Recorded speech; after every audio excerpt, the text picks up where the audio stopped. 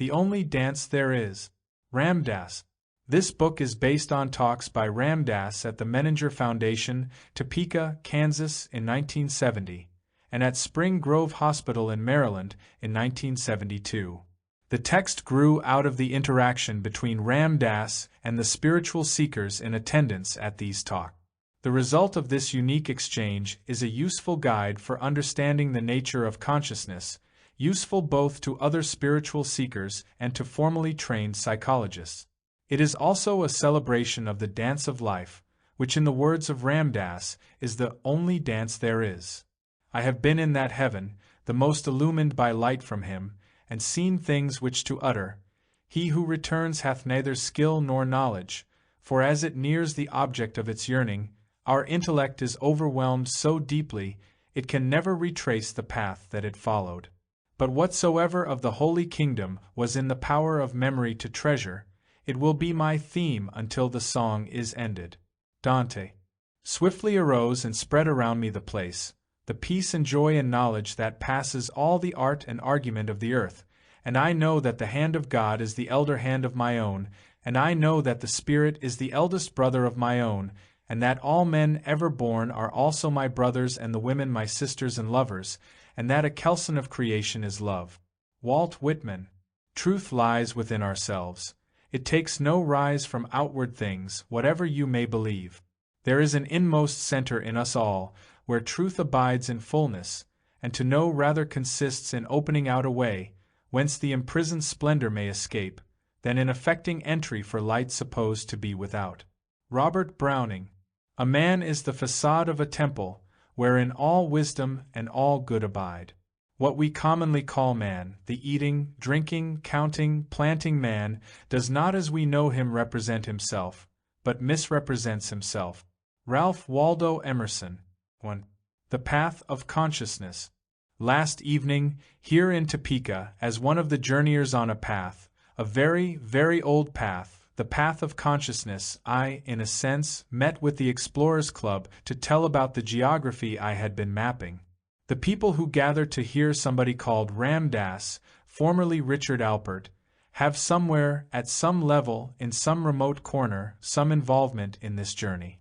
All that I can see that we can do with one another is share notes of our exploration.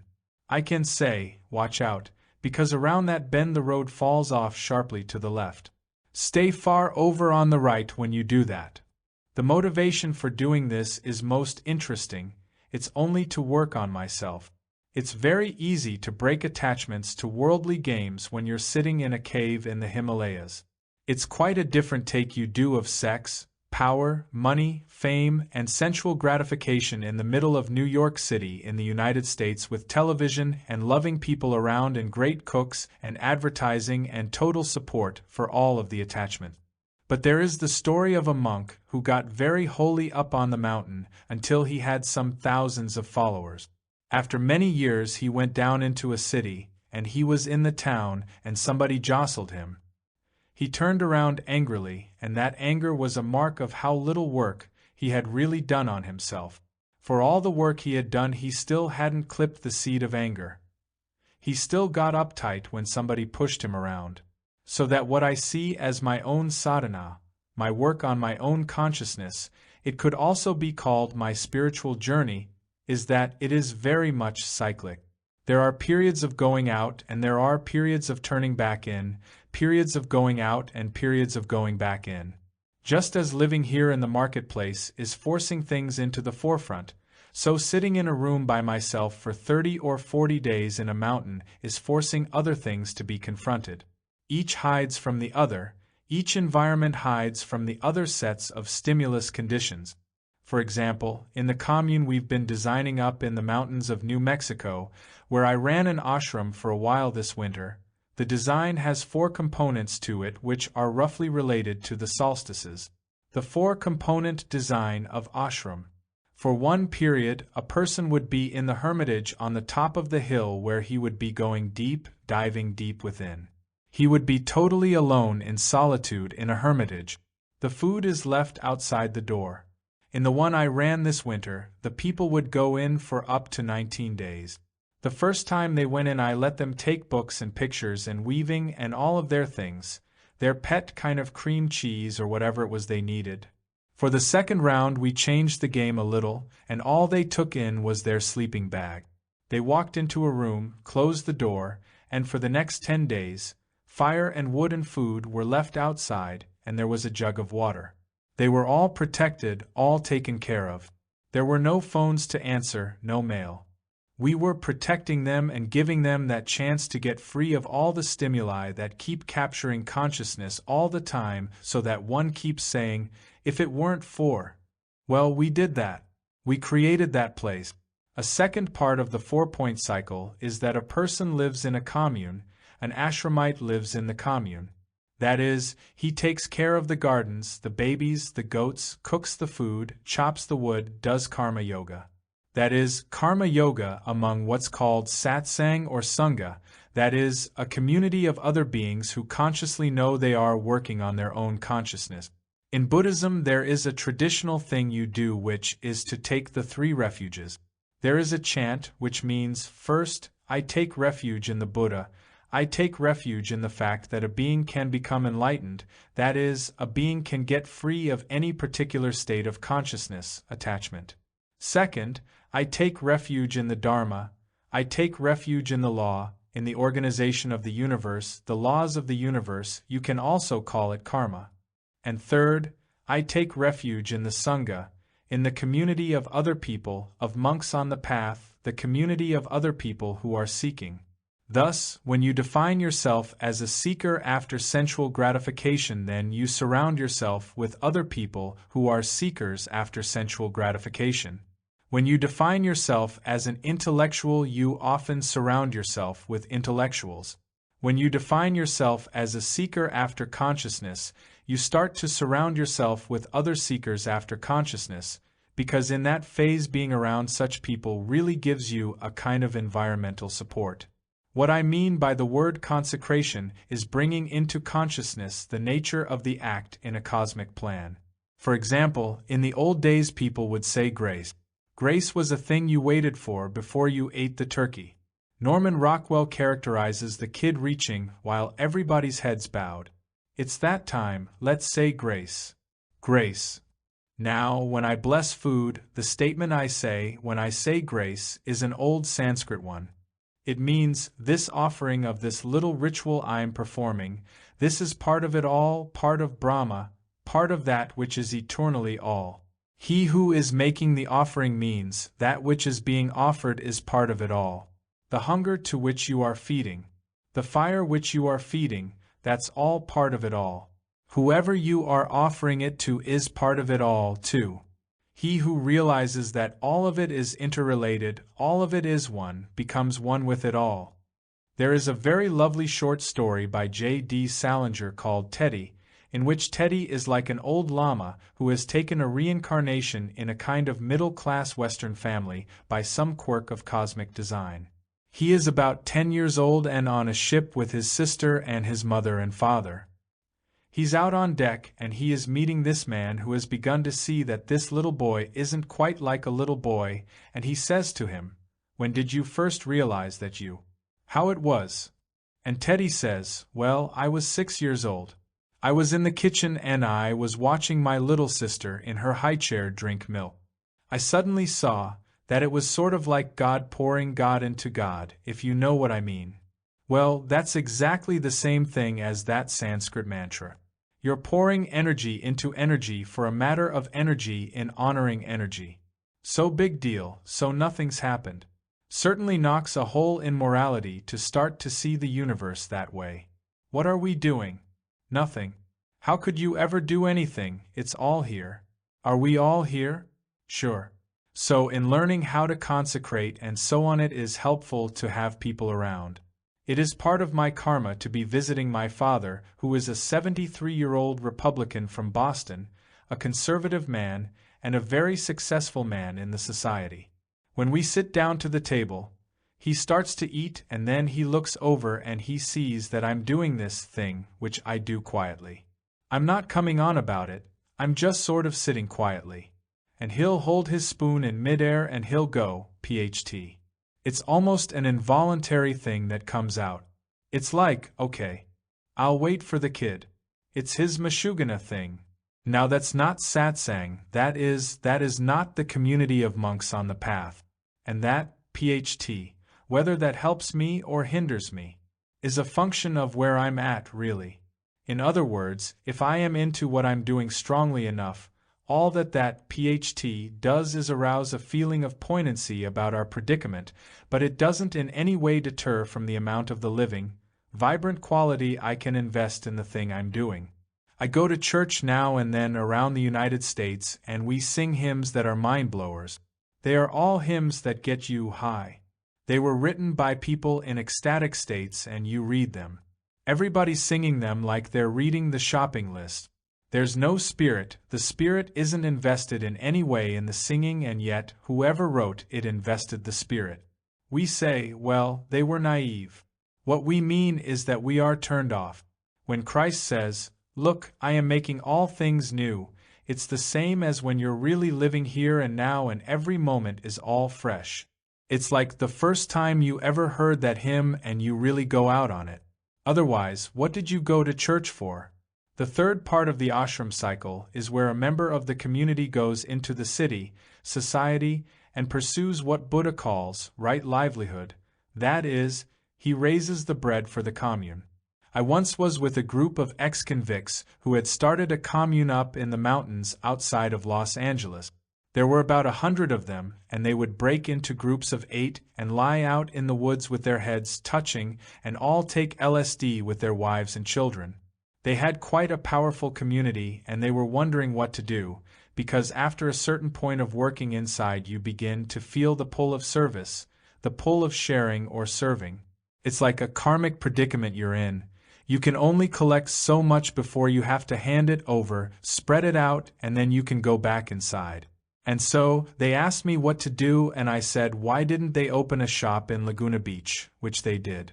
It is now a fantastically successful shop where they make the crafts up in the hills and ship them in. That whole process is one of building these different parts of ourselves, and people rotate through these various scenes. The fourth component is visiting other ways of achieving consciousness. For example, I've been working with the Benedictine monks at a monastery to start work on an exchange program with ashrams in India, with growth centers, with the Hasids, and with the Sufis. Another example, this evening is the last formal lecture or discussion that I am going to be giving in the United States on this round, in this incarnation, I hope. That's only an attachment too, of course. I'm about to leave and I'm going back into training now because I'm a beginner. I realize I'm really like the water boy on the team, so I'm cashing in the chips and going back into the jungle. However, the first thing I'm going to do is go to South America to a Sufi training program. The Sufis are the mystic wing of the Muslim religion. You know them, perhaps, as the whirling dervishes. That's only one aspect of them. Gurdjieff was trained in the Sufi tradition, primarily. After that, I'll go back to India. Now these are the kinds of things I'm talking about as the fourth stage. So, what I'm saying is that this evening is part of my work on myself, because I realize that have to offer to another human being, ever, is your own state of being. You can cop out only just so long, saying I've got all this fine coat, Joseph's coat of many colors, I know all this and I can do all this. But everything you do, whether you're cooking food or doing therapy or being a student or being a lover, you are only doing your own being, you're only manifesting how evolved a consciousness you are. That's what you're doing with another human being. That's the only dance there is. When you're protesting against somebody, the degree of consciousness with which you're protesting determines how well they can hear what it is you're really saying. Consciousness as freedom from attachment. Consciousness does not mean attachment to polarity at any level. It means freedom from attachment. And once you see that the highest mother is the mother who is the most conscious mother, the highest student, the highest therapist, the highest lover, the highest anything is the most conscious one, you begin to see that the way you serve another human being is by freeing him from the particular attachments he's stuck in that turn him off to life. You realize that the only thing you have to do for other human beings is to keep yourself really straight, and then do whatever it is you do. I stop at a Shell station, and the man starts to wash my windshield and put in gas. I've got an old Buick usually, a 1938 limousine, and I live in it, and I'm driving around, and I'm sitting there with one leg under me, driving along at 45 miles an hour, full speed, and I'm doing my mantra. I'm doing my cognitive centering device. When I stop, I'm in a very high state of consciousness just from doing that. I haven't been going anywhere, the car's doing it. It's like a movie of driving down the road in an old Buick. It's like Cinerama, a 4-day movie of Cinerama. I'm just sitting. I've got a really good seat and I see it all. I stop at the Shell station and I look at the man, and of course he is somebody Central Casting sent over, right? To give me gas and wash my windshield. He is playing like he's a Shell serviceman. He and I are both from Central Casting. I've been billed this round, in his consciousness, as a kind of strange far-out-looking guy in a weird old car, and he is billed as a Shell salesman in my karmic unfolding. We meet right there. At the moment he's washing my windshield, and I look at him and... It's saying, "How's the show going, man?" He says, "Groovy." But you don't say it quite that way, you just... be there. Nothing to do, you don't come on to anybody, you don't have to change anybody. Just look at them. And so, he finishes and he starts talking about old cars, and then about how during this meat strike he carried turkeys in a car just like this back in 1929 or 39, rather, into New York City and sold them down the market. After we've been going at this for a while, and I'm just signing my credit card slip, he says, "Would you like to see my car?" Okay. I get out and go see his car. It's a Mercedes, and we look at that and talk about Mercedes. He says, "Say, I'd really like to have you meet my wife." Okay. So we go upstairs, his wife lives upstairs, and we sit down with his wife. She says, "Would you like to stay for lunch?" Sure. So I stay for lunch, and pretty soon his son comes home from college, and we're all settling in, and we've all got our feet up and we're all home. I realize this is my home. Where am I? Am I going to say, "Well, I gotta go home"? How did I define what that concept is all about? Here I am, and here we are. We're here again, we're all here. Behind the Shell man and behind the weirdo, here we are. I begin to see that every moment of my life is that same place. So, tomorrow when I get in a car and go from Topeka to Albuquerque, the question is how much of my consciousness is spent going to Albuquerque, how much consciousness is spent leaving Topeka, and how much consciousness is right here and now, wherever here and now happens to be on the highway. To the extent that I keep the mantra going all the time, I will stay right here all the time. I can never get more than a little flicker away, and I'm pulled right back to the here and now. So from the Shell man I begin to see that the environment is as high as I am. If I come to the station thinking I'm just a guy getting gas, that's all I am, a guy getting gas. The Shell man goes through his platitudes and I go through mine and I drive away. And that's what my whole life becomes. My whole life becomes this exquisite dance of being in one role after another, where we do our on-stage routine. We do our Lady Macbeth scene again, or Twelfth Night, or Blithe Spirit, or whatever it is we're doing. Higher consciousness as a state of unity. It's easy to know this when you're sitting up in a cave. It's quite easy to sit and meditate and realize how all this is, to see how you get stuck in roles and how the life process, the spiritual contact, turns off the minute you think you're somebody doing something. As long as I think I am speaking to you and I'm doing something to you, forget it. I'm just keeping you out there as them. The question is, are you them or are you us?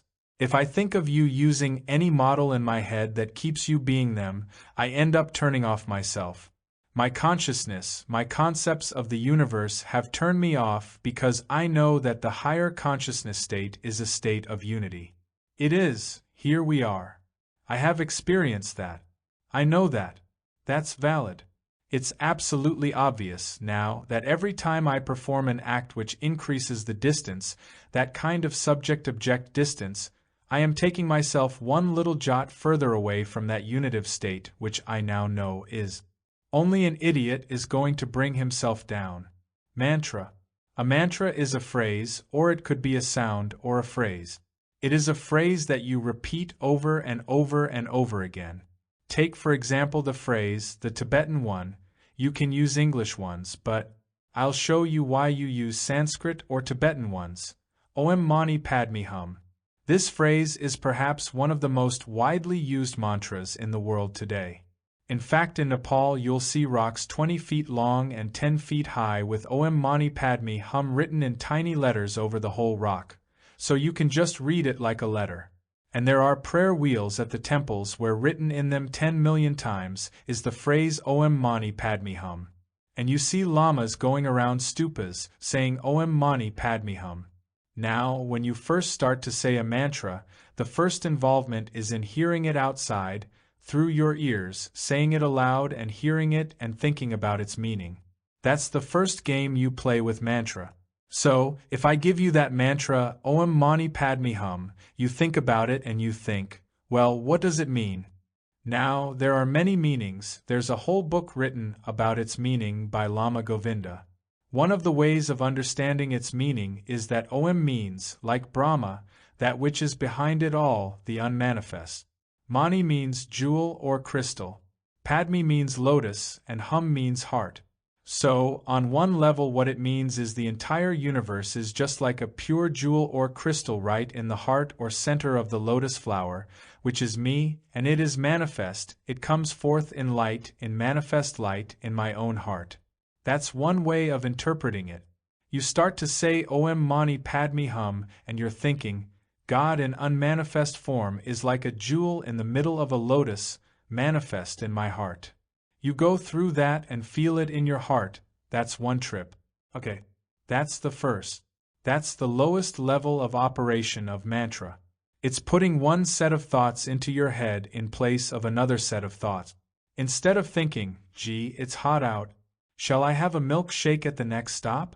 Gee, the engine sounds a little strange. Those new Chevys don't look very good at all. Boy, I've been on this trip. Instead of all of that stuff, which is terribly profound and important, but isn't really that relevant, you go into the mantra. Once the mantra has been going on that way for a while, it starts to change in its nature. You stop thinking about what it means.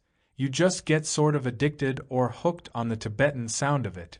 And then it starts to move into your head, and then from your head sort of down into your chest, until pretty soon it's going around like a little wheel going around inside your chest, just Om Mani Padme Hum, right?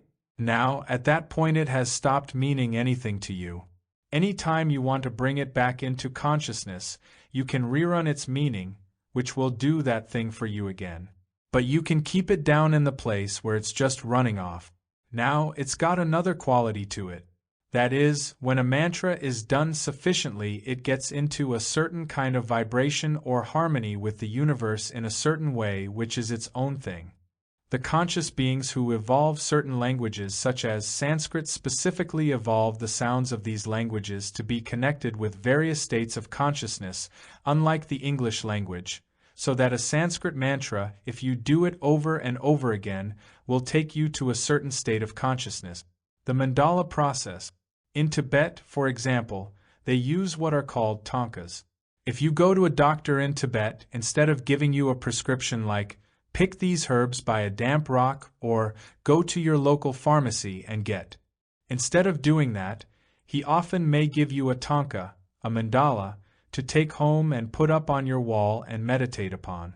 Now this is really far out, you see, because here's your doctor. You go to him because you've got headaches, or because you're depressed, or because you've got fear, or because you've got bleeding or something, and he gives you a piece of paper to stick up on your wall and meditate on. Now you'd say, well, that's pretty primitive. But wait a moment, just assume, for example, that they're not all nuts, see, and they're not all naive. And you go and sort of sit down in front of this paper and figure out what it's about. After a while you learn that the way these are designed is such that you put your focal attention on the entire mandala, which is a circle within a square, and the square has gates, 4 gates. And then pretty soon your attention, you just let yourself be with that thing, let all other thoughts go and just stay with it. Pretty soon, your attention is drawn in through the gates and into the inner circle and into the innermost circle where there is a specific design or being or something, and when you come in, you then experience the inner circle as something like a long tube. It takes on a depth, and as you stay with that inner circle you get drawn, literally drawn, your awareness gets drawn through that tube, and you get drawn from that tube into, literally, another frequency of vibration. It is as though that model in the center of that little circle changes your consciousness because you have brought your consciousness down to just that circle. It's like if you go into the Fillmore Auditorium and there are huge rock and roll bands and 25 slide projectors and an overloading of the stimulus field that will take your consciousness into another place. Now you can struggle against it and say, "Oh, I'm getting a headache and I've got to get out of here. I mean, they're not feeding me linear information." Or you can say, "Well, here goes," and just sort of surrender into this, and then there is a new level of consciousness where you are experiencing all these things in a gestalt form, rather than in linear separate components. You've given up one type of analytic thought because it's not adaptive at that moment. Well, a mandala, very much like what's called faith healing, is based on the idea that mind manifests in matter, and that if you change the nature of the vibrations or the nature of the level of consciousness, you'll find certain levels of consciousness where certain illnesses don't exist. What a faith healer does is use his own vibrational rate to bring you to another vibrational rate. That's the way that process works. These tankas work the same way. Well, a mantra works the same way. That is, it'll take you to its place. Now there are mantras that are very strong power mantras. There are mantras for every particular thing you could want, but the only kinds of mantras that are primarily used in the West, and the ones that I work with, are all what are called general mantras. Wherever you are, they'll take you further on. It's sort of an infinite progression. It's not committed to any level other than the final level, which is no level. Om Mani Padme Hum is one of them. After you've been doing it for a while, it starts to affect your consciousness. It's just like when you do pranayama, breath control. After you've been doing the basic breathing exercises for just a few months, your breath gets very gentle and even, and instead of the gross breath environment most of us live in, if you watch a yogi's breath, it's always just very faint, a very delicate breath. That breath is the environment in which your consciousness is living all the time. It's a very intimate environment that most of us don't notice at all because we're just so used to whatever our breath is. We think that's the way it is. But when we start to create that calm breath, it starts to bring us into another space. Now, in addition to that, it serves as what would be called a centering device. That is, here is your predicament. You are stuck most of the time, just as I am, in the illusion. That is, you are attached to something in time and space. You are identifying with your body, your feelings, with your thoughts, with your feet, you know. And the idea of a mantra is that it just sits there, and all that stuff goes by.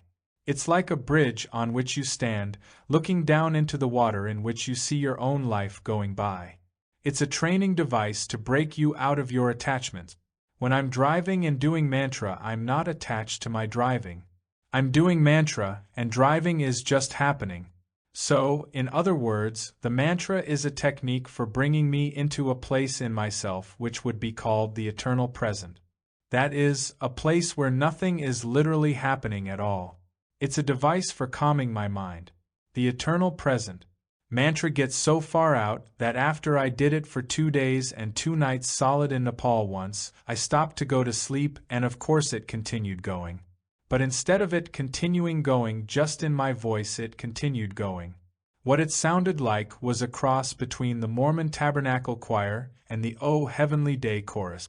It's that huge a thing, except it was made up of all old voices, and they stretched back in time and space in infinite direction. All I heard was Om Mani Padme Hum, and the wind was Om Mani Padme Hum, and the air conditioner was Om Mani, the whole thing. I had tuned in on that place where that was all I could hear. But it was no longer my voice. I went rushing to a yogi and I said, "What's happening? I'm going crazy." He said, "You've tuned in on the OM, that's that place. You've tuned in on that place. There it is. That's where they're all hanging out." My teacher is so delicate. He's a very beautiful Brahmin. He said to me, "Don't eat any food that isn't cooked with love or with mantra, because it will poison you." The vibrations of a person cooking food enter into the food when it is cooked over fire. Fire transmutes, converts, brings that energy. Well, now I can go into a restaurant along the road and eat something that is cooked by an angry chef, and I won't experience it because I am so gross yet. My teacher would get violently ill, but even if the food were brought to him by a loving person and he didn't know anything about who cooked it, he would still get ill, because those vibrations are as real as you get nauseous from the color green or blue or purple or whatever your thing is. Now at another level he could take that energy and transmute it, because that's the whole issue of transmuting energy. LSD. When I said that God came to the United States in the form of LSD, I was quoting my teacher, with whom I lived for 6 months, who was, as far as I could see, one of the purest and highest beings I have met. When I asked him what LSD was, he went away, and several weeks later, he came back and he wrote, and the quote is almost exact, "LSD is like a Christ coming to America in the Kali Yuga. America is a most materialistic country, and they wanted their avatar in the form of a material. The young people wanted their avatar in the form of a material, and so they got LSD. If they had not tasted of such things, how will they know, how they will know," was his actual wording. Now, this plus the fact that my guru took 900 micrograms of LSD and nothing happened to him, and I watched this process happen, were the 2 bits of new information I had collected about LSD which I reported back to the intellectual community. I am not at this moment using LSD, nor am I not using LSD. Right, I'm doing a type of yoga which does not require at this moment the use of LSD. I honor LSD. LSD has, for me anyway, made a major change in my perceptual field, and I feel that under suitable conditions it is a major breakthrough of technology, allowing man to change his levels of consciousness. I share Tim's vision in almost every way. I think I'm not as attached to certain kinds of polarities in terms of establishment and good and evil and dropping out and so on as Timothy is, but I think he is a great visionary, and my feelings about LSD are. I honor it. I also think that it is very quickly becoming an anachronism.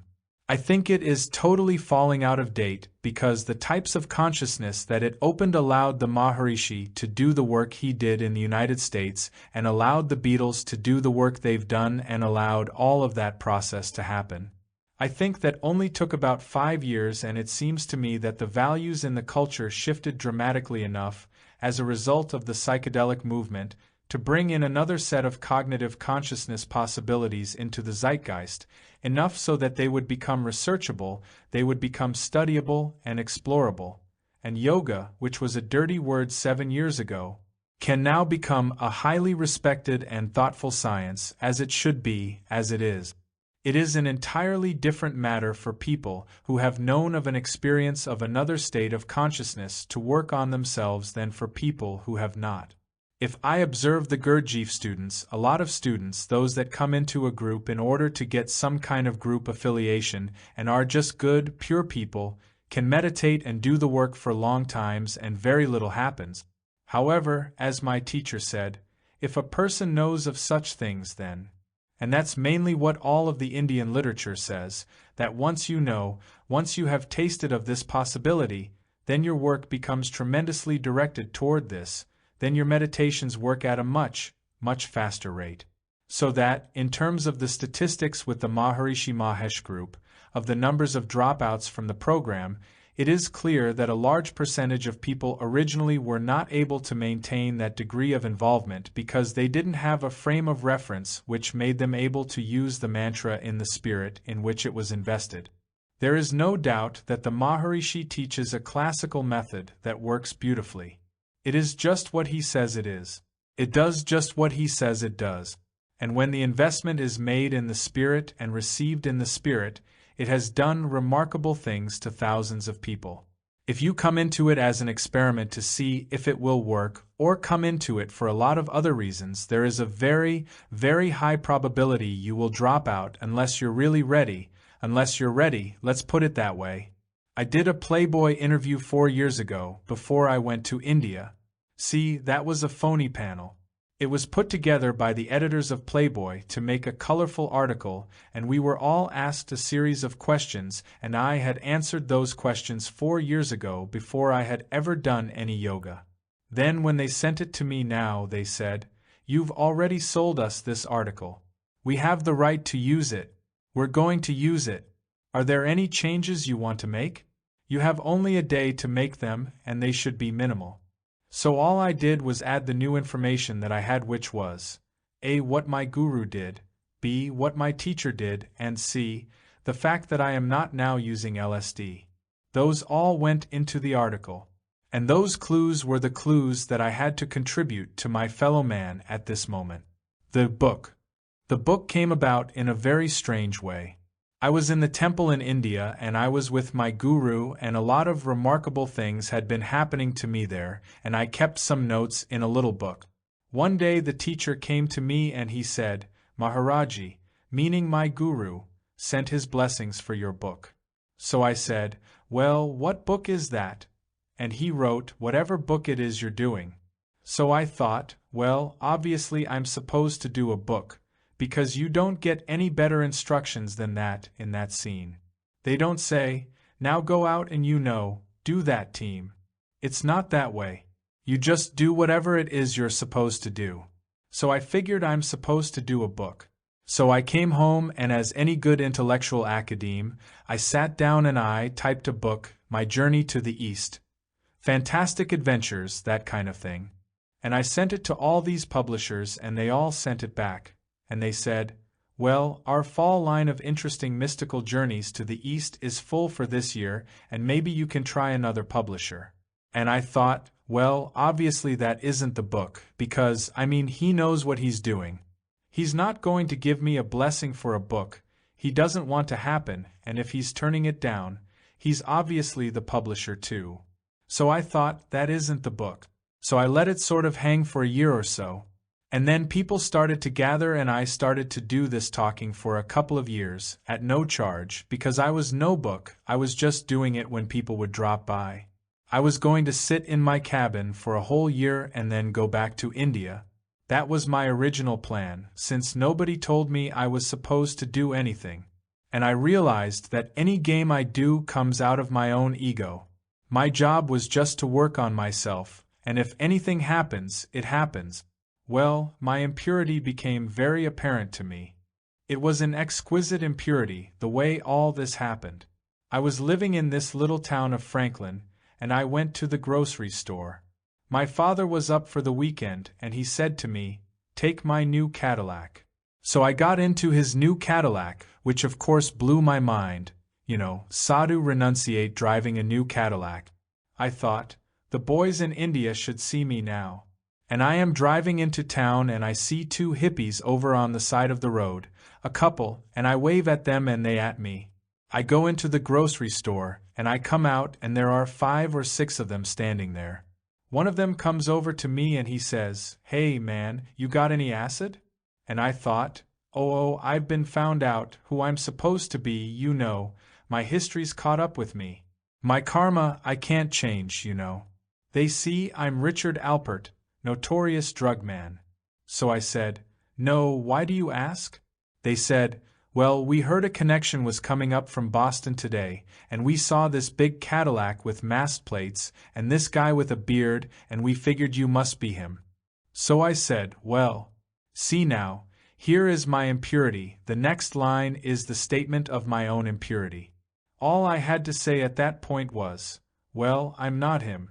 See ya, and get in the car and drive back into my woods.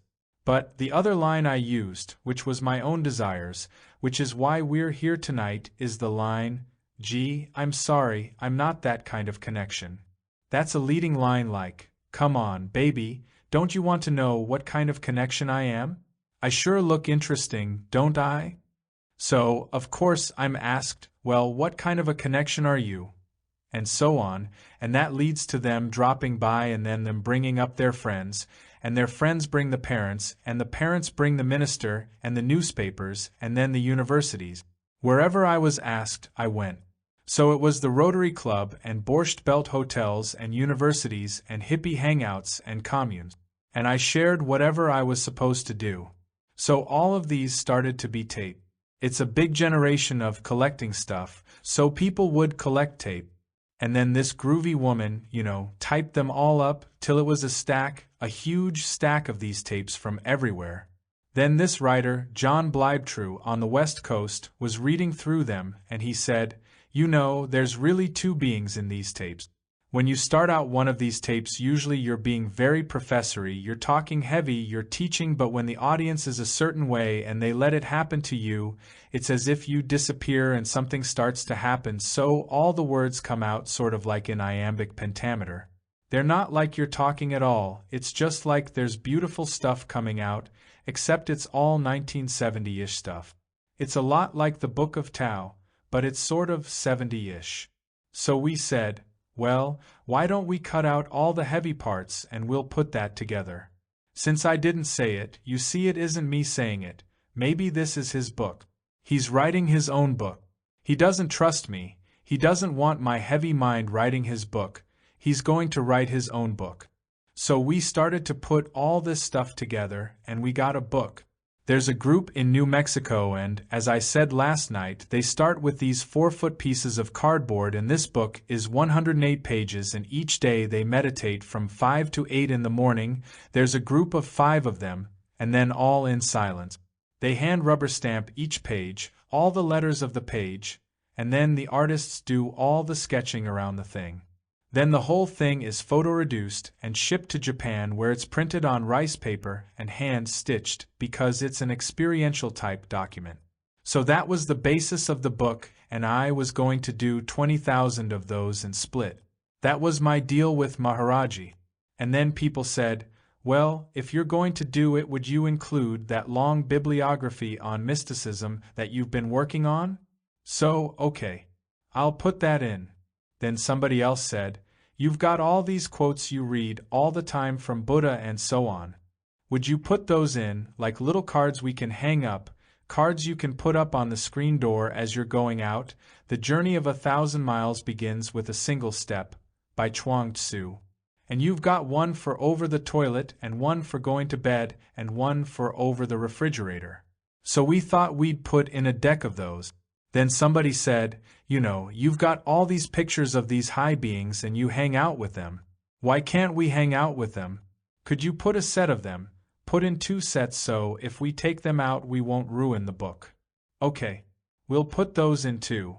And then somebody else said, say, that long fancy book, my parents aren't going to understand it, Could you do something very straight, like for my parole officer or my parents or whoever? Okay. We'll do a nice straight journey to India type story. Just tell the facts of the whole matter and.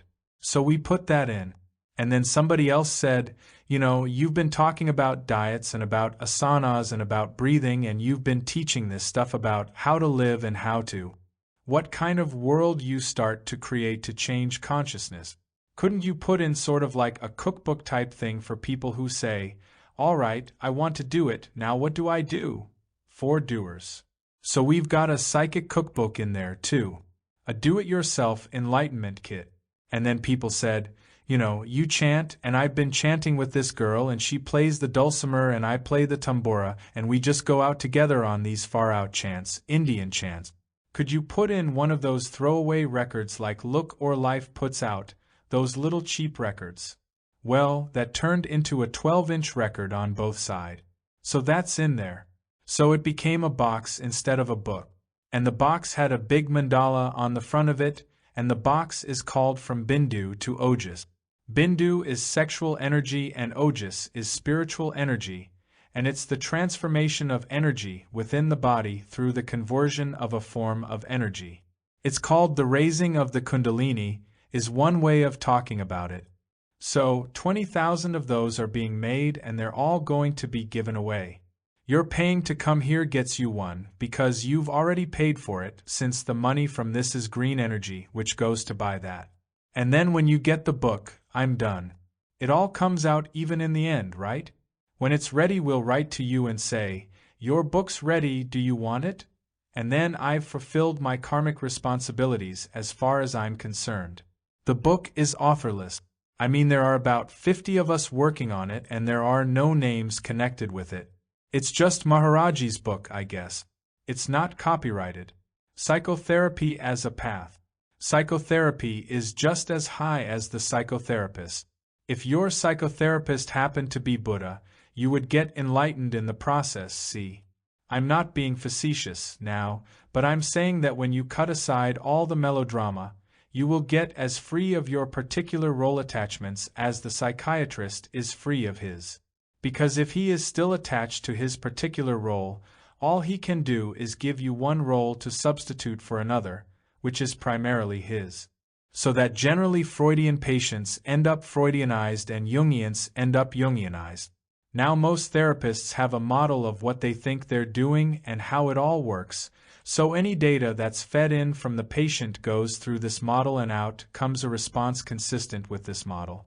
For 8 years I was a psychotherapist, among other things, at the Harvard Health Service and the Stanford Health Service in Cal and so on, and I would spend a day a week.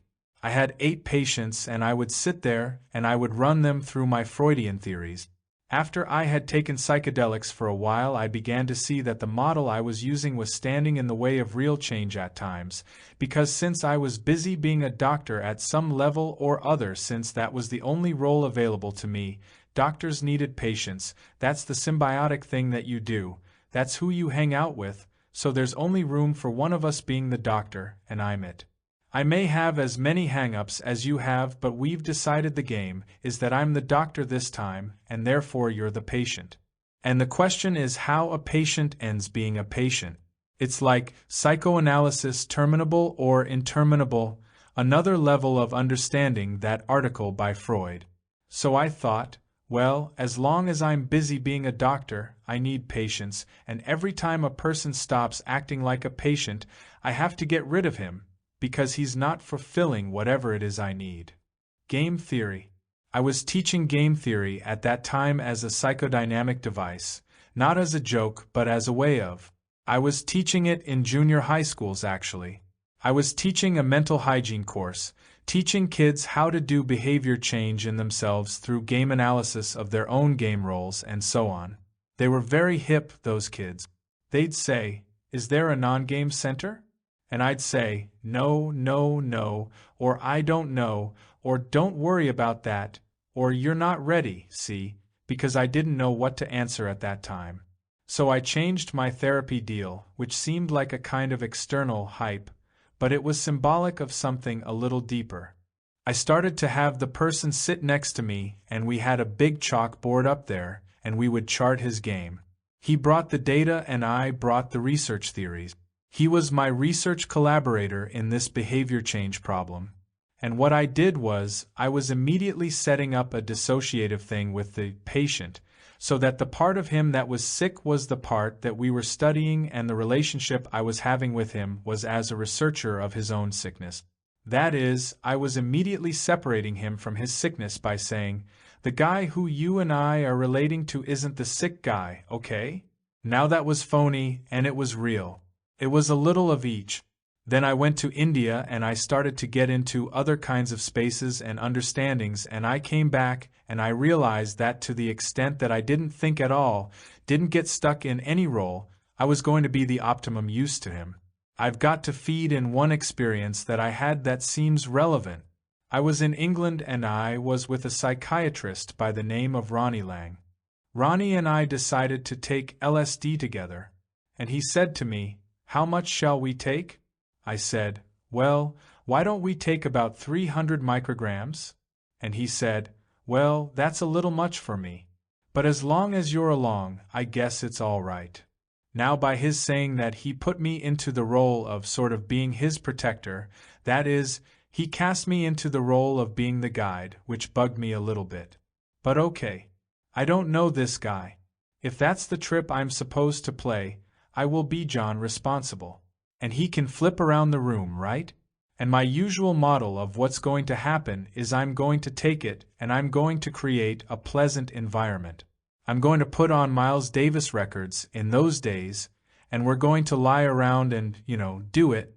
So we take this, and the first thing that happens after we've taken these chemicals is he takes off all his clothes but his shorts and he starts to stand on his head.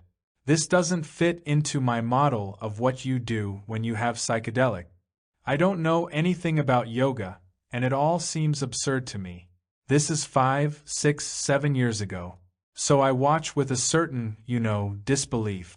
Then he walks over to me and he looks into my eyes and his face looks like the most defenseless child, just like my model had been that I'm going to have to take care of him. I'm going to be the guide. He looks like a totally defenseless child. He arouses in me every nurturant impulse I have. I feel tremendously protective of him. And I just feel like saying, "Oh, Ronnie, I'm not saying anything, but I'm like, Ronnie, it's all right, I'm here. Count on me." He's just like a little child, wide open.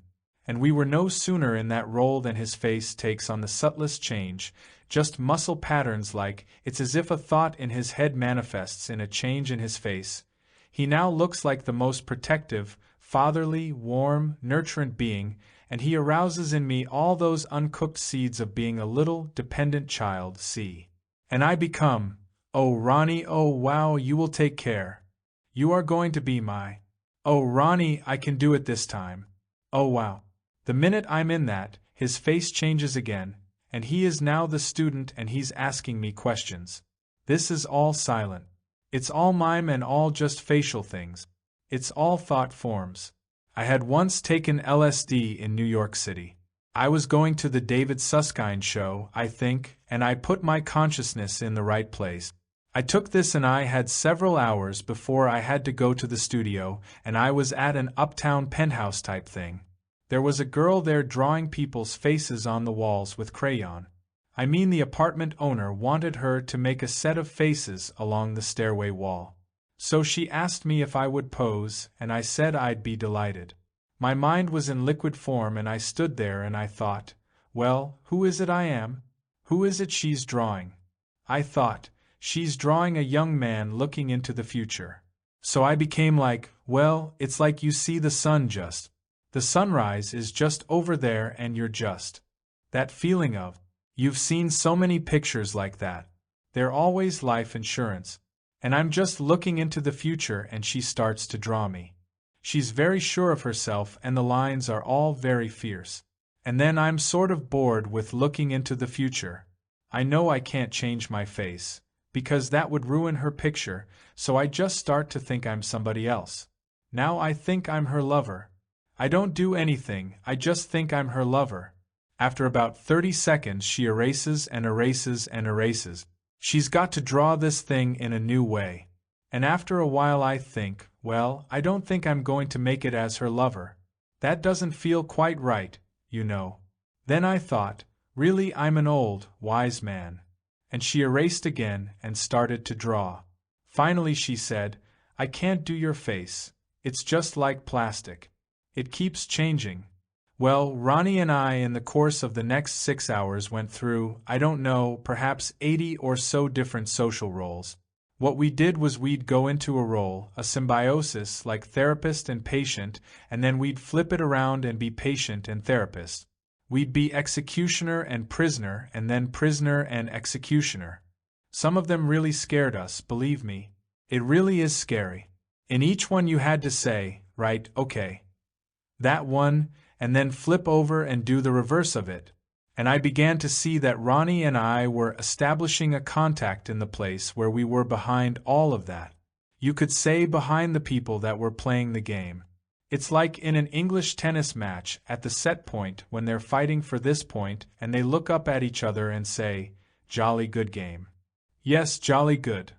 And then they're back into the game. You see, it's that up level of, here we are and the sun's out and it's really beautiful, isn't it? And the most powerful statement of that I've ever heard connected with LSD was in the World Medical News, the work of Eric Cast giving LSD to terminal cancer patients. One cancer patient had said, "Yes, I know I'm dying of the deadly disease, but look at the beauty of the universe."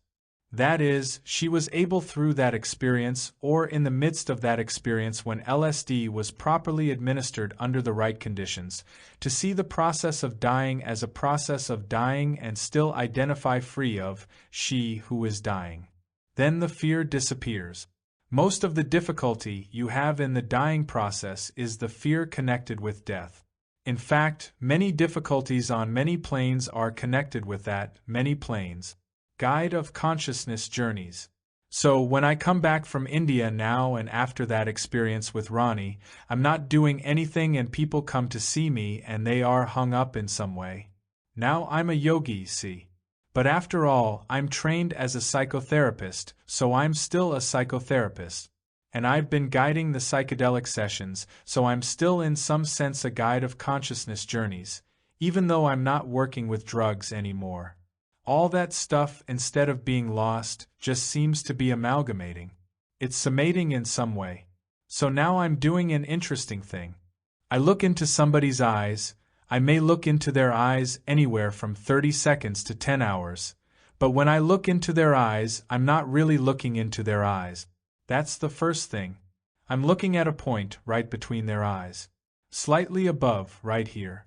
And as a result of focusing on that point, I am able to see both eyes, first thing. The second thing is, I'm sitting there doing Om Mani Padme Hum.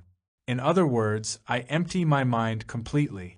So that I am merely, if you will, a mirror, since I have no game going. There's nothing. All I'm doing is bringing myself to my center and focusing, just as if I were focusing on a candle flame. It is not interpersonal in any sense. I'm not saying, "Are you there?" I am here. Hello. I love you. Don't worry, you can trust me. None of that. It's just, candle flame, it's one-pointedness. Now I have finally, after this work of the past year, defined a little game which is called Guts Ball C.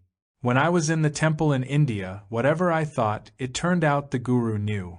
And as I told you last night, even the most horrible, innermost, intimate, frightening, scary thoughts, even the ones that after 5 years of analysis, $30,000 later, I still hadn't fully in their full flavor shared with the analyst, not because I didn't want to, but because the flavor was so rich I could never find the way to share those particularly perverse fantasies, or whatever they were.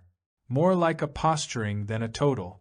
I mean, you can tell them the gross thing, you can say anything you want in an abstract enough way, and it has no effect. It's when you get into the flavorings and the colorings that you get the effective component. I say to the person, when I was with my guru, I realized that he knew it all from inside. He looked at me and he saw that place in me where I was behind all that, so he didn't get hooked on, I am a neurotic, or I am a bad person, or I am a good person, or I am anything. He just saw me almost as life, and he could feel the merging of love and light with that being inside me, behind all that.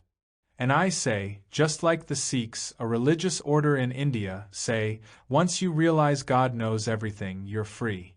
That is, once you realize that it's all right, the whole model of original sin, in other words, once you've seen that you're not the original sinner, you are free. Now when my guru did this to me, and when I suddenly realized there was another human being so deeply inside my own head that we were both looking at it from the same place, and with all that, here he was totally accepting, I experienced this tremendous sense of freedom and exhilaration and well-being. And it changed my behavior because then I found the truth was no longer too expensive, truth was now an absolute prerequisite in the dance, because if I wanted to be high with everybody all I had to do was let them in. I didn't have to go around letting people in like the ancient mariner with the albatross around his neck, telling the story in a preoccupied way, but I had to be able to let another person in. The guru was already in and it was all right, so it was obviously all right. Simple rule of the game. So now what I say to the person is, that's one of the things that he did for me. Maybe I can do that for you. So the simple rule of this game is that you like to play. I'll explain the rules of the game, but you'd better only play if you want to play because you can only play if you want to play anyway. Even if you make believe you want to play, that won't be good enough. So the rules of the game are this. Anything you can think, and you might all try this on for size, it's kind of fun just to look inside, anything you can think, feel, desire, fear, anything you can bring to your mind about any of these, that you have difficulty with, are embarrassed by, are made uncomfortable by sharing with me, share it with me. It's a simple rule of the game. In other words, I'm saying to you, like in Hermann Hesse's Magic Theater, any door you've got closed, open. Let's get on with it. You and I are sharing this thing. We're going to get on. And I say, I'm not my guru, I can't go into your head because I choose to go into your head. I can only go into your head if you invite me into your head, and you can only invite me into your head if there's no way in which I am him. Every thought you have that you've got to keep from me keeps me him. And finally, when there's nothing in your head that you can't share with me, then we're us. That's like you've been out on a hard day and you go home and you put your feet up and you throw your wallet on the table and you relax in your home and there's us. And us knows all the foibles, etc. Let me just finish this sequence. So a person looks at me and I say, you only play if you want to play. Oh yeah, I want to play, I want to play. Now I'm sitting looking between their eyebrows doing Om Mani Padme Hum, Om Mani Padme Hum, Om Mani Padme Hum, and they look at me and they say, I want to stick my penis up your nose. That's for openers. So I sit there doing Om Mani Padme Hum, Om Mani Padme Hum, and it's just as if he had opened his mouth and gone, a blah blah blah blah, right? In other words, I don't have a theory going. When I was a Freudian, somebody would say, I've been thinking about my mother's vagina, and I write down, mother's vagina, you know, and pretty soon I've got the patient reinforced so that every time I pick up my pencil he gets a flash. He's winning my attention and love. Pretty soon he's talking about his mother's vagina 15 minutes of the hour. And then I think, we're getting someplace. But now, it is literally true, there is nothing he can say to me that makes any difference at all. I couldn't care less what he says. Then, he looks and he looks away, you know, and I say, you can look at me, it's all right. Here we are. I say, right? You want to do that, and here we are. And I'm doing Om Mani Padme Hum, Om Mani. He says, gee, and after that one he feels so good he says, you look like Buddha, there's light coming out of your head and you're so beautiful. And inside me goes a little wave of, maybe I am the Buddha. And inside goes Om Mani Padme Hum, Om Mani. And the Om Mani Padme Hum is watching him say that and me do my trip, and it's just watching it all.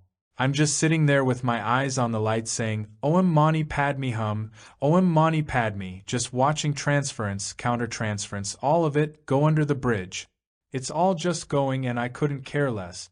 He says, you know, your face just changed, you look lecherous, evil.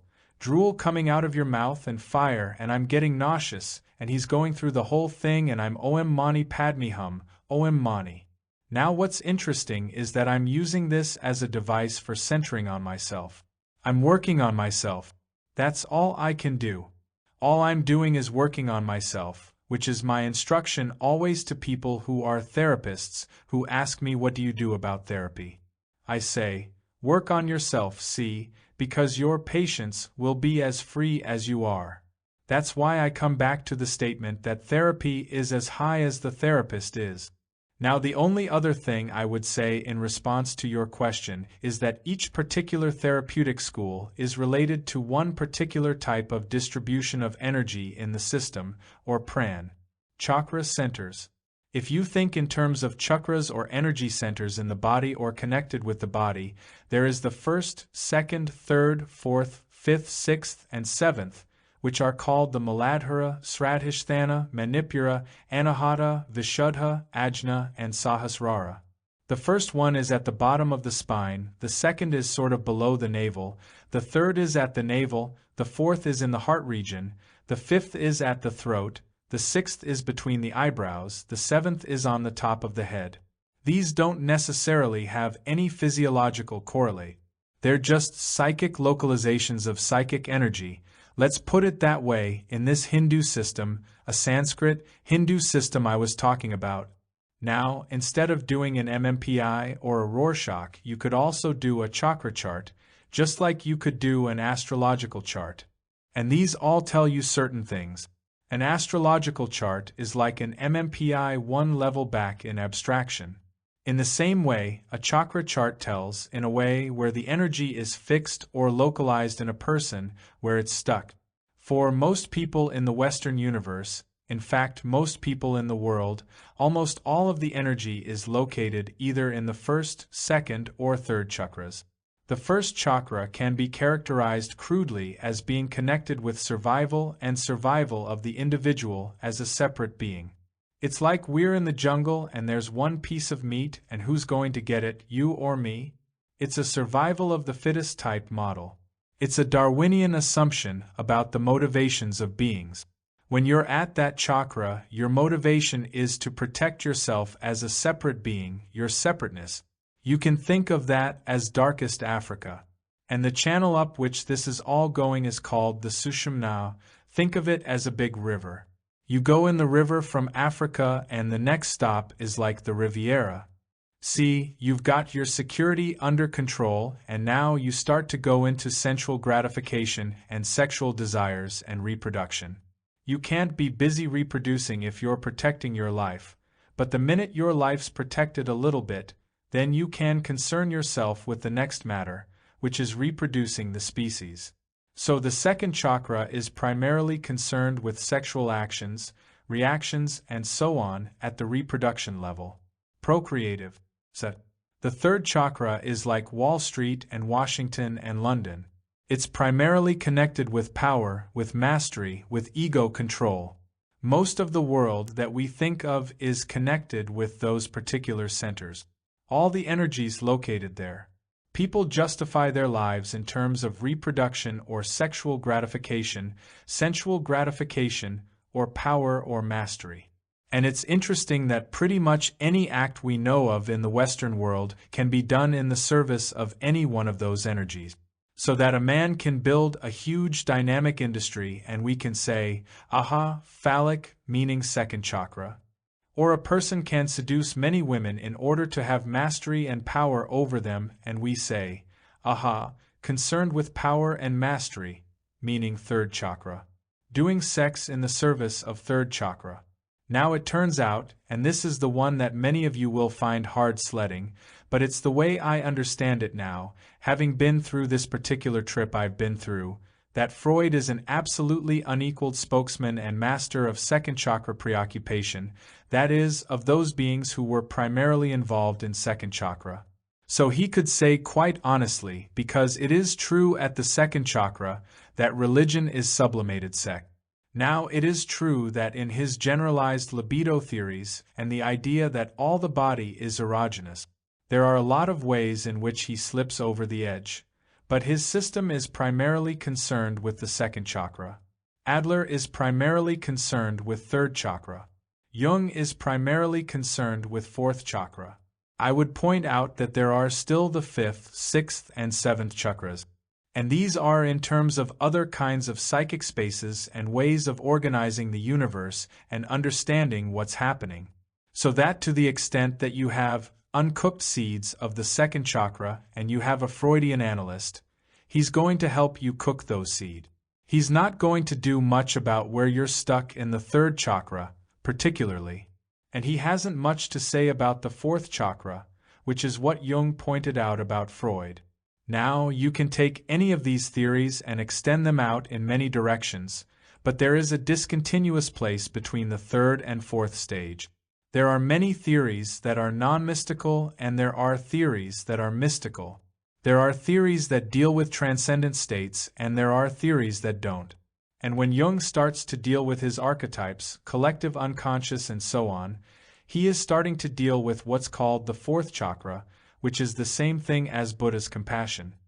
He is still in astral planes and he himself is afraid to go on.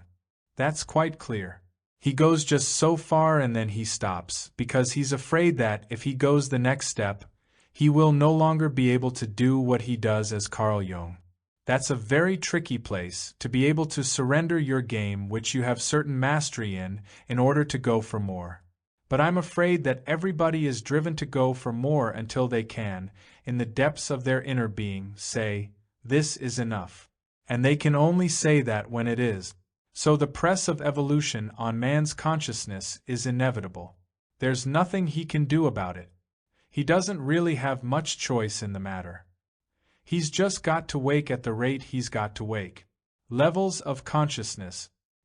Here is the predicament that one faces about this work. The goal of these efforts is a non-dualistic state. That is, the place you are reaching for is a state where there is only one. Not one versus anything else, just one. It all is. It's one. A non-dualistic state. To get to that place you use methods that are in dualism. Right? You use dualism to talk about it. You use dualism to go beyond dualism. All right. So that concerning all of the planes other than the plane of oneness, a Buddhist would say, don't get hung up in all that stuff because all you're doing is perpetuating dualism, right? A Mahayana Buddhist or another kind of Buddhist would say, you can use dualism as a crutch to get yourself beyond dualism if you use it intelligently. You can use Guru Rinpoche or Padmasambhava, who is a being on another plane of reality, as a connection to work with, but you know that he's part of the illusion, too, and he's going to have to go finally. So if within that framework you can understand that anything I say about planes is all illusory, and you and I both know that, then we can talk about planes. There's that level. There are a variety of systems that project out a number of different planes. You can have 3, 7, 9, and many more if you want to get into finer and finer gradations. I can only approach this matter of planes experientially through two places. One, I can do it through the variety of psychedelic experiences that I've had where I have experienced various things which I kept in horizontal compartments in my head, sort of saying, well, that's that hallucination, and that's that one, and that's that one, and that's that one, sort of like in storage units waiting for retrieval when I'd have a model they'd fit into. And then along comes a model and I say, oh, that one is clearly blup, see, and that one's a blup, and it all falls into place.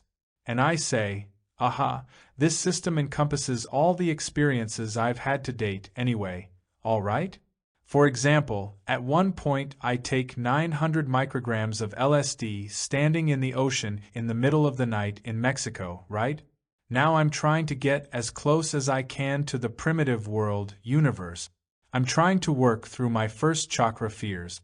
So I'm standing there with the surf pouring around me and it's going to drag me out and I can feel the sand pulling out under my feet and I can feel the bugs biting me, which makes me want to dive into the surf, except that the stars and phosphorescence in the water have all become just jeweled carpet that surrounds me in a 360-degree sphere and I don't see which is up and down.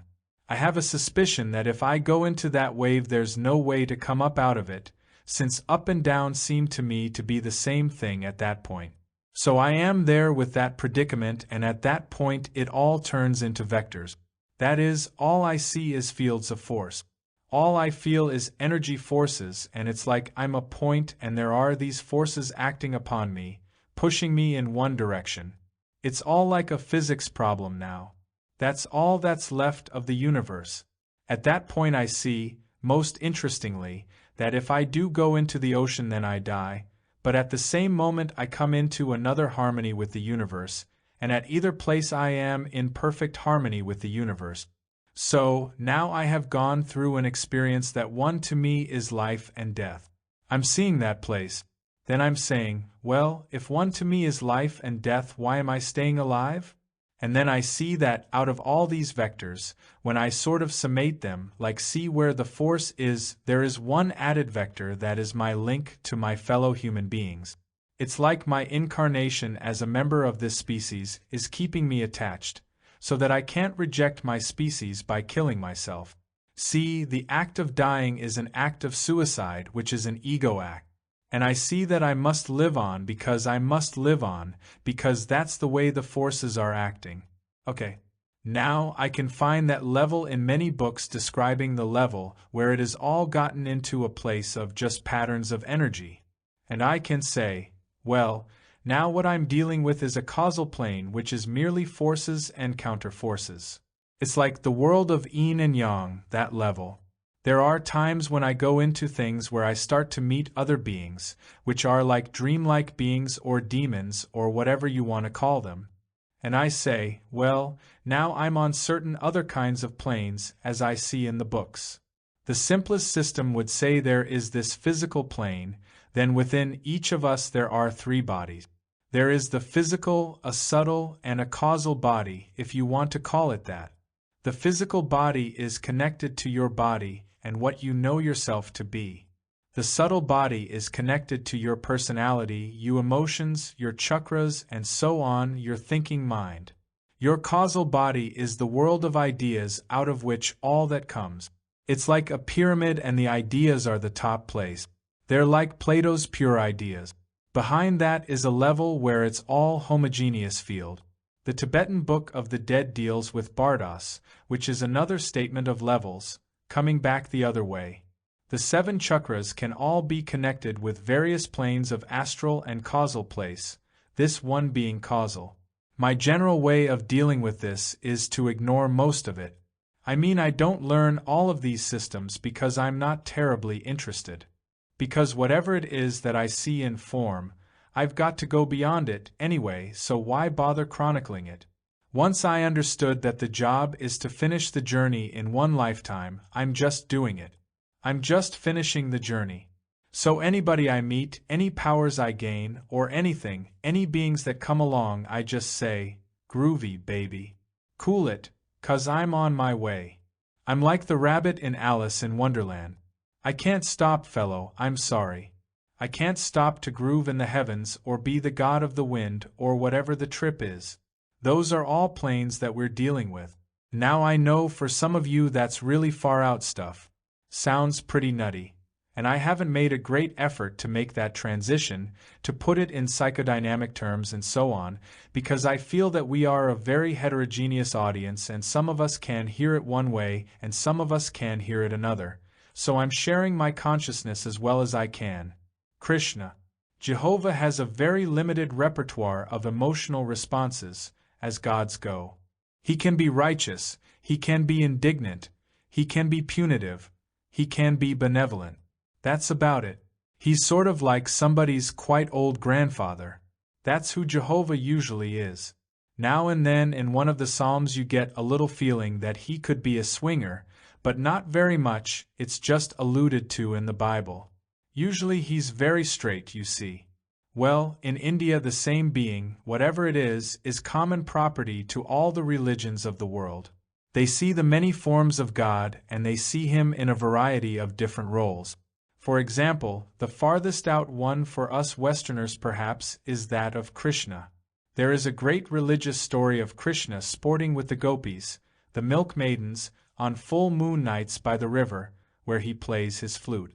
He's about 17 years old and he's handsome and a swinger, see. He plays his flute, and he plays it so beautifully that the chicks drop their milk pails and their babies and they leave their husbands and they leave the pots on the stove and they go flying to this guy, because when he plays his flute, that's it. He awakens that thing in them. And they rush to him, there are about 16,000 of them, and he manifests himself in 16,000 forms, and he makes love to each of them just as they would most want to be made love to. They are making love with God, right? And then after their mad sport they all go into the river and bathe, and it's a wild scene, see. And this is as much like Passover or Yom Kippur or Rosh Hashanah or Good Friday. It's another one of the scenes, see, because in Bhakti Yoga, yoga meaning union and bhakti meaning the vehicle toward union using the heart chakra or devotion, there are 11 different ways in which you can be devoted to another being. You can be devoted to your father, or like Mary to Jesus, like mother to child, or like a friend, like John and Jesus, or in this case like lover and beloved, which is certainly a very high human relationship. And the fact that you can use the relationship of lover and beloved to come into that oneness with God is a spiritual practice. In fact, there is a sect in India who are worshippers of Krishna. They are gopis. Now they're not transvestites, though they dress as gopis. They're men. They dress as milkmaids, and they are in the relation to Krishna of lover to beloved. All of these different relationships are possible. Now Ram is another of the incarnations of Vishnu, as is Krishna. In the Hindu system, the one Brahma becomes the three. Brahma, Vishnu, Shiva, meaning the creator, the preserver, and the destroyer or changer, to put it crudely. And Vishnu, the preserver, has a number of incarnations, of which Krishna's one, and Ram is one, and Buddha's one, and so on. And Ram is a perfect statement of karma yoga. He's the perfect father, he's the perfect husband, he's the perfect lover, he's the perfect friend, he's the perfect servant, he's just a wonderful guy. He's a great king. The Ramayana, which is one of the holy books of India, concerns his story. Now, like every great holy book, it's always written at a number of levels, and you read the level you're ready to hear. Like you can the Bible, the New Testament, as a teaching in higher consciousness when you're ready to read it that way, or you can read it as a melodramatic story of Jesus. There's the Jesus story, and then there is Christ's consciousness. And you'll notice in the Bible there's always Christ sort of standing around saying, well, that's the way the prophecy said it. Well, tomorrow's the big day. Keep quiet, woman, it's not yet my time. I mean, he's like directing the script. He knows how it all is. And then there's Jesus carrying the cross and doing the thing and curing the people and doing his trip, saying, why are you going to sleep? And stuff like that. I told you to stay awake. Why are you going to sleep? That's the Jesus story, see? And then there's the Christ consciousness. Well, in the same way in the Ramayana and most of these other books, there are always these two levels. Ram's story. Example, at one point, Ram is going through the jungle and he meets these naked ascetics. And they say, hey Ram, you're God and we're really being bugged by these demons. We can't meditate. Would you mind getting a mantra we could say that would get rid of them, 'cause they're making a lot of noise? You know, it's like cats making love on the back fence. They're really screwing up my meditation. Could you get me a mantra that would get rid of the blue jay so it wouldn't scare away all the other birds? Ram says, well, I have to go see my guru, because he's a young man. So he goes many miles and he goes to see his guru, takes his wife with him and his brother. He sees his guru and the guru is sitting in a house and takes one look and sees God coming toward him. So the guru runs out and falls on his face before Ram. Ram looks and sees his guru, so he runs and falls on his face before the guru. They're both down there honoring each other. Ram says to the guru, I've come to get a mantra to help these ascetics. And the guru says, come on, baby, what do you mean? I mean you're God. If you're God, you're the mantra and you're the demons and you're the whole business. So if you're all that, what do you need me for? And then right in the middle of the sentence, oh, I forgot. We're in an incarnation, and this incarnation you're a nice young man, and I'm your guru, so of course I'll give you the mantra and I'll. He gives him the mantra and he goes home and does his thing. Now those are what I mean by the two levels at which these high books are written. At one point Ram's wife is taken away by the bad man, Ravina, who is really a good man finishing up a bad incarnation, if you want to know the real plot. And Ram, of course, is beside himself, because his wife's been taken away, you know. She's pining away and she won't make it with the bad guy and she's going to die. He's determined to find her. He goes to the king of the monkeys and he asks for help. The king of the monkeys assigns his monkey lieutenant, Hanuman, to serve Ram. Hanuman becomes the perfect servant. Hanuman is a representative of pure, unadulterated service. He's not serving in order to take over Ram's job. He's not serving in order to get patted on the head by Ram. He's just serving because he serves.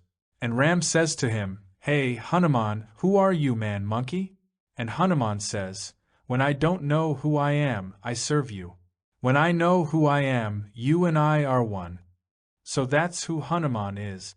It turns out that the temple I was brought to is a Hanuman temple in India. They worship Hanuman. They are in the relation of devotee to God, in the relation of servant to master. So my name is Ram Das. Das means servant, and Ram is the name of that incarnation, so it means servant of God. So my gig is to serve, so I am doing my service. As I say, when I know who I am, you and I are one. When I don't know who I am, I'm serving you. That's why I ask often, "How may I serve you?" Because it's not like the movie The Servant, where you're trying to take over power. It's where you're playing out your part in the drama by being a servant. It's just a pure relationship. The issue of social responsibility. It seems to me to be responsibility to the well-being of one's fellow man, and just as I said earlier, if you watch the way it often works, people can get locked in a struggle, and then some other model can come which frees both of them from an untenable predicament that they're stuck in, right? In other words, somebody comes in with a new way of looking at it, like with two children fighting. You often can come in and get their minds somewhere else, so that the whole fight changes its nature, and what they're fighting about doesn't seem to be the essence of the matter. It seems to me that the tensions in society today are much more profound than any specific external condition. Those are all manifestations of it, but it is itself not the war in Vietnam or not poverty. Einstein said an interesting thing. He said, "The world that we have made as a result of the level of thinking we have done thus far creates problems that we cannot solve at the same level as the level we created them at. That is, the only way we can solve them is by creating a new level of thinking about them. In other words, we've got to break the set. When there is a kind of confrontation, the confrontation usually increases the amount of hurt and anger and polarization, ultimately, that no matter what the short-term gain is, there is a long-term loss in terms of increasing paranoia. So that, especially in California, you can see the increasing polarization most dramatically. In high-energy centers in the country, that polarization and paranoia seem to precipitate out much faster. If I identify with any side of any position, then my attachment to that side makes me see the opposite side in terms of an object, as them. Seeing another being as them is what the problem is, that's what it boils down to.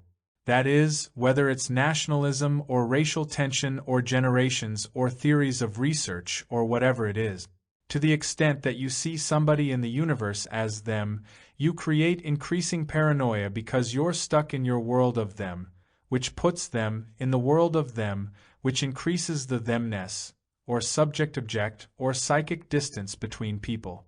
So that, as I said earlier, I see that the only law or rule of all human relations, be they mother and child or therapist and patient or lecturer and audience or army and pacifist or North Vietnamese and South Vietnamese or whatever it is, the only rule of the game is to put your own consciousness in a place where you are no longer attached to a polarized position, even though you may by the nature of the game contracts you're involved in be forced to play out a polarized role. For example, I recently met with this police chief who has been going around to colleges getting college students to become policemen for New York City.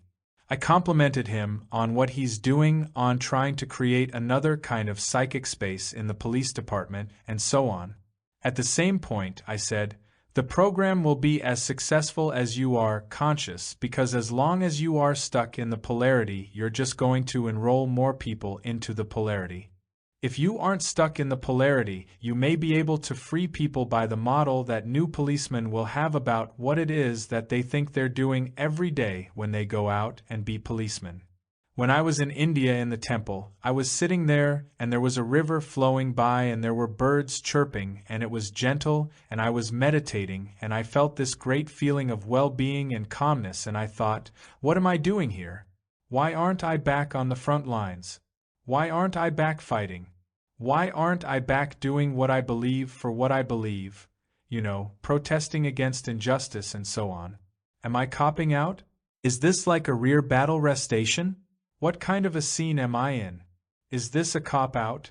Then I began to see that staying alone in that room at that moment was confronting me with an internal battle which was much fiercer than any external battle I had ever fought before. And until I had found some way through that internal battle, all I could do was get sucked into the external manifestations of it in such a way as to perpetuate them. Right? I began to see that it was absolutely imperative in terms of socially responsible, effective behavior that I work on myself sufficiently so that I could look at any human being and see that place in them behind whatever their melodrama is, be it Nixon or a hippie or Mao or Hitler or Schweitzer or Mahatma Gandhi or whatever the person's trip is, to be able to see behind that.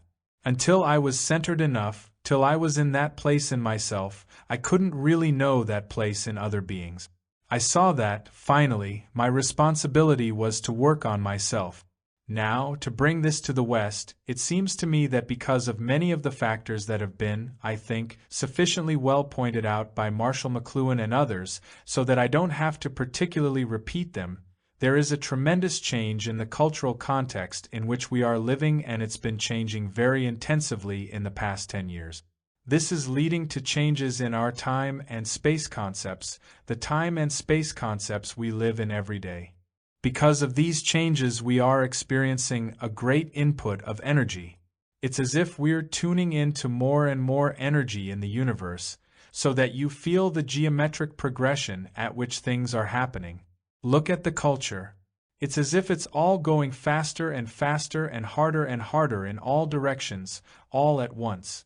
What I notice is that when a person feels this higher energy, which really turns out in the Hindu system to be fourth chakra, which is a place independent of time and space, when you start to experience that energy, you tend to want to do something with it. It's like, I've got to do something. And the things that you do are the habits you had out of the last trip you were on. In other words, you're on, I'm going to do something. I'm going to make this world a better place to live in. I'm going to change the system. That's the feeling. The young person's feels, I have all this energy. I see more. I can do it. When he starts to do something, what he ends up doing is a set of responses which are still in the third chakra, which is in the world of we and them. So all he does is bring more energy to a set of old games that the culture's been playing out, where the son overthrows daddy, and then the son becomes daddy and daddy becomes just as bad as he was before, because he's now daddy, see? So I can pick up a hitchhiker in Big Sur who's had to cut off his hair because he's in the army, and he says, "Hey man, this is fierce," he says. "None of the chicks will go out with me because I have short hair." And I begin to see that there's a new establishment, which is the long hair establishment. They're saying, you can't come into our club because you don't have your credentials. You don't have an American Express card. I'm sorry, you can't stay here. In other words, it's a new system that comes in when that energy is used unconsciously. They're just perpetuating the illusion, perpetuating the darkness. So now it became apparent to me that what one can do, if one feels a sense of social responsibility, which is that vector that pulls me back out of the ocean, and which is what I'm doing here.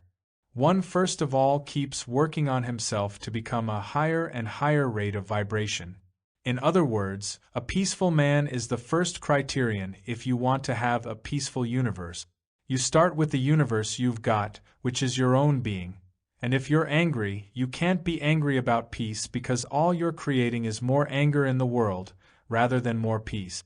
So whatever you're going to do, you've got to do it peacefully. In other words, you've got to do it with peace in your heart, if it has anything to do with peace. It may not, but if it has anything really to do with peace, you've got to realize you are whatever it is, and so you've got to start right there. You can't say, well, I'm angry about peace, and as soon as I have peace I'll be peaceful, because it doesn't work that way. It works just the opposite because of the laws of action and reaction which the universe functions on. So you see that the only option is to work on yourself, increasing the amount of consciousness. Now, does working on yourself have anything to do with whether you protest, march, drop out, drop in? No, it has nothing whatsoever to do with that, because at any moment you are consciousness involved in a nature package. That nature package includes your heredity, your environment, all of your personality characteristics, all of the opportunities that exist at this moment, all of your attitudes, all of your predispositions, the whole package. That package is functioning under the laws of karma or the laws of the universe. In other words, that package is unfolding. It's just lawfully working itself out. As you get more conscious, however, every act you perform increases the amount of consciousness in the universe, because the act itself conveys the consciousness. In other words, I could tell you the greatest truths of the world, but if I don't understand them inside, forget it, because all I'm doing is taking it from there and giving it to there, and I'm not giving you the key that allows you to use it, which is the faith in it, which I can only convey through my own success in whatever I'm doing. So, then with all of that said, it's quite apparent that as you work on yourself, on your consciousness, you continue to do whatever dance you're doing or the dance evolves. As you are conscious, you begin to see how the acts you perform can become more and more optimum to the conditions. That is, when you're about to change a law in the country, you begin to understand the way the whole system works as you stand back one bit, and you see what the optimum act you can do is, and you go and you perform it totally without the emotional attachment to that act, but with an awareness of how that act works in the whole system. You hear what I'm saying? In other words, it's the ability to sometimes have delay of gratification, if you will, the ability to stand back, to do what is the more optimum response. Sometimes it's the immediate thing to do. In other words, a parent may or may not slap the child. The parent may or may not be emotionally involved in slapping the child. The parent may or may not understand totally how many ramifications are involved in slapping the child. These are all different places which they can work at. So finally, the general rule applies to all action, no matter whether you tell me that the world is going to end tomorrow or in 5 years or 10 years, or the bad guys win or the good guys win, or it's all up to me, or we've got to get together and do something. All of that leads me always to the same response.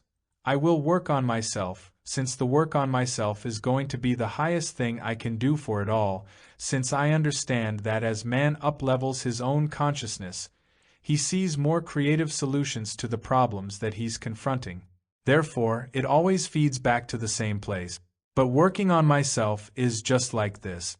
This is social action at the moment. And yet this social action is totally without attachment. I can't be concerned with whether you can know this or not. I can only do what I do because the minute I'm concerned, I'm caught. The minute I'm caught, I can only catch you. I can tell the same thing to a black. Whether he wants to hear it or not is something else.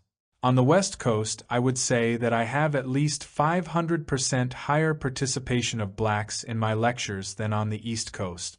It's as if many more of them are ready to hear this kind of information because they've begun to see the futility of their strategy. That they're going to lose what they wanted in the bargain with the game they're playing. Now, the matter of consciousness is how quickly you give up a past model, so that you can be here and now. In other words, the deck has now been redealt. The Negro is really psychologically in a different space than he was a year ago. Now, he's been oppressed for hundreds of years and he has worked very hard to get to this moment. How many years should he have to be preoccupied with how hard it was to get here? How long should that capture his consciousness, right? In other words, I've been driving and speeding and I'm given a ticket. How long does the ticket eat away at my intestine and the acid secrete, and I sit around rehearsing the thing and saying, well, if I had said this, and he shouldn't have done that, and I've got to fix it. Or how much, right after that, can I be here and look out and say, wow, look at the sun. Isn't it beautiful? In other words, how long do I perseverate? And the black man's predicament is how long he perseverates at this point. The minute he can come into the here and now, he will appreciate that there are literally hundreds of thousands of other people around him who see him as another human being in the here and now, see blackness as a secondary rather than as a primary consideration. Is he going to spend the rest of his life punishing himself for the punishment that he has had by retaining the paranoia, or does he give it up? The problem is one of how quick he can up-level his own predicament. That's the question. It's for all of us the same question, you see. And all I can do to help him up-level his own predicament is for me not to get caught in it. He can say, "Look, man, you're whitey and I'm going to beat the shit out of you." And I can say, "Yeah, baby, I understand, and here we are, right? Here we are, I understand the whole trip, why you got to do that and why you feel that and all that, but here we are. I see it and you see it and now here we are. Now what? Now what?" And that's a fierce one.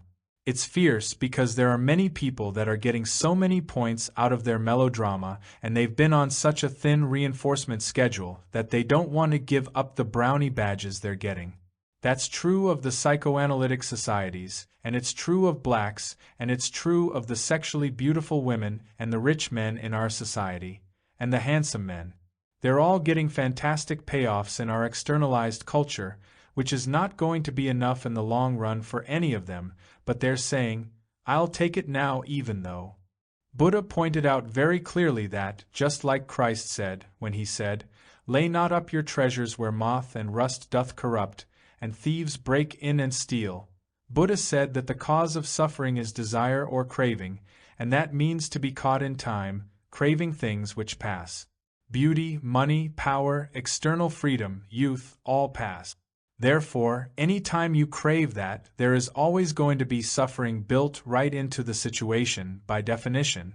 Even when I was going with the top models in the country, the most beautiful women in the world, I could feel in them the fear of what was going to happen tomorrow, when now they were only the second most beautiful girl in the world.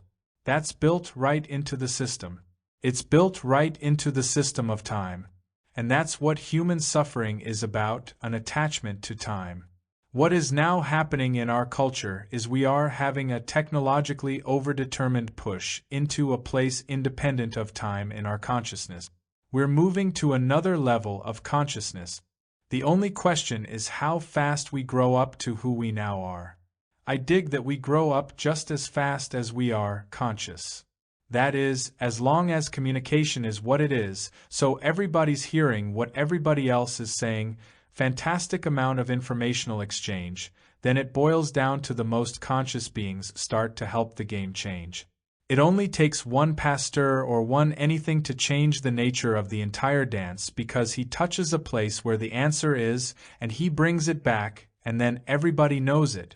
It is true that in the West at the moment there is a fantastic breaking down of attachment to the models that kept man locked in one particular organization of the universe. Things like nationalism, religion, racial and social economic groups are suddenly all anachronism. And we're living with a system where to get a passport I've got to pledge undying allegiance to the United States. I'm going through something like a 1930s movie somehow because I've seen the picture they shot from the space capsule. I look at the Earth and I see it's a big round sphere we're all sitting on, and any damn fool knows we're all in this thing. That's the unit we've got. As McLuhan says, it's now the stuff that's going on in Vietnam is going on in your own backyard, because the Earth is a village. And we're still saying, now don't cross that dirt line in the center strip. It's like high noon in an old western, as far as I'm concerned. That's my wheat and I can't care if you're starving. Sure, it's going to take fantastic redefinitions of all the games of energy and matter and form, and changes in institutions, but that happens just as fast as our consciousness happens.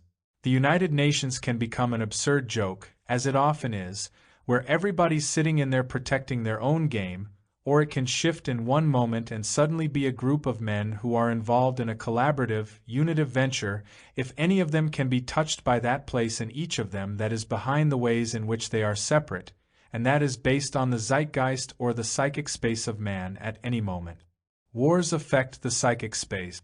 When Hitler killed all those Jews, as horrible as that act lives in the world of form in man, forever, still the service that the whole horror served was that it unified man in the experience of the horror of it. That, in a way, brought him to a higher level of consciousness. You don't pit the giving up of a human life to any of that. I'm merely pointing out that history is the story. It's man's story of evolving consciousness. That's what history is. It's always his story. It's not your story, it's his story. And you're living your own story. And your story will live as fast as you become conscious. You can look around and see that the universe is being kept at the plane it is and isn't going up in smoke at the moment, because when you get on the bus now and then, there's a bus driver who's so high and beautiful that everybody that gets on his bus feels better when they get off the bus than when they get on the bus. He's just driving the bus. He just happens to be Buddha driving a bus. He's not going around saving, I'm appearing in town hall, I'm Buddha. See, he's just being Buddha. He's just doing what Buddha does. And you begin to realize that the earth is full of very high beings who are constantly spreading this other force, creating this other kind of consciousness. There's a great set of comic books called the Doctor Strange comic. Doctor Strange Meets the Mystic Mind is one of the great ones. The mystic mind has created a mind net and he's not going to let anybody through. Doctor Strange has got to get through to save the mystic mind, who is caught in this net. So Doctor Strange sends images of himself, and you see Doctor Strange images going into the mystic mind. The mystic mind puts up huge nets and pushes them all back, and you see their minds manifest in all of these ways. It's three-dimensional. It's all comic book stuff. And then you begin to see what it means to create psychic spaces. Interchange of methods. Drugs are a religion. I suspect people have been doing it for thousands of years, also, but they haven't been talking about it. It's quite clear now that there are what are called secret initiation rites, like the Eleusinian mysteries and so on, secret initiation rites in many religions that are probably used, or have turned out to use things like various psychedelic herbs, psychotropic herbs and so on, as part of the rite connected with it. It's entirely possible. As far as I'm concerned, psychedelics are another yoga.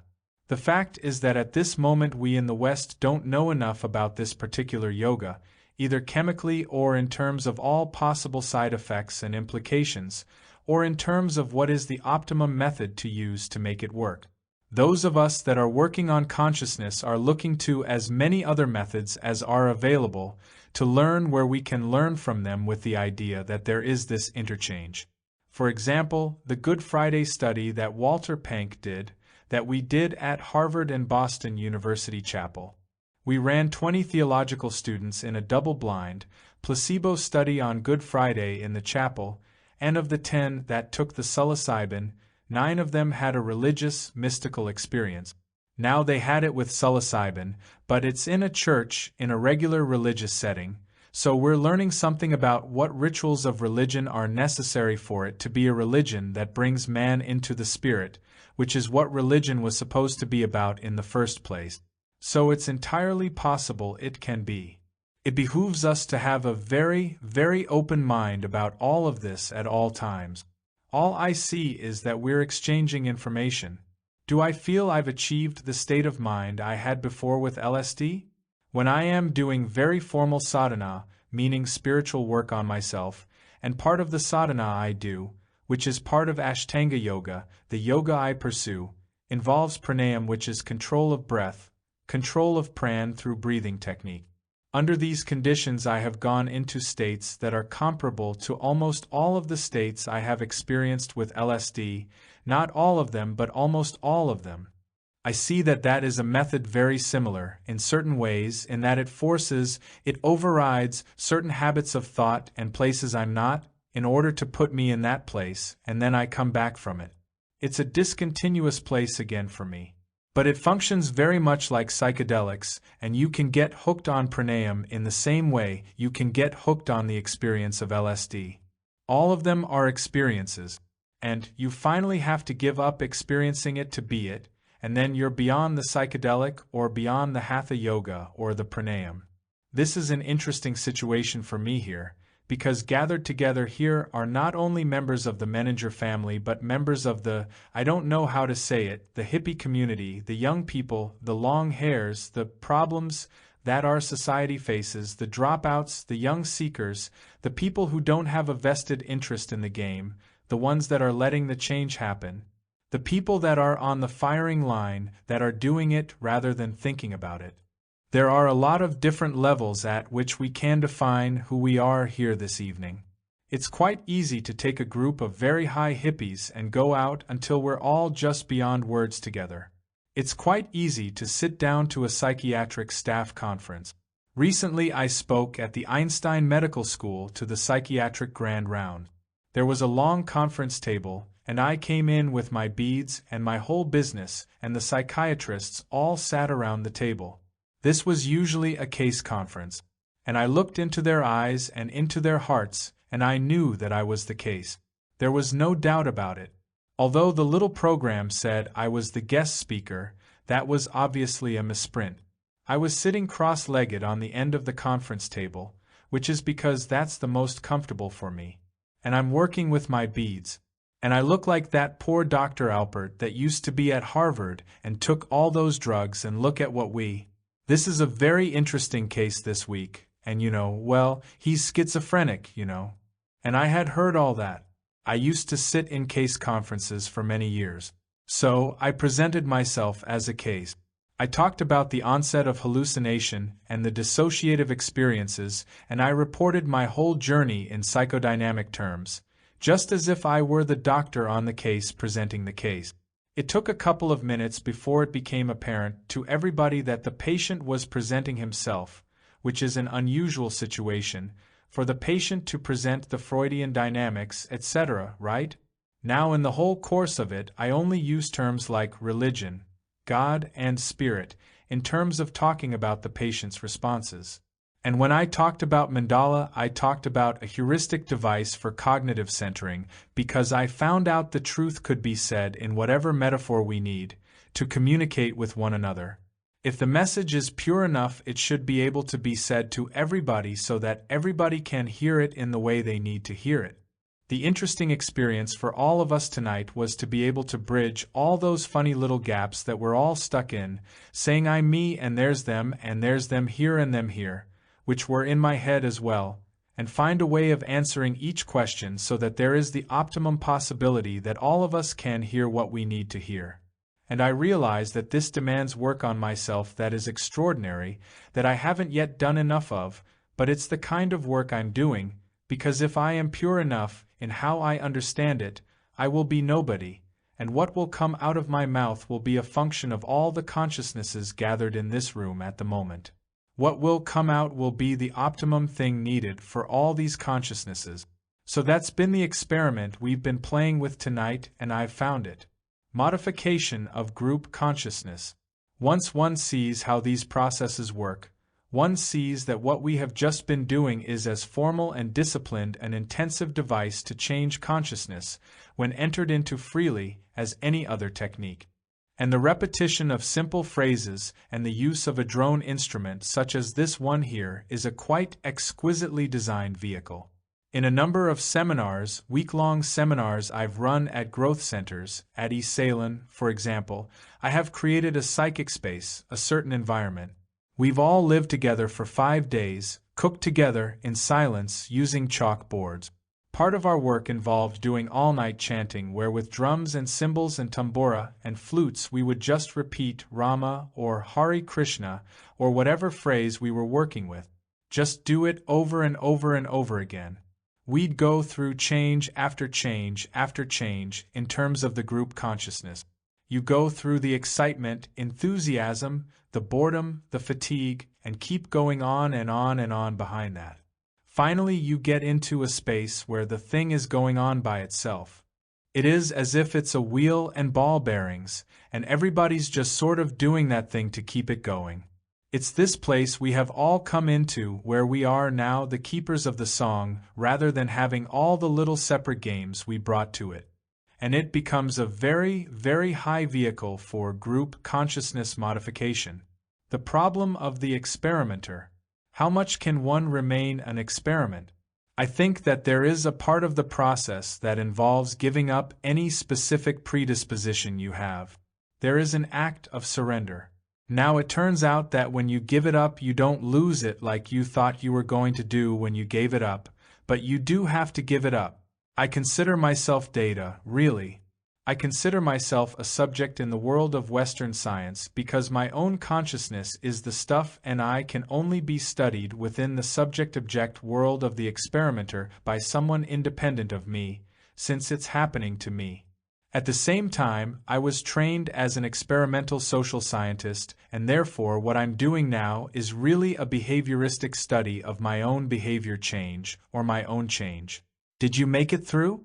We got so frightened of Tichenerian introspectionism in the way we got into behaviorism that we got fiercely into behaviorism, and we ruled out the possibility that a person could be the observer of his own behavior without having the subjective fallacy as the experimenter. There are ways of training yourself to do this once you stop being afraid to do it, and it is a body of knowledge that becomes available that way. It doesn't meet the criterion of being public data, but it still fulfills certain criteria and as such is a body of knowledge not formally within the scientific system. There are parts of this where the model of being an experimenter stands in your way. There is no doubt about that. It corrupts it. You have to give up being the experimenter to have the experience of the transcendence of experimenterness. And this is one of the problems. You can only know you know after you've been it. And in order to be it, you've got to give up knowing you know. It's a fantastic paradox. Limitations of knowing. How do you reconcile faith and reason? Well, as I feel it now, we have come out of a period where in the evolutionary journey of us as beings, man evolves these great frontal lobes and this capacity for rational thought or for self-consciousness. And this is, in the Hindu system, what would be called siddhi or a power. That power can be used in a variety of ways. It can be used in the service of what I call the third chakra, that is, in terms of man's control over his environment, which is the way we've been doing it, which the rational mind controls. It's man over nature in the anthropological Florence Kluckhohn differentiations. She talks about societies that are man over nature, societies that are man in nature, and societies that are man under nature. Attachment to the siddhi of the rational mind put man in the group of man over nature.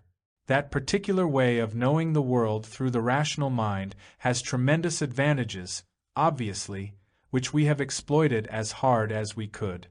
At the same point, it is becoming apparent that there are certain limitations to that particular device for knowing. That is, that it is in time. It is in time. Takes an object and it cannot get beyond the subject-object world, the rational mind can't. It can't know itself. It's a metasystem. It is linear, for the most part, and, therefore, it is tremendously limited in dealing with large numbers of variables simultaneously. Even the high-powered computer doesn't approximate.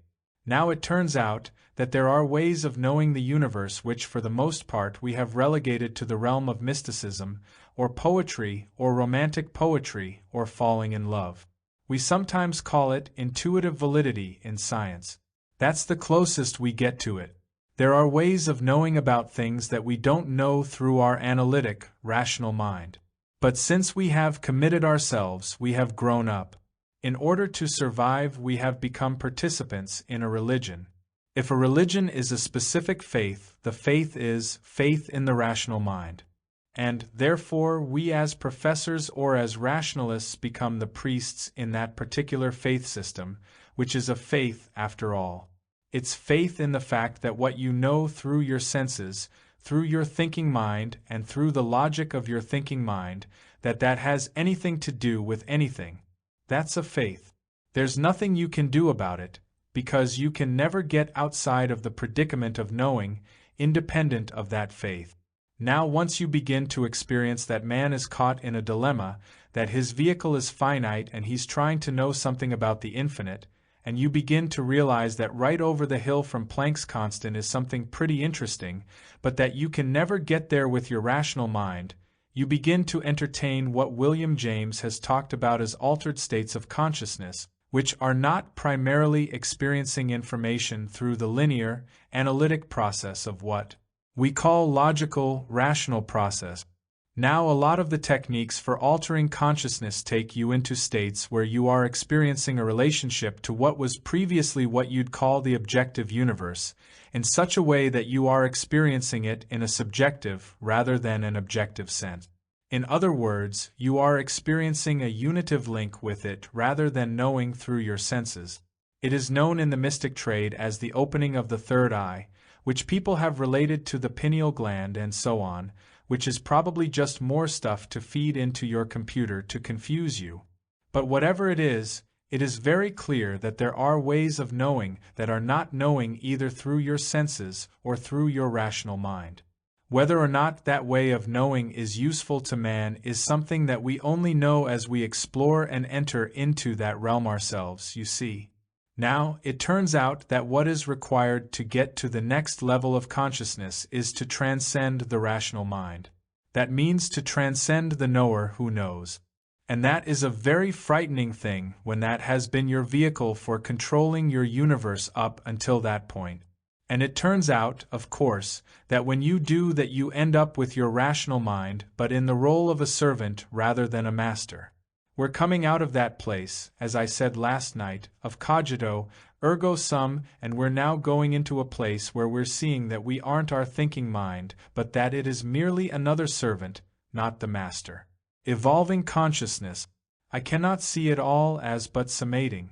That is, I feel that I am somebody who has been in a way blessed by having been given everything that Western society could offer, in large part, in terms of affluence, so that I was not concerned about my security, so I could finish with that, lots of love from people around me, the best training with a PhD, and that kind of a research orientation, the best technology could offer me in terms of transportation, communication, psychedelics, and life process. And I feel that all that was part of my preparation to now know something else, to do something else. I don't see it any more particularly as Eastern versus Western. I merely see this as a logical progression of my own evolving consciousness, and I see the way it's happening to me is quite Western. I am making use of Eastern methods. I am not Hindu. I am a Western, Jewish boy from Boston who has studied Hinduism. I also find the same thing in the Greek Orthodox Christians, and in the Hasidic movement in Judaism. I find it in all mystical traditions, in the Sufi, in the Egyptian, and certainly in Saint Teresa and Saint John and so on. So that, I find that it is in a way the amalgam of all this stuff that is allowing me to be what I am doing right at this moment. It seems to me that there was a point where my attachment to my Western training stood in my way. I didn't have to give up my Western training. What I had to give up was my attachment to my Western training. That's the critical difference. I didn't lose my Western training. As I said last night, Jung said in a eulogy of Richard Wilhelm, he is a Gnostic intermediary in that he was willing to give up a Western predisposition in order to experience another system at the being level, in order to bring it back. Now my bringing it back is as a Western scientist, and all that stuff is helping me be able to translate it into something that is meaningful to us in the West at this moment in the work we're doing. I see that as tremendously valuable, but I do see that my attachment to my rational mind at one point was an impediment, although the development that I have with my rational mind is clearly an asset. The power of the rational mind, that particular city, as it's called in the Hindu system, when you turn that back in on itself, which is called Jnana Yoga or the yoga of the rational mind beating itself, which is part of the Zen koan and so on, demand exquisite discipline of the rational mind. That, in a way, was usable only because of the disciplines I had developed. so that I see them very much as an amalgam rather than in any kind of sense as contradictory. The truth is everywhere. Wherever you are, it's right where you are when you can see it. And you can see it through whatever vehicle you are working with. You can free yourself from certain attachments that keep you from seeing it. The scientist doesn't stop being a scientist, nor anybody stop being anything. You find how to do the things to yourself which allow you to find truth where you are at that moment. I'd say we never find out anything new, we just remember it. 2. Meher Ali Baba and Bhakti Yoga. Meher Baba was an Indian holy man who was a very pure statement of Bhakti Yoga, the yoga of devotion, the yoga of love. The heart is a vehicle for transcendence, the relation between lover and beloved that I was talking about before. He left his body about a year ago. He died. And to the extent that one reads his discourses and his books like a God speaks or listen humanity, with the openness of the fourth chakra, with love in one's heart, he is a very, very high teacher. There's no doubt about that. I've had very powerful spiritual contacts with Meher Baba, and I feel that he is one of my gurus, one of the beings that guide my unfolding. And he pointed out to me in correspondence, when he was in his body, that he thought that there was a problem in relation to LSD, that you became addicted to the experience of LSD rather than working for the true reality. I have come to understand what he meant by that over the years as I've gone on in my own work. I feel that he's just a very loving being who is there for people that can open their hearts to him. Edgar Cayce and 2 states of consciousness. Edgar Cayce, it seems to me, was a being who had available to him what William James calls the discontinuity of 2 states of consciousness. He could move from one state of consciousness into the other. However, he did not have recall of one from the other. He didn't have it all together, as we would say in the West. So he would go into a sleep state, where he would be in another state of consciousness where he would see the universe differently than he was seeing it in another state, and see more than was available to him when he was in his waking consciousness. I think that's all valid, and that what he was reporting was what he was seeing at that astral plane, which is a relatively low astral plane, as far as I can see, and was open to certain influences and so on. It's not perhaps a totally pure statement, but it's a very good statement. It's certainly more than we knew before. It is another way of defining reality. And James' point is well taken. Any premature closing of our accounts with reality which fails to take into account all of these other states of consciousness is an error on man's part, because man has to be pretty pompously presumptuous to assume that he's already found out the way. And so, you take a person like Edgar Cayce, and it is difficult because of the sort of shucky nature of the organization that got going around him, often to hear the wisdom of the message in there and to hear the real stuff in there. But there certainly is a lot of real stuff in there. There's no doubt about it. It's like when you get to a certain point you can start to read the Bible as a very high manual, a text, a manual for work on yourself and consciousness. When Christ is talking about, "He that is born of flesh is flesh, he that is born of spirit, and that ye be born again, ye must die and be reborn." Things like, "I and my Father are one." You can take almost all of the stuff and find immediately how it is relating to what process we are going through at this moment. I find that once you are open to new possibilities, I see that the problem we're all afraid of, especially scientists, is opening Pandora's box. We're afraid if we let something in sloppily, somehow we're going to drown in our own, you know. What we better decide is Edgar Cayce good? Is Meher Baba good? Should I listen to him? Should I? As if we're protecting our virginity somehow. Well, it turns out that one of the things that has to be surrendered is that model. You've got to have enough faith to allow it all to come in, with the idea that that which is truth will rise to the surface. The scientific mold is to listen to something sitting back, listening to it, saying, "Shall I believe it or not?" The other way of doing it is to open yourself to it, embrace it, and become it, and if it is inappropriate it will spew itself out. But that takes a certain kind of faith that is very, very scary if you think you have to sit in this protected place, and the predicament is that a person who's saying, "Shall I allow that to be known or not by me? Shall I consider this as another part of reality?" is cutting himself off from knowing it by the nature of his mechanism. He can't know it that way. That's the problem. He can't know the stuff in that objective sense. He's got to embrace it. He has got to make love with the unknown.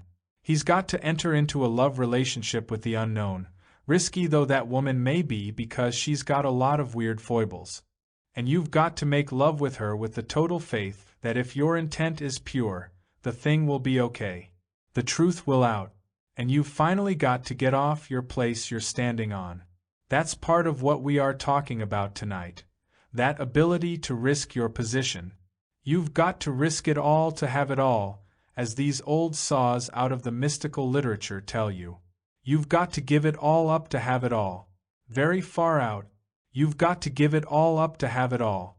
Fear and higher states of consciousness. Would I say something about what man fears he will see if he risks all? Well, generally I think that the first level of fears are concerned with that part of us which is in nature, that Freud talks about, the unconscious impulses.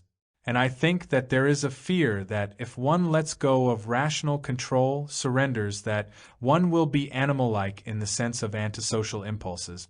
I think that's the first fear, that there are things in oneself that are ugly, untenable, unsociable, and so on. That's part of the fear, part of one's own animal. This is because one doesn't go back far enough, as far as I can see. Because if you go one step behind that, you see something else in man behind that one, too. And then that's just another melodrama. The fear is, at the first chakra, the loss of the separate entity, the loss of one's individuality, the loss of one's identity, the psychological dying, the loss of the experiencing or the knower.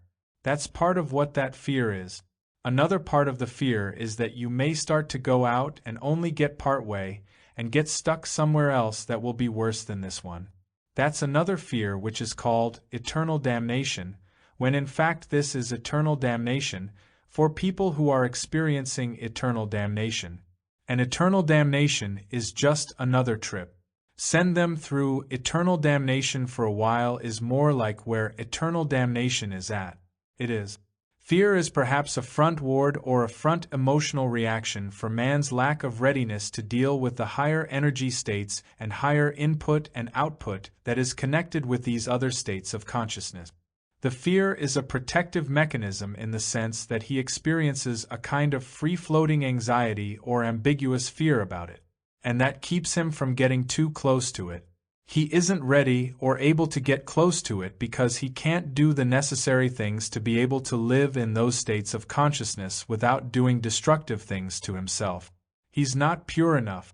I think fear is the result of impurity.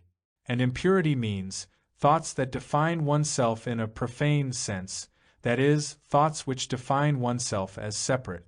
And as long as you are attached to those thought forms, you are going to fear, because it involves the extinction of that separate being, that separate conceptual entity. I'll deal with questions very gently and talk around them for a while, so don't keep holding your hand up, because we all have questions. We're all here together. It's all our questions of ourselves. And what we don't ask we already know the answers to anyway, so it's all right. It's only a little dance we're doing, anyway. We shouldn't take it too seriously. In my experience in guiding people through LSD experiences, there is the fear that many people experience as this chemical transformation occurs in their bodies, and which leads them to the breakdown of all existing models that they had about how the universe worked. As that happens, there are many people who experience intense fear, which makes them want to hold on to the structure they had. And they could say, "I am afraid I am going insane," meaning I am going into another space that I don't have any control over on this level. In general, I would say, well, groovy, let's go insane together. Here we go. In other words, it is my feeling that the only thing you have to fear is fear, in that sense that to the extent that you have enough faith or trust to let it happen, you always go through the next one and the next one and the next one. In the Tibetan literature they say, embrace your 10,000 horrible demons and your 10,000 beautiful demons. You've just got to take it all and keep going. Yeah, that one too, and that one too, and keep going. All your fears have to be embraced, entertained, honored, and you go on with them. There is a qualitative difference in my life now from 10 years ago, in that I do not experience a fear of death as a real fear when I get into situations where death seems a possibility, or violence, or something like that. I don't have any of the usual or earlier kinds of reactions of anxiety or fear, and yet I do what is adaptive to protect the temple or body I'm working with. But I don't do it out of fear, because the fear of death seems somehow to have flown the coop somewhere along the way in this game. It certainly changes the nature of my living experience every day because each day can be whatever it is, and it's all right. I'm not collecting something to avoid something later. Love as a state of being. If a Western man were to become a fully enlightened being, what would happen to his human relationships, particularly love? Let me start with the word love for a moment. I think there is a transformation that goes on in one's conception of the term love. And I think one changes from seeing it as a verb to seeing it as a state of being. And you move much more toward what would be called Christ love, that is, the state of being where one is love. One is like a light that emits, and one is a loving being. Consciousness and energy are an identity, as I said last night, and similarly with those identities is the term love. That is, that love and consciousness are one and the same thing. So that as you get into a higher state of consciousness, you come closer to being in love. That doesn't mean in interpersonal love. It means being love. Now, if you and I love or fall into love and I say, she really turns me on, I love her, from this model what I see is happening is that I'm saying, you are in the imprinting literature, you are a superordinate key stimulus that is eliciting an innate response mechanism. You're releasing an innate response mechanism. Or I could say it in a more general sense, saying that, you're turning me on. And you're turning me on to a place inside myself that is love. So I am experiencing what it means to be in love. And I'm saying I am in love with you. I am in love with my connection to the place in me that is love, is the way I would now say it in this Western framework. Now to keep working with this, I would say that as you are making love and getting totally into interpenetration, as much as your bodies would allow and your thoughts and feelings would often allow and still feel that there was a separateness. And it is interesting that as long as you are under the illusion that what you are loving is out there, you will always experience that separateness. It is only when you begin to understand that if you and I are truly in love, if I go to the place in me that is love and you to the place in you that is love, we are together in love. We start to understand that what love means is that we are sharing a common state together. That state exists in you and it exists in me. Now the enlightened being, what happens to him is that he changes the nature of his love object from a specific love object to it all, finally. You would say that an enlightened being is totally in love with the universe, in the sense that everything in the universe turns him on to that place in himself where he is love and consciousness. So I would say that an interpersonal relationship that has any qualities of possessiveness in it, or ego drama of any kind, certainly undergoes changes as the nature of consciousness changes.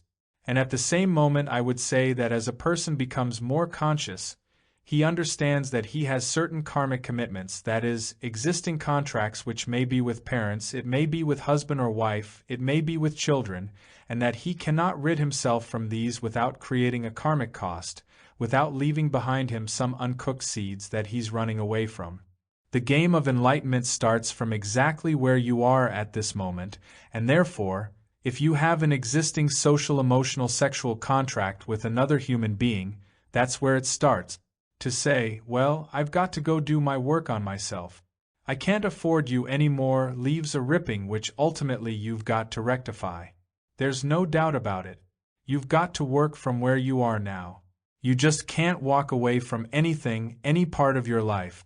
You've got to bring it all into harmony at every new level. I am in India and I suddenly realize that I have to come back. My mother has died, I have to come back and be with my father in a new way than I was ever with him before. To share that particular drama, I don't think I shared my father last night, did I?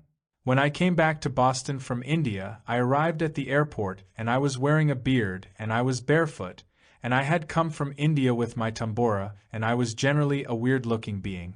My father came in his car to pick me up, as I said, a conservative Boston Republican and a very responsible member of our society. He took one look at me and his response was, "Get in quick before anybody sees you," which I did, and we started to drive toward the house. Now what he regaled me with all the way home was the fact that he was experiencing a depression, a deep depression, as he approached death. He was 72 at the time. He told me all about how his life was meaningless, and even though he had started Brandeis University and raised many funds for the Einstein Medical School and been president of the New Haven Railroad and done lots of glorious and grand things in his life, he was experiencing the feeling that he was a failure as a human being.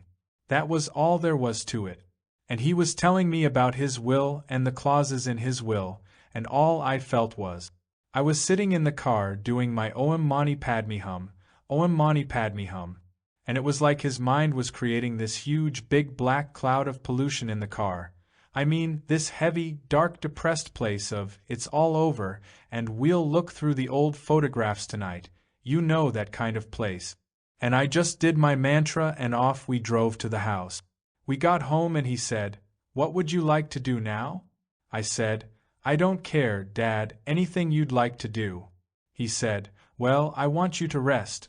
You've had a long trip and," he said, "I'm going to make some raspberry jam, because that's one of his hobbies, is making raspberry jam." So I said, "Well, can I help you?" "No, don't bother." I said, "I'd like to." He said, "All right." So I go in and we start to make raspberry jam. We're sterilizing the bottles and mashing raspberries, and he's telling me about the horror of his life, and how sad it is, and how everybody's forgotten him, and boy, he's got a routine. It's a very heavy story, very heavy story. I feel fantastic compassion for him because I love him very dearly, and at the same moment I see the predicament his consciousness is in. I see where he's stuck. So I'm just doing my mantra and mashing raspberries and so on, and I'm saying to him things like, should the bubbles all rise to the top? Are the bottles right? Where do we put that? And so on. And after a while, since I'm giving him no reinforcement at all for this fantastic dark cloud that he's creating and holding all by himself, since I'm part of us, but I'm not helping him hold it up particularly, he starts to say, "Well, get all the bubbles up." And pretty soon his conversation is shifting until it's in the here and now. That is, he's talking about how to make raspberry jam, right? And as he starts to talk about how to make raspberry jam, this is a technique you're all familiar with of bringing a person into the here and now. The lines of his face are relaxing and the whole model of himself as somebody who's old and about to die in his life is lived out, and all this stuff about his failures and unhappiness and bankruptcy of the railroad, and all that stuff, that's all sort of falling into the past, and here we are making raspberry jam. We're just two guys making raspberry jam, right? Now we finish making the raspberry jam, and he's happy, see, he's smiling. So now his question is, what are we going to do together next? Right? Because what's happening is he's getting a contact high off me, because I'm living in the here and now. All I'm doing is making raspberry jam. And he's coming into that place, and it feels good. Everyone wants to feel good. He's coming into that place, and he feels good. If I walk away for an hour or two, he'll go right back into that other space again, because that's his karma at that moment to be stuck still in that space. But we start to spend a great deal of time together, and as we spend more and more time together, he's living more in the here and now. To shortcut the whole story, let me explain that 8 months later, I gave the bride away at his marriage, right? He married a woman in her early 50s, a beautiful, high, wonderful woman who had actually been one of his secretaries in the Junior Achievement Organization, of which he was president. There was another junior achievement for him. As he went into the temple, he said to me, "This is all you're doing, you know," because what I did was hold his hand all the time, because all of his questions would be about the future or the past, like, is this wrong in terms of the memory of mother? Is this going to be a terrible thing later? All I was saying was, how does it feel today? Did you have a good time at dinner last night? What are we doing today? And he said, "Oh, it's wonderful. She's a wonderful person, but I'm just concerned about." As soon as his mind stopped creating all that stuff about then, and he lived here and now, it was a gas. He was having a ball. He was writing love songs, and they went on a honeymoon in Scotland and Ireland. She is a very high being, in that she lives in the here and now very much of the time. She's a very conscious being. He married a good one. He's in good hands. And when I call, I say, "What are you doing?" "Oh well, we're..." And he sort of laughs. "We're writing some songs at the piano. We're writing some movie routines. We're going to shoot some sound movies and, have some people over." He's having a ball. He is no more 74 now. Before he was 96, and now he's about 23, the way I figure it. And he can't walk as well, and he's slowing down in all his processes, but there they are. The depression has fallen away because he started to live in the here and now. Now that's part of how consciousness affected the nature of a love relationship, in a sense. My relationship with my father was a love relationship. He is karmically my father, that is, in this incarnation he is my father. Otherwise, I don't think he and I would have much going with one another, because he lives in a very different psychological space from the one I do. He has this big estate in New Hampshire, and he's a member of this club called the President's Club. It's made up of people like presidents of United States Steel and Bell Telephone, and they sit around saying, "You're a president, I'm a president." It's a status reward for having made it in the game, It's an inner club, and they play games together. It's beautiful. So they come up to visit him, and then he'll always say things like, "I've got this son." He's a little strange, but I'd really like you to hear him. And then he'll say, "Rich," or he calls me Rum-Dum, actually. "Rum-Dum, would you come down and visit?" And I come down and I sit by the fire and I tell ghost stories. I talk about the weird and the beyond and strange experiences in the Himalayas, the farthest reaches of the Himalayas, And as long as it's not threatening, everybody's having a ball, Fascinating, absolutely wonderful. And my father, who's listened to the story probably 100 times now, always sits in the same armchair, and about 10 o'clock he pushes himself up out of the chair and says, "Well, damned interesting." He says, "Don't understand a word of it, but if he's doing it, it's okay. With me. I guess I'll turn in now." And he always does the same routine. And I know that he is just not ready or interested or at all involved in hearing the conceptualization or the ability to work with this stuff, but nevertheless the spin-off is very much part of his daily life.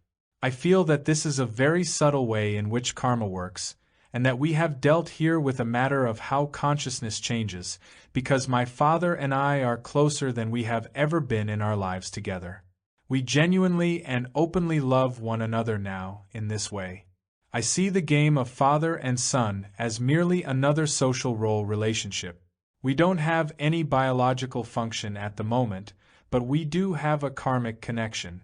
And I honor him as my father.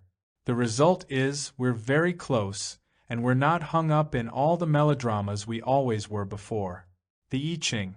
I think the I Ching is a very, very high statement of how it all is, and it can be used very cautiously and consciously to wake you up to other perspectives of where you're at in the here and now. I tend less to use it as an oracular book than as a statement of the here and now, of where you're at this moment in your consciousness when you're asking the question that you're asking of the I Ching. As such, it's very useful for up-leveling the melodrama you were caught in, to ask the question in the first place. Diet and food.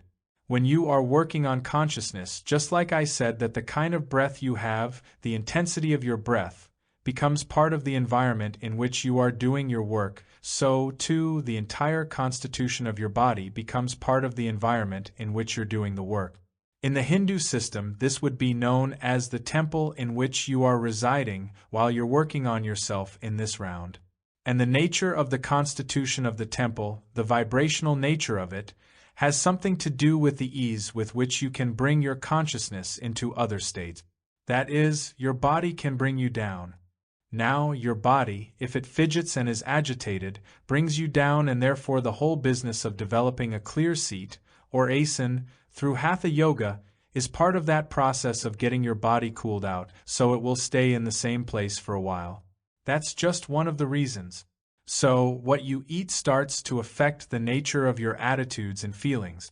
In India, foods are divided into 3 categories, which are called tamasic, rajasic, and sattvic, and since the Hindu system is based on concern with consciousness, we can listen to it with a certain kind of thoughtfulness. Of these 3 forces in the universe, the tamasic one is like inertia, toward rockness or toward the inert. The rajasic force is like that of fire, toward action and movement, and the sattvic force is that which is toward consciousness. There are certain foods that are called sattvic foods, other foods which are called rajasic foods, and still other foods which are called tamasic foods. And it is suggested that when you are working on consciousness you eat primarily sattvic food. Now sattvic foods turn out to be primarily, various books describe them differently and list different ones, primarily limiting oneself to fruits, honey, nuts, dairy products. As you go on into this work deeper and deeper, you sensitize your body through various asanas, opening certain nerves through meditation, through pranayama, and your diet keeps changing. You get into lighter and lighter diets until finally you start to move toward giving up the grains and the wheats and moving toward fruits and nuts and milk and things like that. And pretty soon you get into primarily fruits, and so on. Now, you can't go on one of these diets in a crash program when you're not ready to be on it, because unless you're at a certain degree of purity, your body needs other things. And so all of the World Health Organization standards about what are the protein requirements and so on are all true for a Western man who is thinking like a Western man. As you change your nature of consciousness in terms of thought forms, and as you change your environment, then the kinds of foods you need change as well. Right? I don't eat meat, fish, chicken, or eggs. I don't eat them because I am in a situation where I meet people in India who know how it is and they say, "Look, we don't eat them." And so I don't eat them because I'm a copycat because I want what they've got. That's the reason I don't eat them. I can't give you a very hip, sophisticated, rational model. I'm not going to give you a model in terms of killing, because it is true that even in the act of killing, if it can be done without attachment, it does not create karma. You can eat animal flesh if you can do it without attachment. If you're a realized being, you can eat anything and convert it. If you're not a realized being, whatever you eat affects who you are. Some of the rationale that is extant in the temple I was living in about meat, for example, is that the animal kingdom has a rudimentary type of self-consciousness and experiences some kinds of fear, rudimentary types of fear, at the moment of death.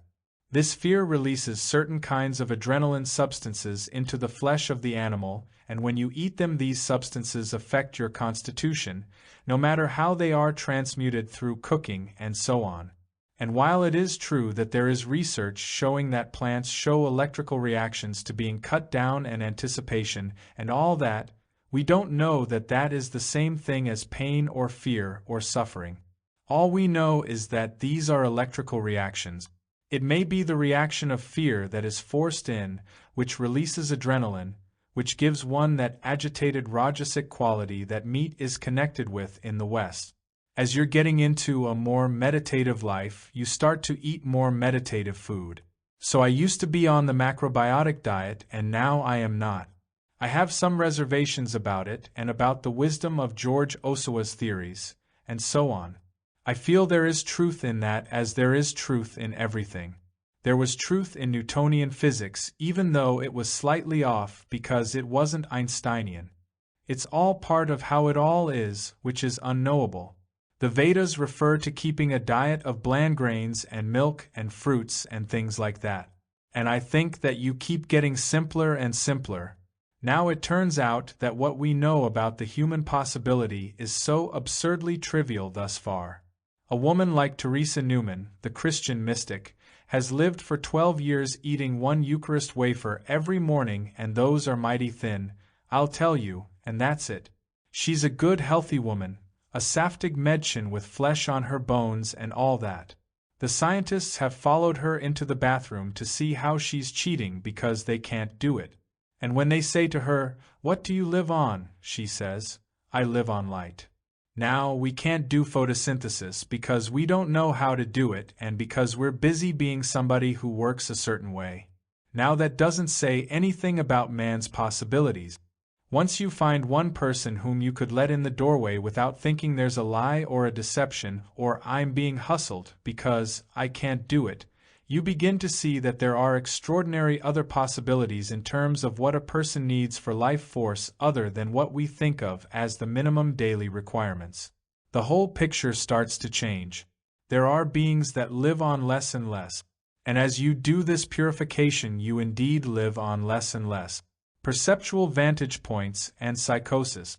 I feel the resonance of all the past words that have been said about that in this room. I'm sure I could find something in here to resonate with. We live at a plane of reality which we share, it would seem, in which we all agree that certain things are the way they are. And when somebody disagrees with that and disagrees with it with deep faith, under certain conditions we characterize that as psychosis. I would now reinterpret that and say that what has happened is that the person, and this is not yet saying anything more, it's merely giving us a framework to see an alternative possibility, has moved from one perceptual vantage point to another. A person, through something which might be a chemical change, could be in a trauma of some sort. It might be ingested or psychically induced, psychogenic in nature, but through some trauma to the system, he moves from one perceptual vantage point to another one, and then gets as attached to that one as we are to the one we're in. Right? He is attached to that, and from our point of view he is psychotic. From his point of view, we are. That is because we don't see reality as he sees it. He's seeing another reality. In any kind of a Hindu system, this would be called merely an astral plane. He's in another astral plane. This morning I was talking with one of the psychiatrists here on the staff, and I was telling him about my brother who has been in a mental hospital, who has been considered psychotic, who thinks of himself as the Messiah, and with whom I have spent a great deal of time, since I have as much a karmic link to him as to my father, and whatever this consciousness is all about, it must have something to do with my brother too. And my relation to him was to be as much, here and now, as I could be just as I had been with my father. To realize that he is stuck in a reality, just like my father is, just like I get stuck, and that any reality you're stuck in is just as bad as any other reality you're stuck in. And so, one of the things I do is I go into the reality he's stuck in with him. I look around, enjoy it with him, look at the world from that place with him, and then show him that from my point of view, you have to be able to go in and out of all of them, that any one you get stuck in is the wrong one. And if one guy's stuck in one who may be a psychiatrist, he is trying to cure somebody else stuck in another and is, in one sense, just substituting one stuckness for another stuckness. The journey of consciousness is to go to the place where you see that all of them are really relative realities and these are merely perceptual vantage points for looking at it all. When one looks at the universe from within the spirit, which is another take, one sees that the entire universe all makes absolutely exquisite sense, but it's all slightly different because you're looking at it from an entirely different perceptual vantage point. There are some beings that we call psychotic who in India would be called God intoxicants. They are people who are primarily preoccupied with the fifth chakra at this moment, that is, they are beings who have experienced compassion outwardly and then their entire energy turns inward to inner states that they are experiencing. We see them as catatonic. That would be usually the category we would see them in. Because we are not getting an elicited response out of them, we project into them a certain kind of psychological state. Now in India they project another kind of interpretation into that, surround the person with another environment, which changes the nature of his experience, because of their models of what it is that's happening to him, you see? So that a god intoxicant is treated with great reverence and respect. Ramakrishna, a very famous mystic in India, was often god intoxicant. I would say that probably most catatonics are not god intoxicants, but there are some that we're confusing, and we've got them in the same category because we don't have these differentiations at this point. Another karmic relationship. My further understanding is that there is no being at any state of consciousness that one cannot make contact with, if one is himself free of attachment to any specific plane of consciousness. That is, I think that all of us are available at all times. There is a place in all of us that is available at all times, and our inability to make contact with another human being is our own inability to get out of the place we are stuck in. There is much to say for the flexibility of the consciousness of the behavior change agent to be able to make contact with another human being where he is, without themselves getting stuck in where he's stuck. That's the work on oneself. My brother was producing voluminous amounts of material, reading Greek, which he had never been able to read before. He was doing a number of phenomenal things which the doctors saw as pathological, his agitation, the fact that he could steal, lie, and cheat and tell that he was Christ. He escaped from the hospital a number of times, a very creative fellow. My reading of his materials showed me that he was tuned in on some of the greatest truths in the world that have ever been enunciated by some of the highest beings. He was experiencing these directly, but he was caught in a feeling that this was happening only to him. In other words, he had taken an ego with him into this other state of consciousness, and he was experiencing it as unique to himself. And therefore, he got into a messy predicament of saying, "I've been given this and you haven't, you see." As we decided to share time and space, he noted that everything he said on this level I understood, and we could talk at this level together, although the psychiatrist sitting in the room was having a very difficult time dealing with this visitor, who was obviously crazier than the patient, you know. And my brother often said to me, "I don't know," he says. "I'm a lawyer, I'm a decent citizen, I've got a tie and a jacket, and I go to church, and I'm a good person, and I read the Bible. Me they've got in a mental hospital. You walk barefoot, you've got a beard, you've got a funny name, you really wear. You're out free. How do you explain that?" And I say, "Well, I'll show you how." I said, "Do you think you're Christ? The Christ in pure consciousness?" He says, "Yes." I say, "Well, I think I am too."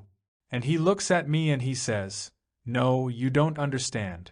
I say, "That's why they lock you up, you see. Because the minute you tell somebody else they're not Christ, they lock you up. The minute you say, 'I am and you're not,' then you gotta go. It's very clear. That's the way the game is played. As far as I'm concerned, we're all God. Here we all are. Now I don't go around forcing you to say, 'You are God, aren't you?'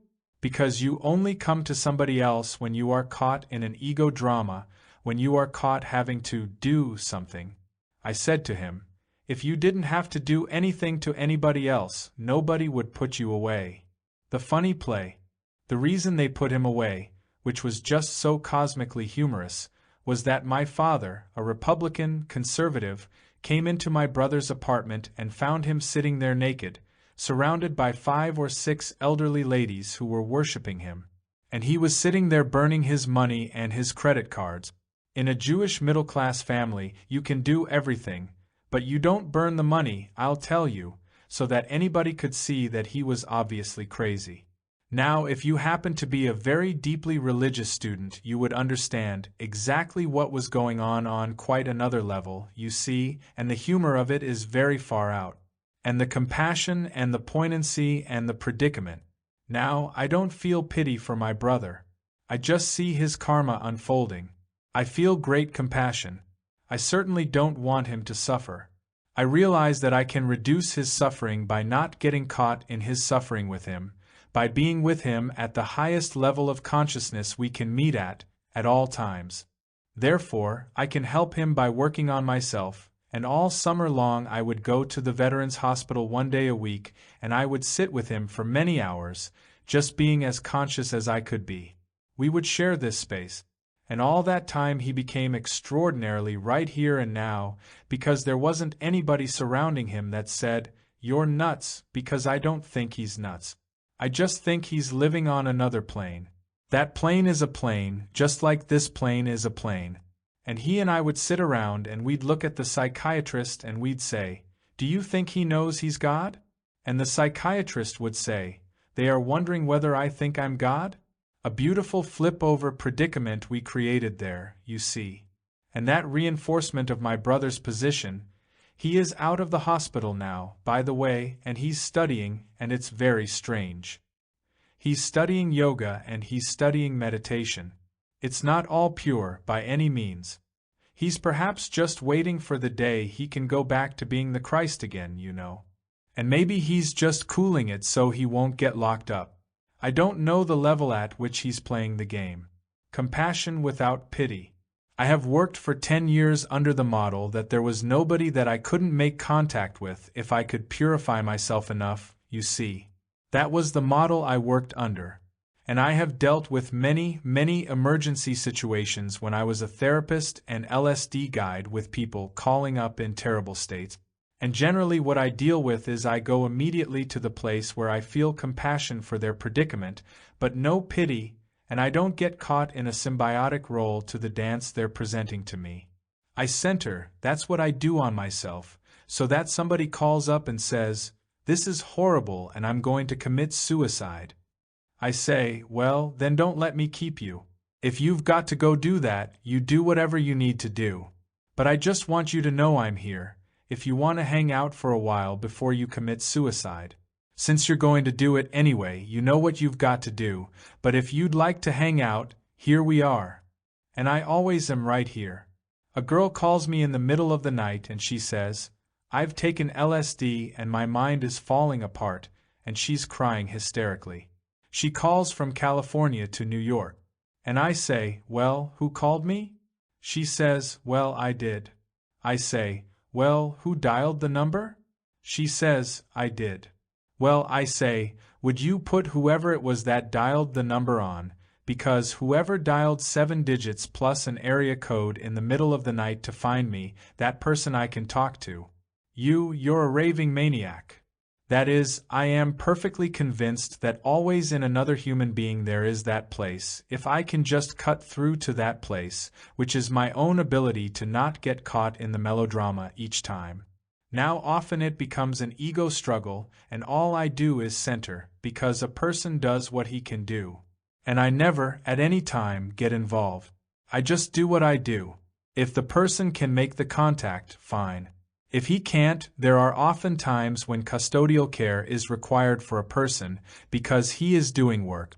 You see, I'm very far out and I'm somewhat scary from a societal point of view, because I'm not sure I can tell you that 2 years in a mental hospital isn't much more advantageous in one's growth as a being than 4 years of a college education.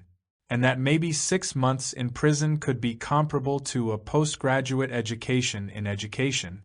I'm not sure I can look at total care institutions as other than total care institutions that do a certain kind of training and provide you with a certain kind of psychological environment.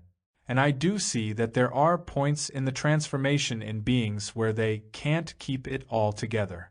That is, where more is happening to them than they fit, so that they can't keep all the planes together at any one moment. So they get stuck in one plane or another.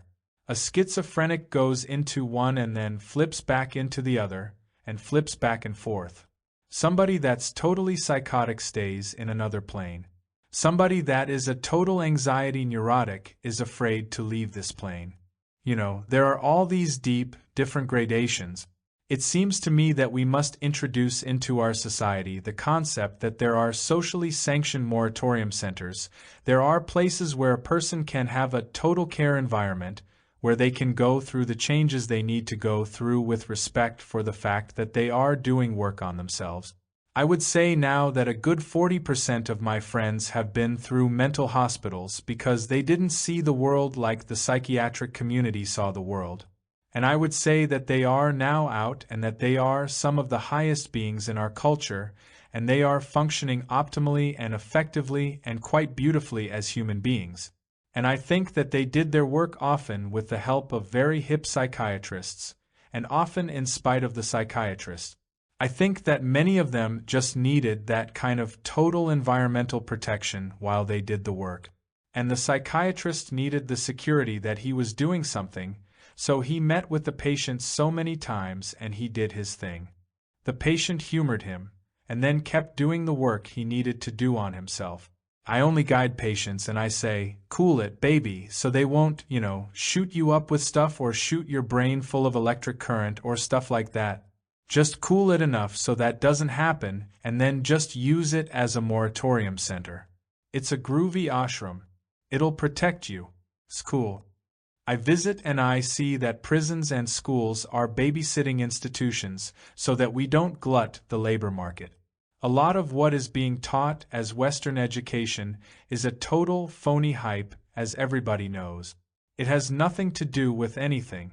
It's initiation rites, so you can play ball in the big league park, which has nothing necessarily to do with any great payoff.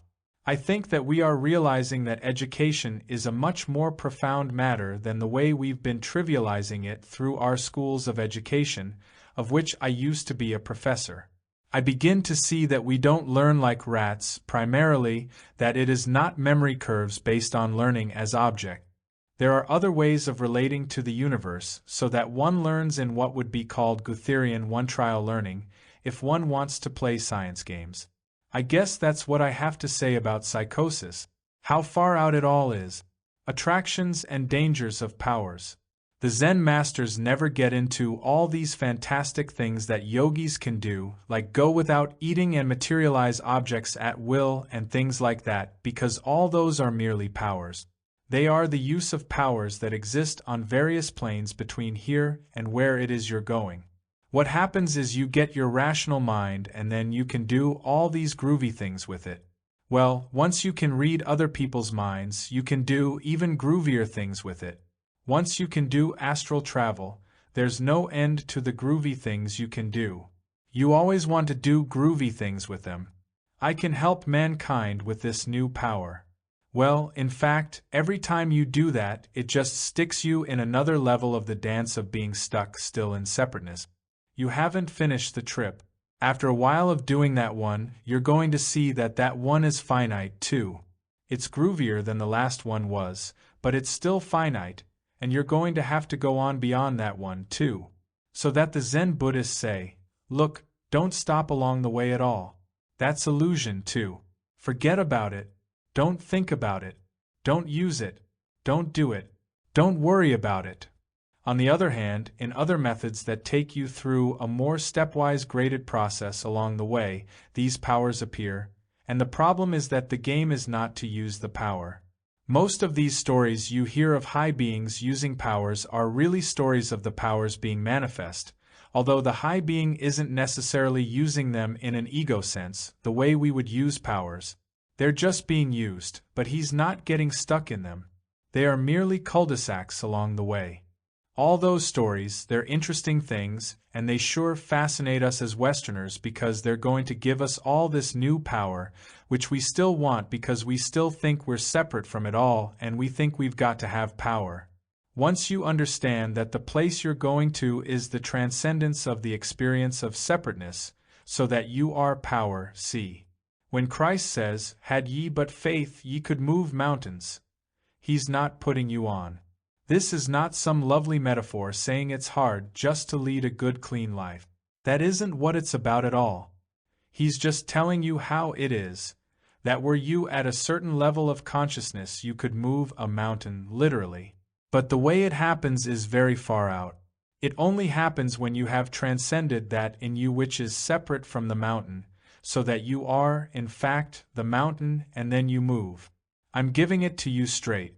You can say it's nutty. I'm just telling you how it is. Later you'll know, if you don't know now. To the extent that you are the mountain that moves, you are also the being that put the mountain there in the first place. He neglected to say that could you move mountains, you probably wouldn't because you put it there in the first place. That's the added part of the thing, which is the final place you go out. So the Zen Buddhists say, just don't attend to all that. It's just going to get you stuck on the way.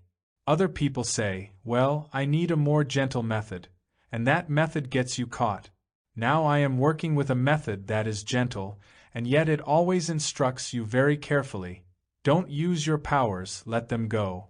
I had a few experiences that shook me up, to say the least. I received a letter from my teacher in India, and he said, after a period of a few months doing the sadhana you're doing, you will be able to read other people's minds. I thought, oh wow, I sure don't want that because that's the last thing a huge ego like me needs, you know. I'll be stuck in that one for the next 50 incarnations, just going around doing good, you know, like let me do good. And I'd have these fantasies like, what will I do when I can go into other people's minds? I'll go into, at that time it was Lyndon Johnson. I'll become Lyndon Johnson's mind and I'll think loving thoughts toward Mao, and I'll become Mao's mind and I'll think loving thoughts toward Lyndon, and then I'll become all the members of the United Nations. There's no limit to what I can do as a yogi. Then when I thought it all up, I said, well, why didn't the guys do it who are ready? It gave me pause, like maybe they know something I don't know, you know? Maybe in my zeal to do good I'm going to. I started to see that I was upsetting balances in the universe that would be very destructive if I didn't understand it all. I had to understand it all before I started to play those games, see? So I kept hoping that maybe I'd bypass the whole power trip. About a year ago I was up at East Salem in Big Sur, and they gave me a house up in the hills where you had to walk up a long walk to get to see me. I was called the Holy Man of Gorda, right? I sat up there, being a holy man. It's as good a role as a psychiatrist or a social worker or an educator. It's just another role, you know. And I would sit there every day, and I'd be the holy man, and people would come to be holified or whatever it is you come to see a holy man about, to hang out, mainly, and, you know, enjoy the vibes together. One day there were about 40 people sitting around and a man walked in. He was about 55 or so, I'd say, and he was a minister. I'd never seen him before, but he sure looked like a minister, but I didn't know that he was a minister. And I started to talk about religion just because it came into my head to talk about. And then somebody said to me, "Do you have any powers?" And I made the answer I just made to you. No, I'm happy I don't, because if I did, I have a big ego, and I'd misuse them. And then I looked at this man. He had just arrived, and it was late in the afternoon, and I sort of wanted to include him into the group in this kind of socially concerned manner, and I thought I'd use him as an example. I said, "Could you imagine?" And I pointed to this man, "If I could look at you, sir, and I could say, you were walking up the hill to get here, and you looked down on the ground, and you saw what you thought was a jewel, and you picked it up and you threw it away. Could you imagine if I could tell about things like that in your life?" He stood up and turned ashen white. He held on to his chair, and everybody's silent, and he says, "I was walking up the hill," and he said, "I saw this and I picked it up and I thought it was jade, and it turned out to be a piece of ginger ale bottle, and I threw it away." He sat down, and everybody was silent. And I looked at the picture of my guru and I said, "Okay, baby, cut it out. Because I saw that, you know, that's the worst. Boy, who needs that? In Yiddish it's called like a lock-in cop, like a hole in the head. You need that one, I tell you. That's all you need. That gets you crucified almost immediately. Nobody ever tells me anything over there. I'm the water boy on the team. I don't know anything about my guru's life at all.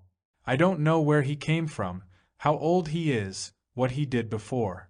I just know a lot of anecdotes about his recent experiences that people tell me about, you know, what he did this, and he did that.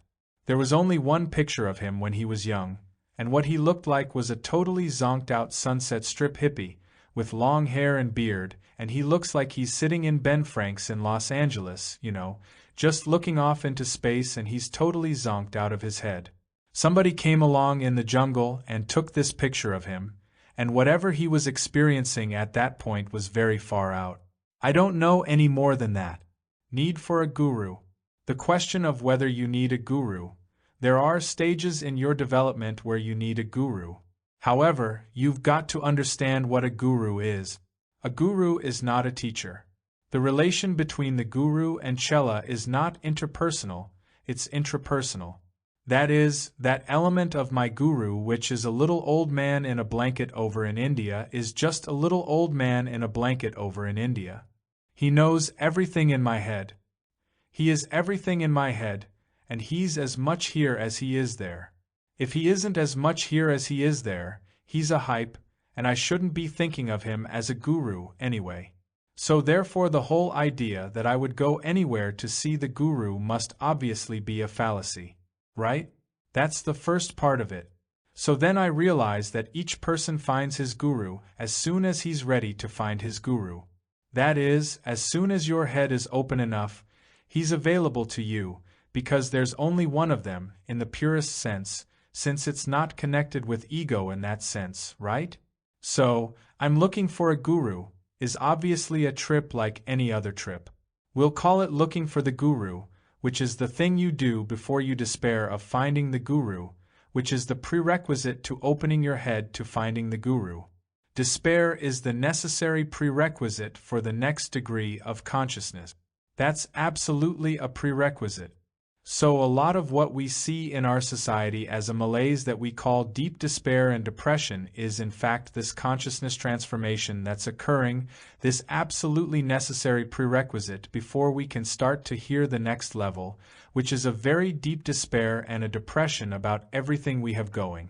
Rather than teaching each other to adapt to what we have, it would be better to honor the despair and allow a person to be in that despair until he comes through it, hopefully coming through it in a more evolved fashion, if he's got support for it. As far as teachers are concerned, a teacher is wherever you are when you're ready for that teacher.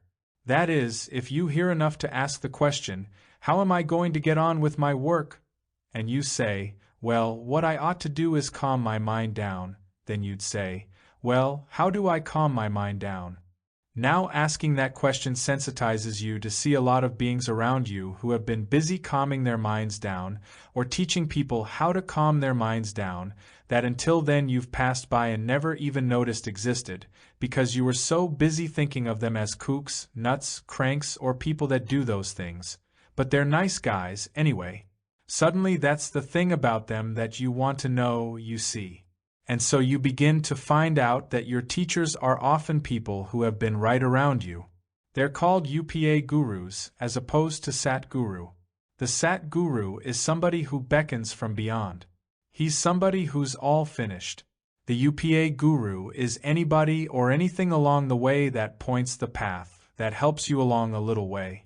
So that even your enemies often are your UPA gurus because they wake you up to a place you're not, which helps you get free of that place, which helps you get on with it. So you learn to honor everybody you meet as your teacher when you see that there is nothing else you can do but be conscious, for the good of yourself and all your fellow men, and to bring you closer to the place you're trying most to get to by all the other means you thought you were working on. You work on your own consciousness, and the way to do that is to see the teaching that is in everything in the universe, about where you're not conscious or where you're asleep. You begin to see that everything in your universe becomes your teacher. So your teacher is everywhere. Your guru is waiting for you to be ready for him. That's the model you can work on. So you don't have to rush to India because it's always right where you are.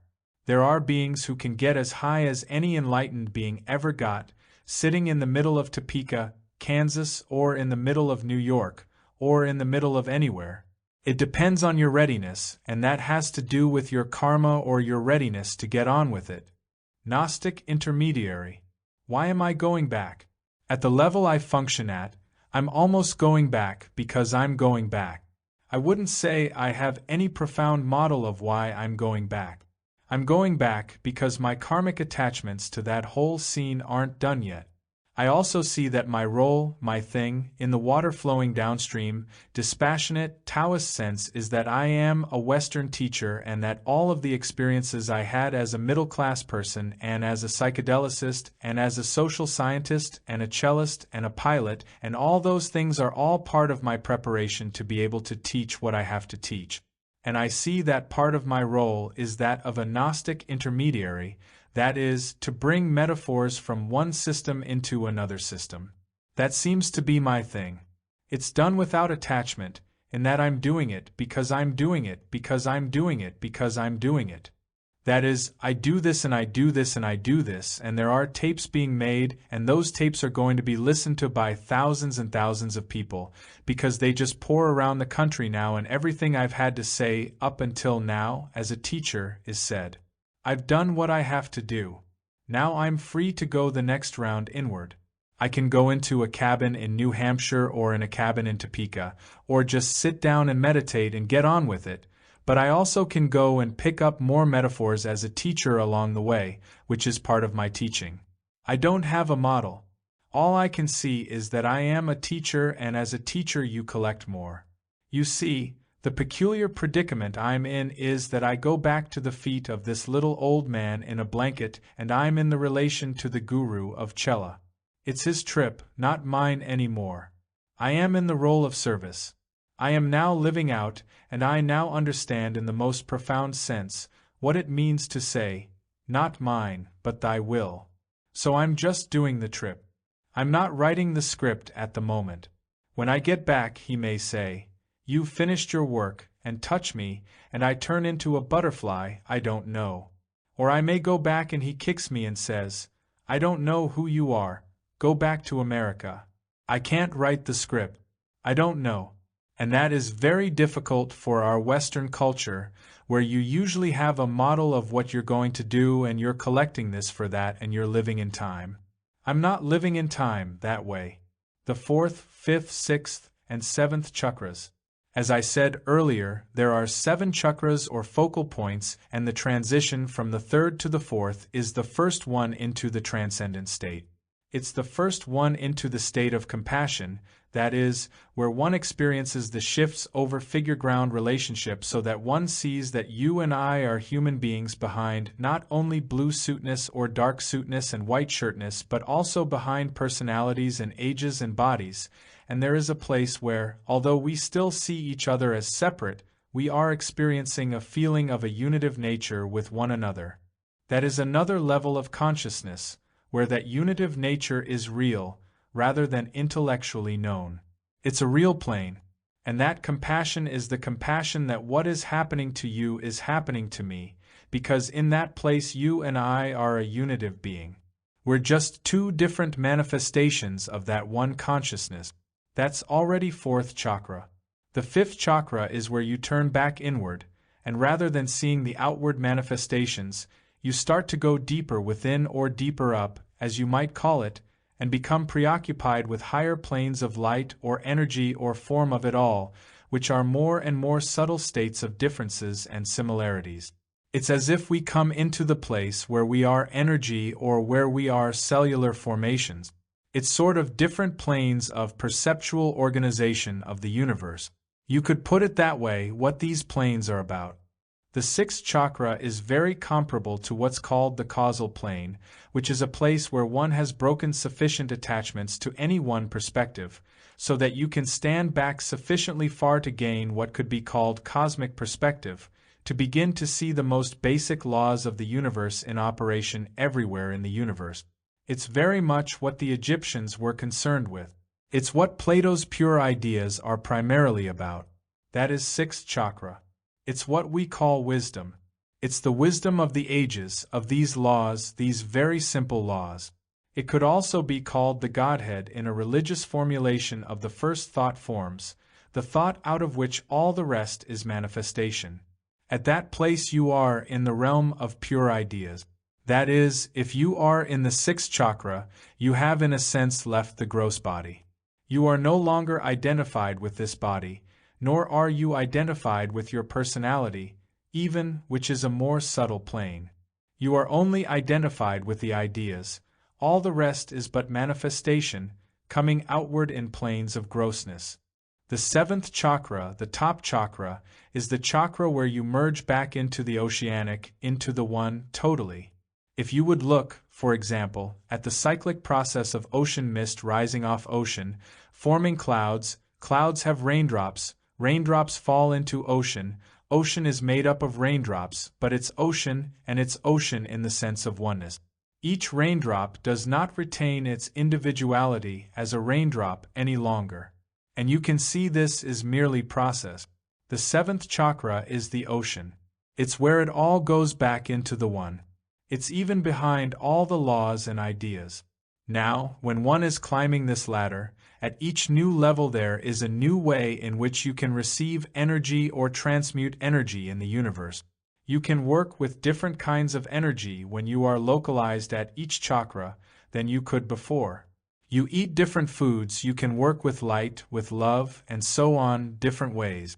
Also, you see the universe in different ways and therefore your actions or responses start, your habits of thinking about it all, and thus your responses start to change with each new level as well.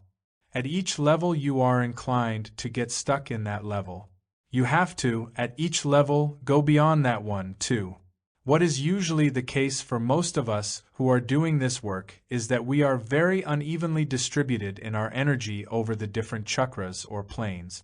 That is, there is a certain part of me that is open in the fifth chakra. There is a certain degree to which I am starting to be opened in the sixth chakra. There is a way in which I am opened in the fourth chakra, very deeply opened in the fourth chakra. I still have much energy attached to the second chakra, sexual chakra, and the third chakra, in terms of power and so on. Now the process is to slowly convert Bindu to Ojas or transmute energy or move it up into these higher and higher chakras, because every higher chakra is a more total organization of the entire universe in a more and more cosmic way of perceiving it and understanding and living with it all, which means a higher level of functioning, if you will. The job is to take energy from a lower center and move it to a higher center. This becomes the work. What I can do is, through various techniques, I can center primarily on the fourth chakra, and then when something happens that is in a lower chakra, I can convert it to that fourth chakra. So that if I am centered in the fourth chakra, and a beautiful girl comes along and I experience lust or arousal in the terms of subject-object, which would be a second chakra relationship, I can at the same moment see that she is God and I am God, and we are in the manifestations of male and female. This is an eternal drama that has been lived out, and I can in that process make contact with that place in her which is behind womanness and in me behind manness. Then we will either do out the dance or not, depending on what a lot of conditions are, but we are no longer stuck in that place of lust. So when the Bible says, "Thou shalt not lust," it's really speaking about, "Thou shalt not get stuck at the second chakra," is one way of saying that same thing. Now I would say that my own state and that of most of us in the West who are working is quite uneven and spread over most states. I have, through psychedelics originally and more recently through pranayam, gotten into sixth and seventh chakra states. In psychedelics I would stay many hours in what would be called nirvikalpa samadhi, a very, very high form of samadhi, a completely formless void. Now there are many reasons for coming back from that place into lower chakras, or lower ways of organizing the universe. You can come back because of uncooked seeds, that is, because there is still some energy or libido cathected at those lower centers. However, in order to fulfill the entire journey you begin to understand what the bodhisattva role is in Buddhism. That is, that even getting to the seventh plane, you can get stuck at that place too. And if you are at that plane, to the negation of the other planes, you are still not finished. You are attached to the void, it's called. The final place you end up coming to is where you complete the cycle. And you come back into every plane and you live consciously at every plane, because every plane is another truth. It's another level of truth. And you live in a bodhisattva role, which means living in this world of illusion at the same time that you are not in the world of illusion, because you are fully conscious at the seventh chakra also. That is, you are conscious right across the planes simultaneously. Optimum being. The job finally is not just to keep moving it up, but to move it up until you are free of each one, including the last one, so that you are at all of them all the time. You are the optimum being at every level. That must seem to be what it's about. I can't walk out on the illusion if you're stuck in the illusion, since you are part of me. So if you're stuck, I'm stuck. So where can I go? I can't go out and finish my own trip at your expense, since who ends up being caught in that but us? And I'm part of us. I've already seen that in the fourth chakra, you see. A person can't really go on his own trip all by himself and forget it. Now there are some beings whose work at these different planes is reasonably finished. This has something to do with karma, and therefore they are at the point where they end up in the seventh chakra. There are some sadhus in India, for example, who go into the seventh chakra and don't come back, not because they are stuck, but because their work is done, in that sense. They have divested all of their gross body and subtle personality.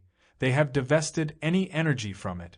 The rule of the game under these conditions is that after 21 days their body falls apart, because there is no motivating principle or thought, of which it is a manifestation, maintaining it any longer.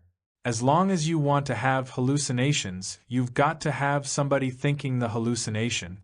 When there's nobody around thinking it, the hallucination falls away, including the body, at that point. That only happens under a few conditions.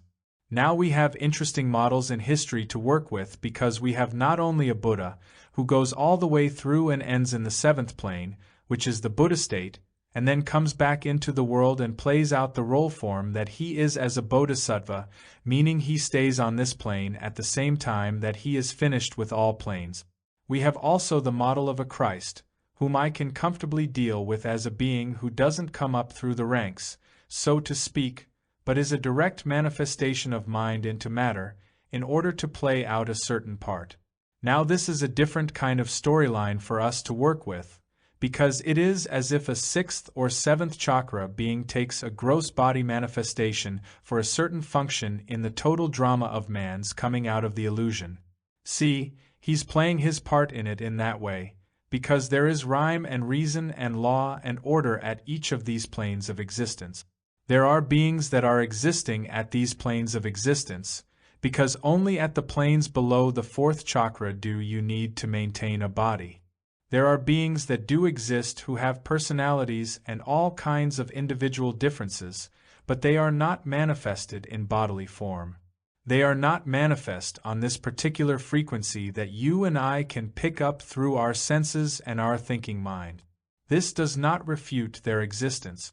It merely means our instruments at this moment, in this way of doing it, can't know them, because we don't know how to measure them. We can sometimes meet them, and I can meet them when I will leave this particular plane, as if I'm tuning my television receiver, which turns out to be tuning into various nerves or what are called in the Sanskrit nadis, or as if they are like electrically finer receivers in my body. There is, for example, a type of yoga that I work with called Nad Yoga, which is the yoga of inner sound. That is, I put in earplugs and I listen.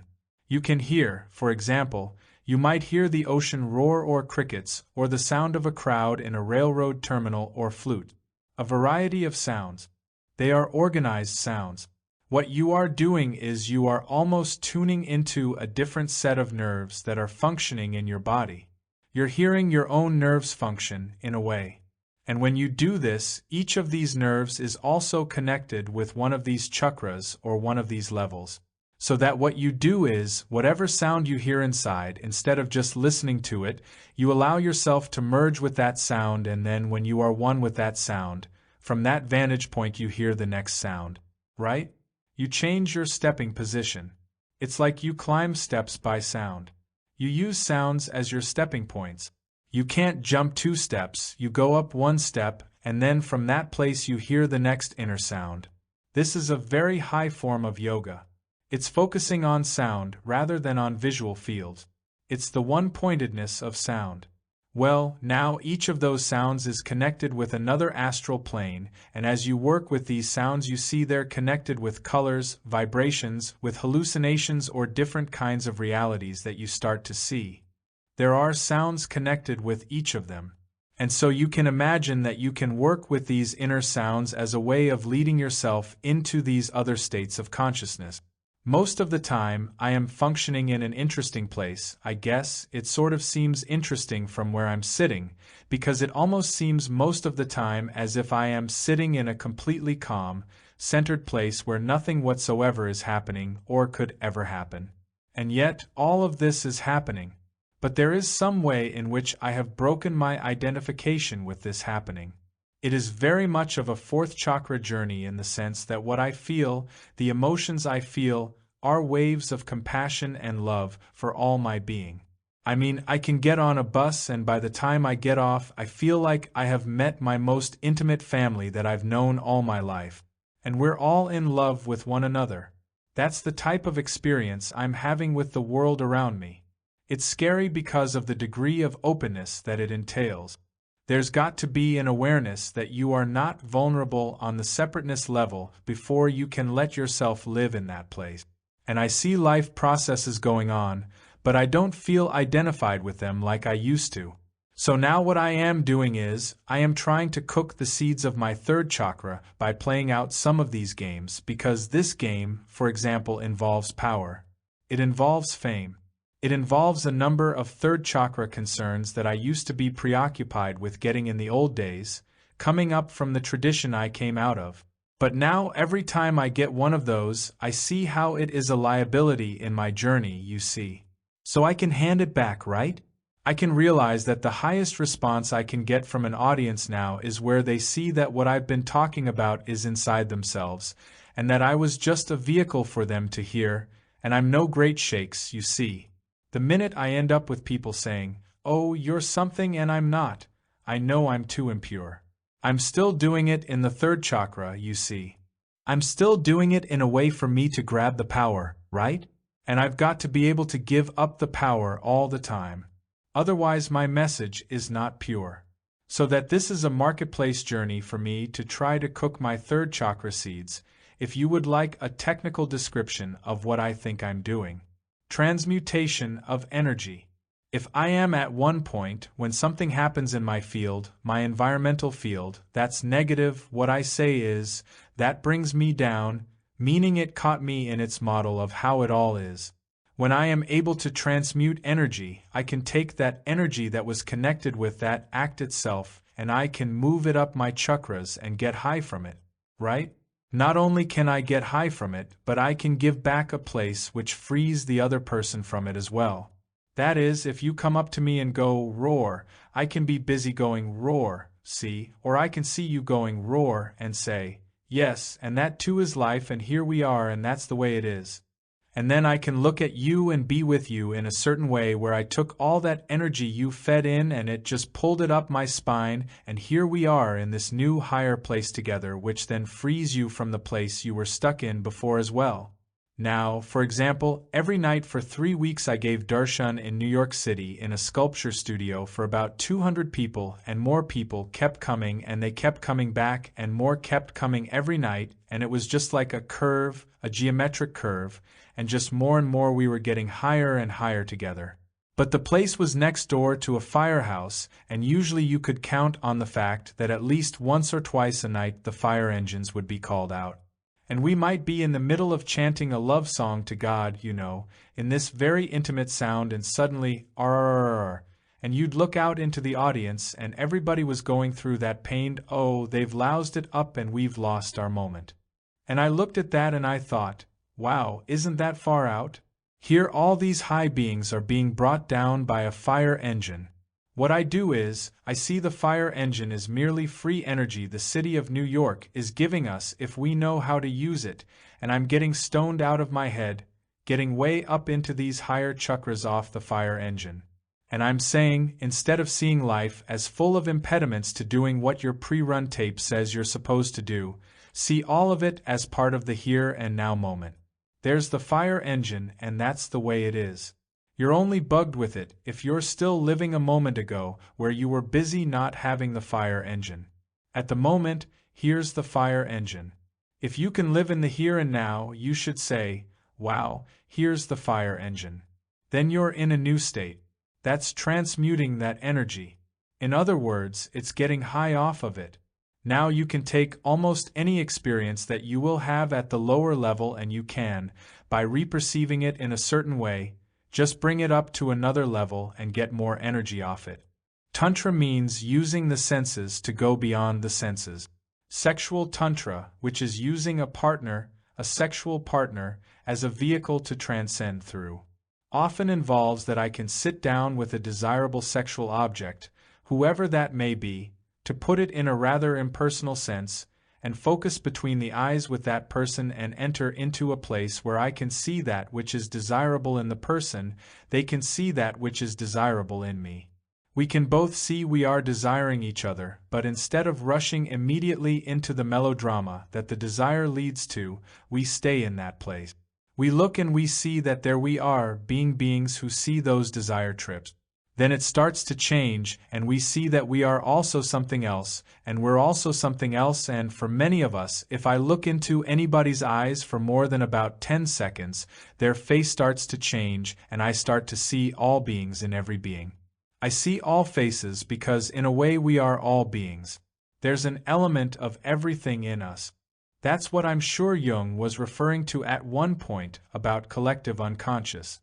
So that when you can take the energy that is aroused through the lust that you experience through the desire for the partner, and take that energy and stay with it instead of running that game through, you just keep bringing the energy into a higher place. You see, you're using that energy to get higher and higher and higher and higher. You see how that's working?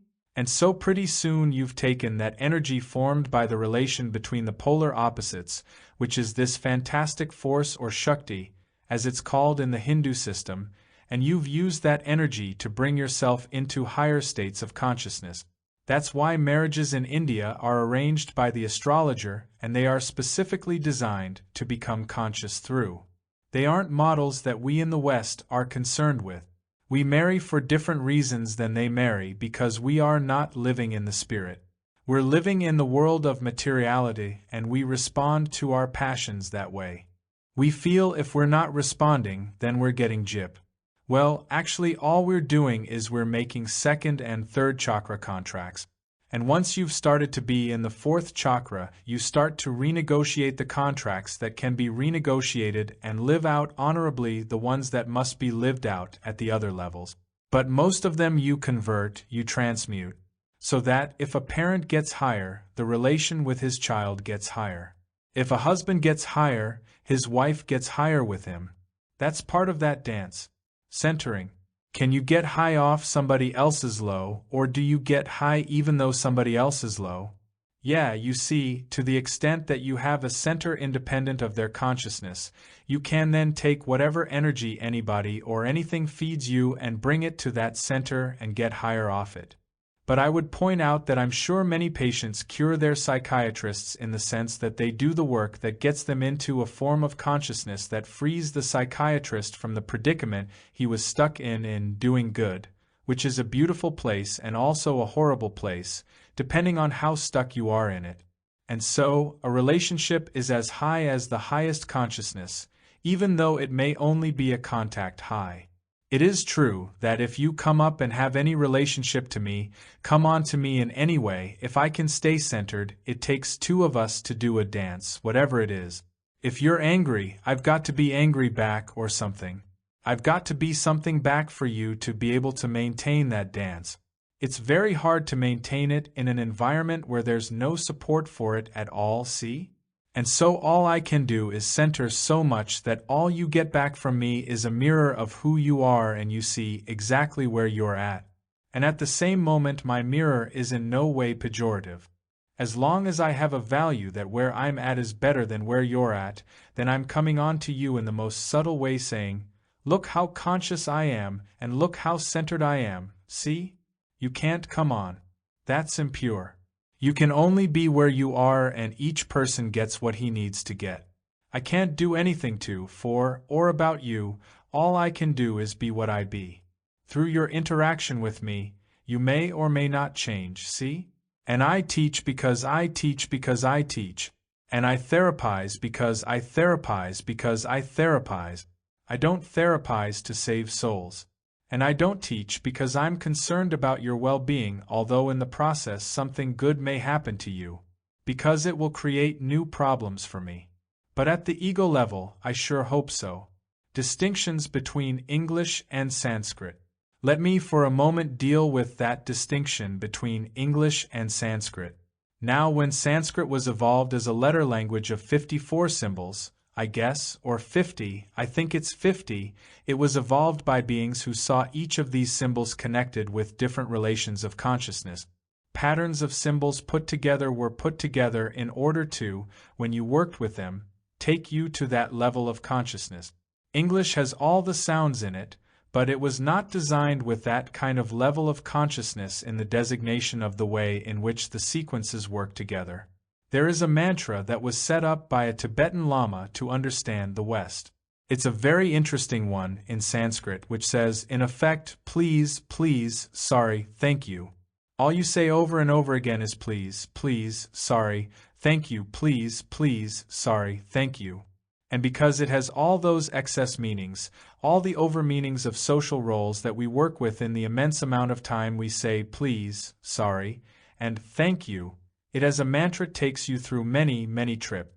But the highest level of taking you into a vibrational space it doesn't do, because it wasn't designed with that degree, that level of performance in itself. One-pointedness of mind. If I had my druthers in the field of education at the moment, the last educational experiment I ever did, which was before I got thrown out of Harvard, was I introduced karate into the Lexington school system. And I did it not as karate, but as a technique of Eastern exercise. It was a little dishonest in the sense that I brought my karate masters in, and they showed all the junior high school kids, so everybody volunteered because they all wanted to learn to break boards. And it wasn't for that reason at all. That was their motive for doing it, but I knew that, in order to do it optimally, they would have to develop one-pointedness, see? In other words, they were competing against their own inner struggle. They had to bring their mind to one-pointedness to be able to do this, and in the process they would develop this extraordinary discipline of the mind which I felt would transfer into all of the other parts of their life.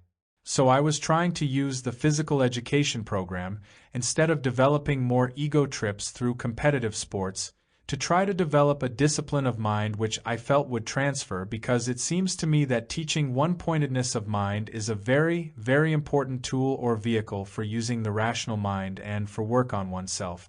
And therefore I think I would probably start with very, very early schooling in terms of meditation and so on. I learned from my teacher in India something very profound. I was a professor of education and I had studied techniques of teaching. I don't think I had ever seen as pure a case as he showed me, that in all the time he taught me I was never under the impression that he was teaching me anything, because he was teaching me from inside myself. And he was doing that from being a wise man and then turning off the model that he was teaching me anything. He became so open that he heard where I was. Then, working from within my framework, he evolved. Whatever came out of him was my framework moving toward the wisdom that he was. That is, one of the things I would do if I were going to teach a child, I would as quickly as possible get out of any model that I was going to teach this child. That is, by hanging out with this child and saying, okay, now what? Because I am now under the model that the child already knows everything, and my job on myself is to thin the veils that keep me from knowing it all, and to not contribute to increasing the veils that keep him from knowing it all, right? To help him thin his veils. So that, what I would be inclined to do, I think, is to sit with a group of people and say, let us start from exactly where we are at. All truth is in everything. There is no pre-programmed model in my head that is that vital, including any books, any subjects, because I'm now awed by an interesting phenomenon that I've begun to see. As some of these young teenagers finish their dropouts from school and their moratorium and their anti-energies, and start to be open in a turned-on way, I see that they can absorb fields of knowledge almost as fast as they can hear it fed in because they are learning it out of a very positive thing. They're ready to hear it and they want to grab it. They learn it almost in one-trial learning. They don't learn it with that kind of resistance of subject-object where somebody's implanting it in them before they're ready to know it. So that I guess timing, readiness to learn, becomes a very critical matter, and I think I'm willing to handle a lot more tension of lack of closure, of early non-education in the formal sense. Rather than getting kindergarten and pre-kindergarten kids to read earlier and earlier and earlier, running our programs through kids earlier and earlier and earlier, I think I would be inclined to surround children with as high a consciousness as I could find. That is, I think I would first of all institute a program for teachers to work on themselves. That's the first thing I would do. Then I would put them in an environment with these kids where whatever the vehicle was, the teacher saw that as merely a vehicle for us to become conscious together, rather than getting the teacher caught in any other achievement model, such as, I've got to get a payoff from these kids in terms of their external performance. That means I'm willing to maintain a certain tension level of lack of performance in these kids for quite a while. I'll play for the long shot that they will open to the universe, which is within them, in a way that will allow them to tune in on stuff much faster than if they learn it in a linear input fashion, in the way that I've been programming it in traditionally. I begin to see that the educator educates himself, and then he hangs out with the child, and the child gets free of the things that are keeping him from educating himself because, in effect, we only do it to ourselves. That's the model I understand now. We don't do it to each other. We only do it to ourselves. All you can do is provide an environment where the kid can do it to himself. I guess I would be inclined to realize that a classroom is as high as the highest being in the room. And sometimes that's the teacher and sometimes it isn't. Sometimes it's a kid. It is not true that kids are little Buddhas. Everybody's a Buddha, but a kid is deepest in the illusion, in a way, because he had to be born into the illusion or he wouldn't have been born this birth, and here he is now and he's in the illusion. Now the question is, how long is he going to stay in it? And he's going to stay in it as long as he's got to stay in it, but also as long as people around him are sucking him into it, which is dependent on the extent that they're stuck in it. So all you can do for a child is, really, not be stuck in the illusion yourself. And then that frees the child, and the minute he's free he'll pick up everything he needs. If I need to repair a car, I can damn well figure out how to repair cars. And there's nothing that makes me learn how to repair a car faster than when my car's broken, I'll tell you. I could study theories of carburation until hell freezes over and it would pass through me like Chinese food, but when I need to fix the carburetor I read that manual and boy, it really has relevance because I want to know how to fix the carburetor. And there is something about functional knowledge. When the kid has an itch, then he scratches it, and until then it's only fun and games in our head. And the whole history of knowledge is as a drop in the bucket compared with wisdom. We're trying to preserve something, and what we're doing is preserving at the cost of something much, much higher than is what we really want. We would like to train for wisdom, not knowledge. And what we're training for is knowledge because we can measure it. But knowledge is not convertible, necessarily, into human happiness or well-being. Wisdom is, because wisdom is learning how to live with the Tao, to live in harmony with the world at the moment it is. Wisdom is a totally adaptive thing, but knowledge isn't. Knowledge is not necessarily adaptive. But if you're a wise being, whatever is. You deal with what is. You teach a child methods of how to be conscious, how to use the tool of his mind as an exquisite, analytic device. You teach methods of absorbing knowledge. You don't teach knowledge per se. That's one of the major things. And I think we're moving toward that in elementary education anyway. I think we start to respect each human being's method of evolving, and we allow for much wider degrees of freedom in terms of each person's journey. We present him with models of consciousness, not models of external achievement. Teachers as conveyors of the universe. I used to work for an outfit called SMSG, the School Mathematics Study Group, which puts experimental mathematics education in public schools.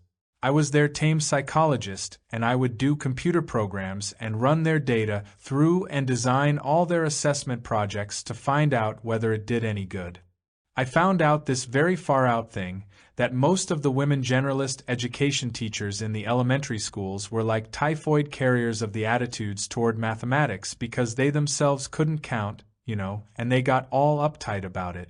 They felt they had to teach it, so they would teach it, but they would say, "All right, you've had a good time out at recess, now you can sit down and do your arithmetic," because their attitude toward it was so negative that they inculcated these attitudes. And I began to see that just as a parent is the conveyor of the universe, so each of these teachers are. And the earlier you can help the person out of the illusion, the better off you are. The earlier you can do it, the better you help the education system. Your hope is that so many high beings are coming in as freshmen that they may help the system save itself, at this point, from total extinction because they're bringing more and more of this stuff to the college campus. I sound horribly radical and all that, but I'm not really throwing out the baby with the bath, because I see that all of what man has developed in his knowledge and his technology and his humanities and his art forms and so on is living in the present. It's all here right now. There is no chance that it's going to fall away if it has a meaningful human function at this moment. If we are only carrying it on out of guilt, forget it. But if it has a function, we'll find it. And we, in a sense, have to redo the run over again. Just like ontogeny recapitulates phylogeny, so each person's journey into consciousness recapitulates all of man's journey into consciousness. He has to refine the need to absorb music and art and history and literature. You can't lay it on him because you know it's important. He's got to be ready to hear it. And so that readiness is such a critical issue, and that's why these early experiments with preschool and nursery and elementary school are very open environments, allowing the child to listen. Learn to listen. And that's why these meditation exercises are designed specifically to allow him to hear rather than to get so caught in ego. I think competition and ego enhancement is one of the things that's got to go. A lot of it's really got to go. The competitive models we're using in evaluation and in achievement. We have a model that if we don't achieve, if we don't give an achievement incentive, the whole system will fall down. I was a worker in the field of achievement motivation, and the game was how to get people to want to achieve more. And now I begin to see that when you take all the pressures off, a person says, "Well, if there's no reason to achieve, I won't do anything." And I say, "Okay, don't do anything. Now what?" He says, "I'm just going to sit in bed." Okay, that's doing something. You're going to sit in bed. Now what? "Well, I'm kind of bored sitting in bed." Okay, now what are you going to do? It's as if once we finish with all our fears that it's all going to be chaos after the moratorium, what a person does is he starts to build a life, because he's in a human birth, and he's got to make it beautiful and meaningful and rich and stimulating and aesthetically fulfilling. All that stuff happens all over again, but he does it now because he really wants to do it. Once we finish drafting everybody who doesn't go to college, we're going to find that thousands of these kids are going to drop out of college. Instead of seeing this as a horrible thing, we damned well better start seeing it as a very productive thing and start to respect the journey these kids are on, because they are not rejecting all of our traditions, they're merely rejecting the fraudulence with which we are living out our traditions. When I went to college, I went with a lot of veterans, and I came right out of high school. And the veterans were there, and they were asking entirely different kinds of questions of their education than I was because they had dealt with life and death, and, man, they wanted it to mean something to them. I was perfectly delighted to just go through this little mechanical game of being a student which had no more meaning than being a good student. When I taught at Harvard and Stanford and Cal, clearly the highest experience was teaching at Cal, because these were city kids who were living in the world, and they had to go earn the bread in a gas station to come to college, and they wanted to know what the hell does this child psychology have to do with bringing up their kids? They didn't want to sit around and play a lot of high abstract games. At Harvard, everybody was delighted to play games. We'll just play games. It doesn't have anything to do with anything.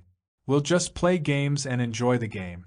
Now you can say, well, there is a lot of productivity out of that pure, free, untrammeled game playing. And I can enjoy that as a research strategy. I don't enjoy it as a process of education. I don't see it as a process of education.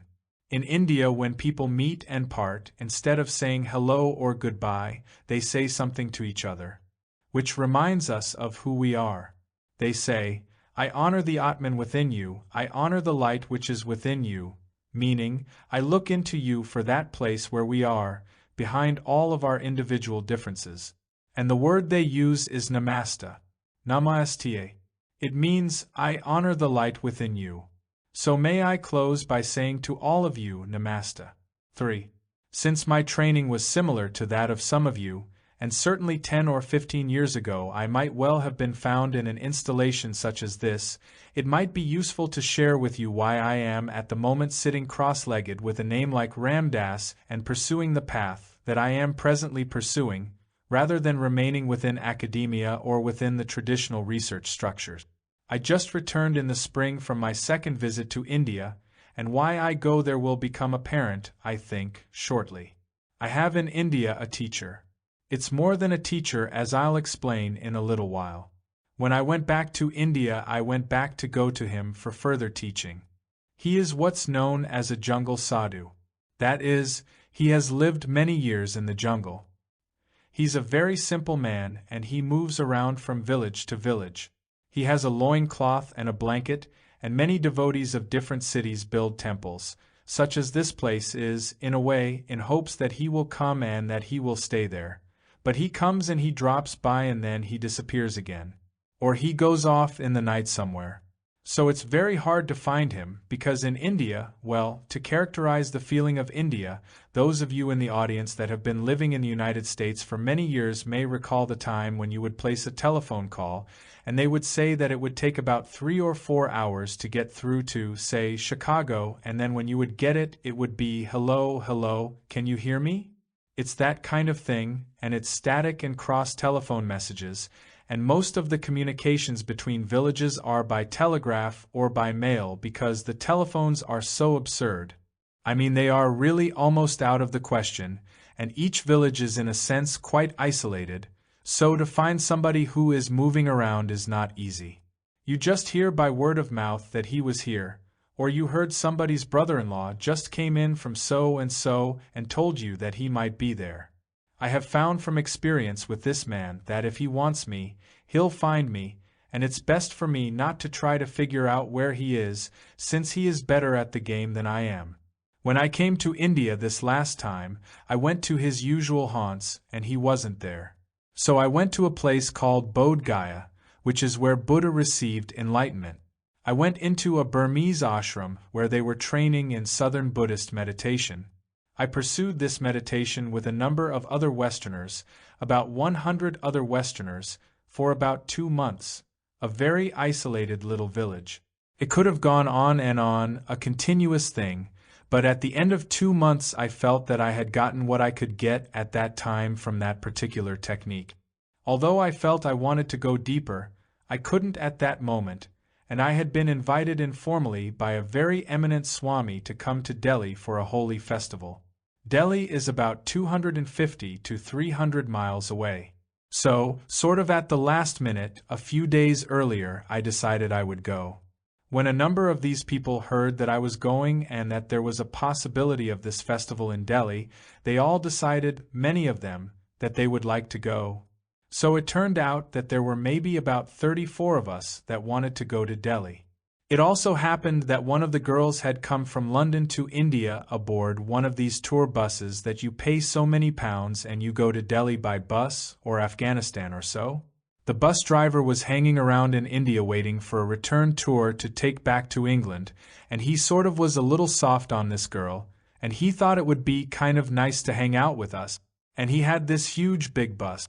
So about 2 days before, she received a letter asking could he come and be with us. He was in a nearby city, and we sent him a telegram saying, "If you want to meet us, we will all go with you to Delhi," and suddenly 34 of us just get on his bus and go to Delhi. And the route goes through a city called Allahabad, which is a very old city. Now Allahabad has a very special significance in the spiritual world of India because it is where certain very holy rivers meet, and it's the scene of what is called the Kumbh Mela, which is the gathering of holy beings from around India. They come to the confluence of these rivers at a certain time in relation to the moon and so on at a certain time each year. Every 12 years is a major festival, and each year there is a small one. We were going through there about a week after it was over, I guess. One of the boys, Danny Goleman, who is also a psychologist, had previously left the meditation course and gone to see the Kumbh Mela when it was held, and he had come back and told us how beautiful it was. As we were heading toward Delhi, it was now late in the afternoon, he said, "I'd love to have you all see where the Mela was held." I was sort of in command, and I said, "Well, it's kind of late in the day, and really we have a small child here, and we're all a little tired and we have a long trip. Why don't we pass it up this time? After all, the Mela is all over. We're just going to see an empty place, you know." And Danny said, "Yes, but the vibrations will be very beautiful." Well, you know vibrations are very ephemeral, and you may get them and you may not. It's just an empty fairground from one way of looking, depending on how tired you are. So, I said, "No, I didn't think we would do that." He said, "Okay." He went back and sat down. I was sitting up with the bus driver, and I thought, well, you know, I'm being pretty square about all this. After all, you've just got to drive off the road, and it's maybe 15 minutes to get to this fairground in this place, and we could go and we could spend maybe 15-20 minutes and watch the sunset and then go on. That would be nice. And I reflected about the pros and cons and whether we would get to a hotel in time for the night, and when the food would be available, and I was thinking all these thoughts. Finally I said, "All right, we'll go," and I said to the driver, "Right up here is the junction, and you turn right here." It was a bumpy road, and I thought, gee, I don't know whether I made the right decision, but we come down this long hill to this huge ground, which is now empty. It's like a carnival ground after the carnival has left. So there is sort of papers blowing in the wind. It was very deserted, and there were the rivers in the distance. And Danny said, "You know those little medallions I bought at the Mela? I bought them from a stand right over there, so why don't we just park right over there? That's a nice place, and we'll just sit there for a few minutes." So we pulled the bus over to park, and just as we're parking, one of the boys looks and he yells, "There's Maharajji," which is the name of my guru or teacher. Maharajji walks by the bus, and he has with him another man, and he stops at the end of the bus. There are no other human beings around, by the way, and he says, "Well, they've come," to the other man. We got out and we rush to him and we fall at his feet, and he says, "Come, follow me." We follow in the bus behind this rickshaw and we go to this house. It's around 5:30 or 6 at night, and we walk into the house where food has been prepared since morning for 34 people, and where lodgings have been arranged for 34 people for the night. Now, all I ask you at the beginning, at the outset, is who was it that thought he was sitting in the bus deciding whether he would go to those grounds or not? This is the predicament I'm faced with, being around this man. Who do I think I am? What do I really think the game is? My confrontation with a being such as this man is forcing me, previously trained as a psychologist, to confront what is human decision-making? What is ego? What is personality? What is choice? What is free will? What is the possibility of human consciousness? How does he do what he does? And so on. Miracle stories. Now that is what is known in the trade as a miracle story. A miracle story is a miracle story. They're lovely, and you can say, "Oh, isn't that remarkable?" Westerners usually have their minds blown by miracle stories, because we read about miracles in the Bible, but usually we say, well, that's all fine for them, but now who knows whether the hysteria of those people didn't. You know that place? Though I've written about it in Be Here Now, perhaps I'll just review one other thing. which was the way in which I met this man, and that will give you just a little more insight into some of the exquisitry of it all. The first time I had gone to India, which was in 1967, I had gone because I had been working since 1961 primarily in the realm of human consciousness and what consciousness or awareness was about and what the possibilities were, and the nature of the inner experiences connected with consciousness and what are called altered states of consciousness, and by 1966 or 1967, though I was a writer and lecturer in the field of consciousness expansion and knew the literature and knew most of the people who were doing research in the West and had ingested psychedelic chemicals extensively, it appeared to me at the time that whatever it was that we knew, we certainly didn't know enough. We didn't know really what it was about. The literature from the East made it seem possible that somebody at some time had known the stuff we were trying to find out. But the problem was that often you just couldn't understand what it was you were reading about. And various of my friends had gone to India and they'd come back and they'd said, well, it's all sort of nice historically, but it doesn't seem to be the living tradition. You can't find the real thing now. Probably all those guys that knew are gone.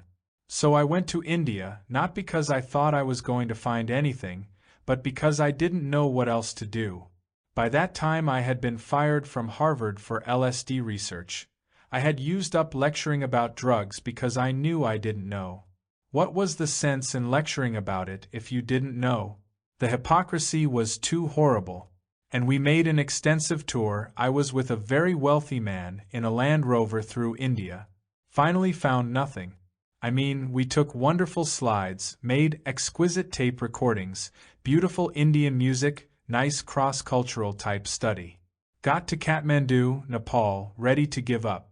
Then I met this young Westerner who was a very extraordinary being, and I realized in some way, although he was very young and was originally from Laguna Beach and so on, that this fellow knew something that I didn't know. And I started to follow him in India.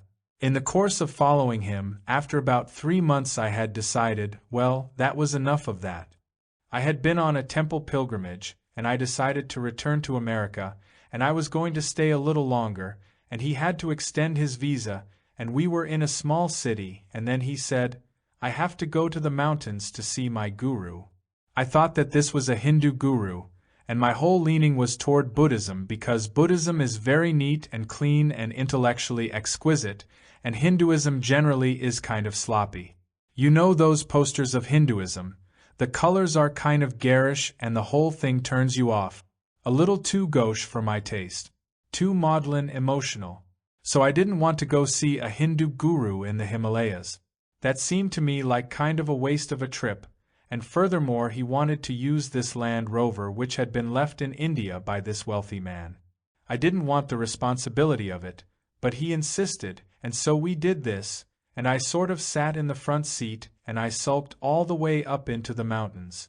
He wouldn't even let me drive. I mean, it was one of those horrible things. Now the previous evening I had been staying in this home in Lucknow, and during the night I went out under the stars to go to the bathroom, and I thought about my mother. As I looked up, the stars were very close and clear. My mother had died 6 months previously in Boston at the Peter Brent Brigham Hospital from a spleen condition in which it enlarged tremendously, and then they removed it and she died from leukemia. I didn't think of her in any positive or negative sense, or anything. I just felt her presence, and I just was aware of her at that time. I hadn't thought of her for some months at that time. Then I went back to bed. The next day we got in the Land Rover. We drove up to the mountains. We got up to this little temple by the side of the road. The car stopped. I thought it was just stopping to let a truck pass, but as it stopped people surrounded the car, and this fellow obviously knew what was happening. He had been crying all the way up into the mountains. I felt it was obviously some important emotional thing for him. But I was very paranoid and not interested at all. He asked where this man Maharaj Ji was, and they set up on a hill, and he went running up the hill. I was running behind him, and the absurdity of my position struck me. Here was this young Westerner running up to see this Hindu holy man of the mountains, and I am he's just a high school graduate nut, and here I am, an ex-Harvard professor, running up this hill barefoot behind this guy, and I must be crazy. You know there is something absolutely insane about that. I get to the top of the hill, and there's this old man sitting with a blanket, and about 8 or 9 Indian people sitting around. This fellow, this young Westerner, is lying flat out on his face touching this man's feet, and he's crying and the man's patting him on the head. I come up and I take a look at this, and I think, well, I'm not going to do that. I mean, I don't know what else you got to do here, but Hindu guru or not, after all, I'm just a visitor, I'm just a tourist in a car, and I don't have to get that involved. I'll just sort of mind my own business.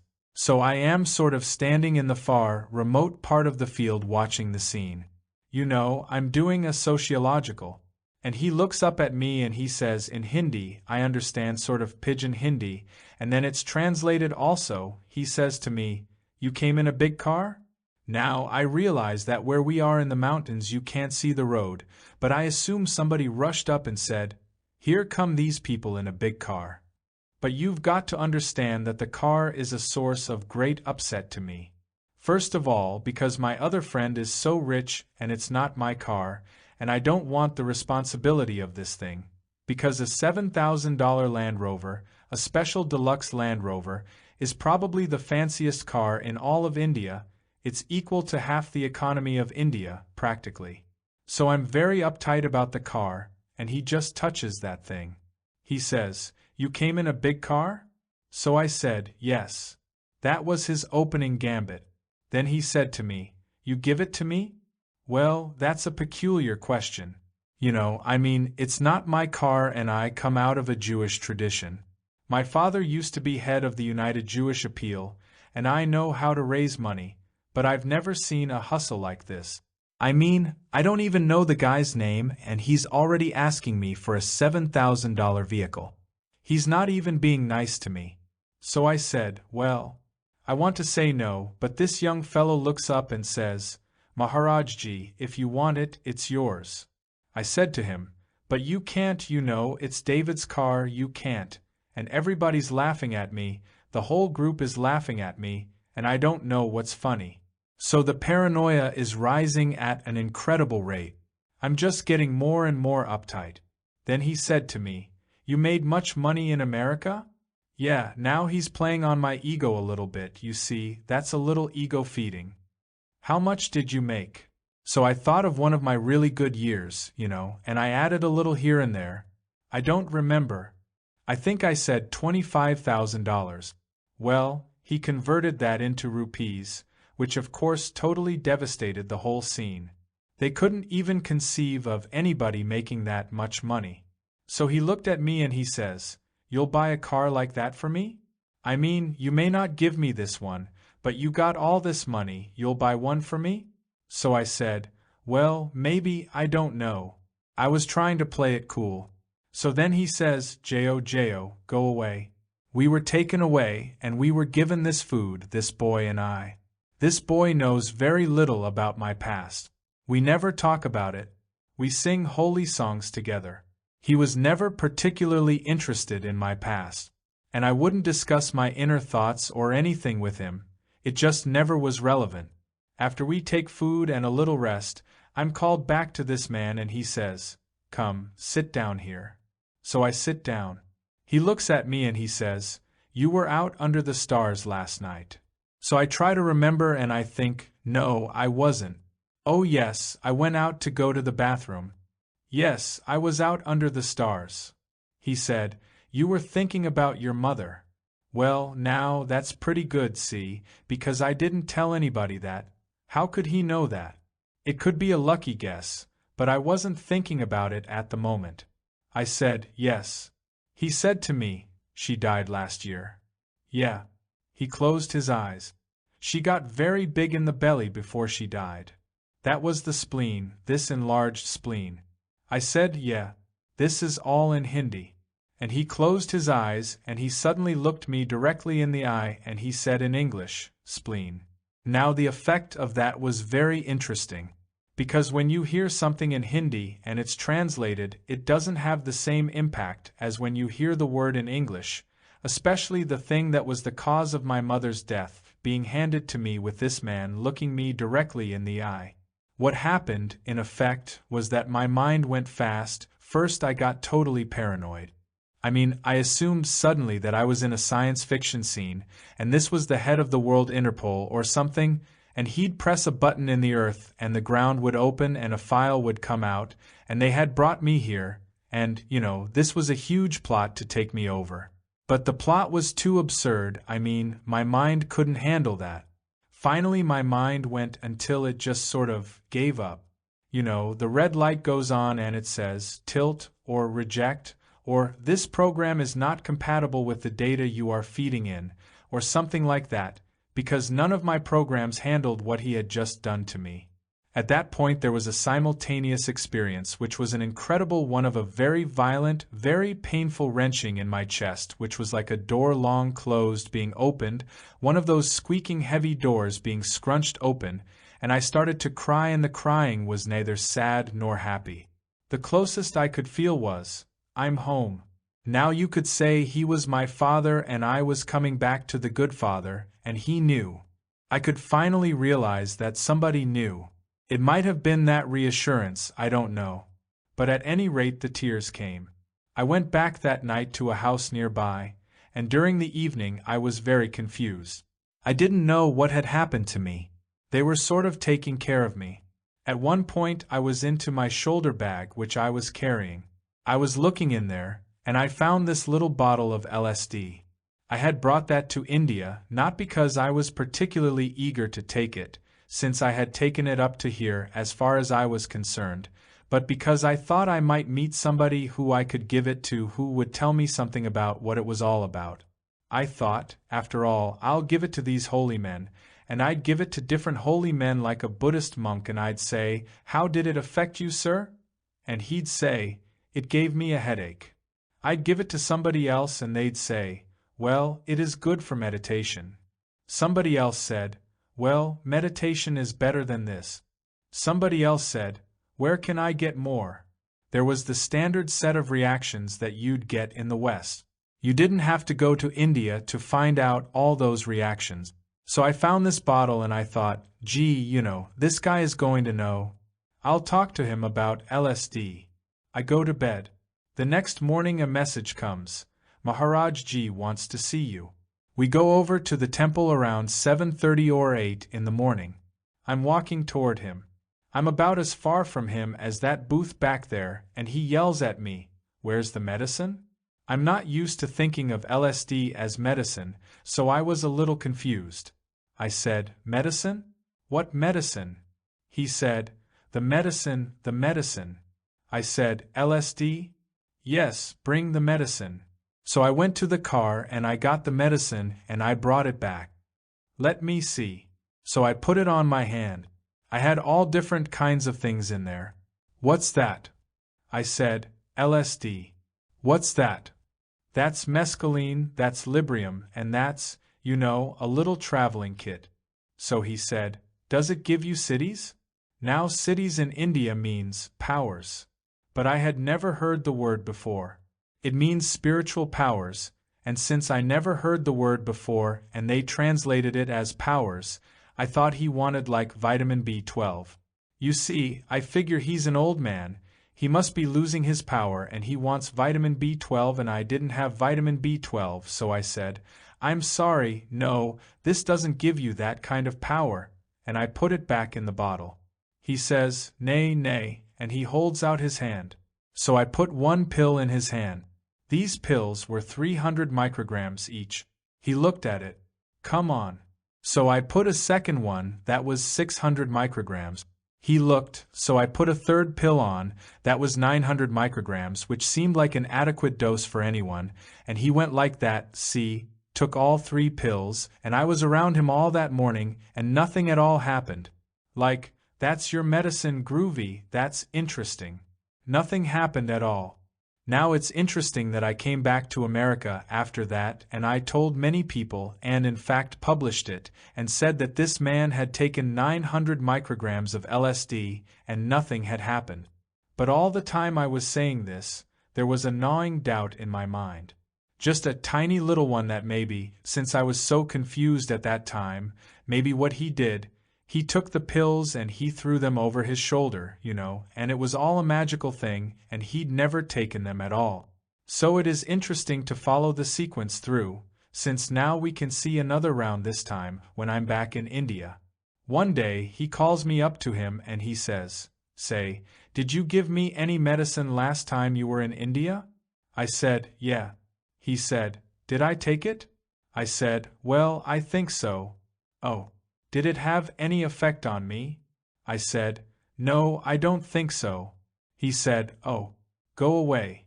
So I went away and the next morning I received a call from him and he says, "You got any more of that medicine?" I said, "Yeah." "Bring it." So I bring it.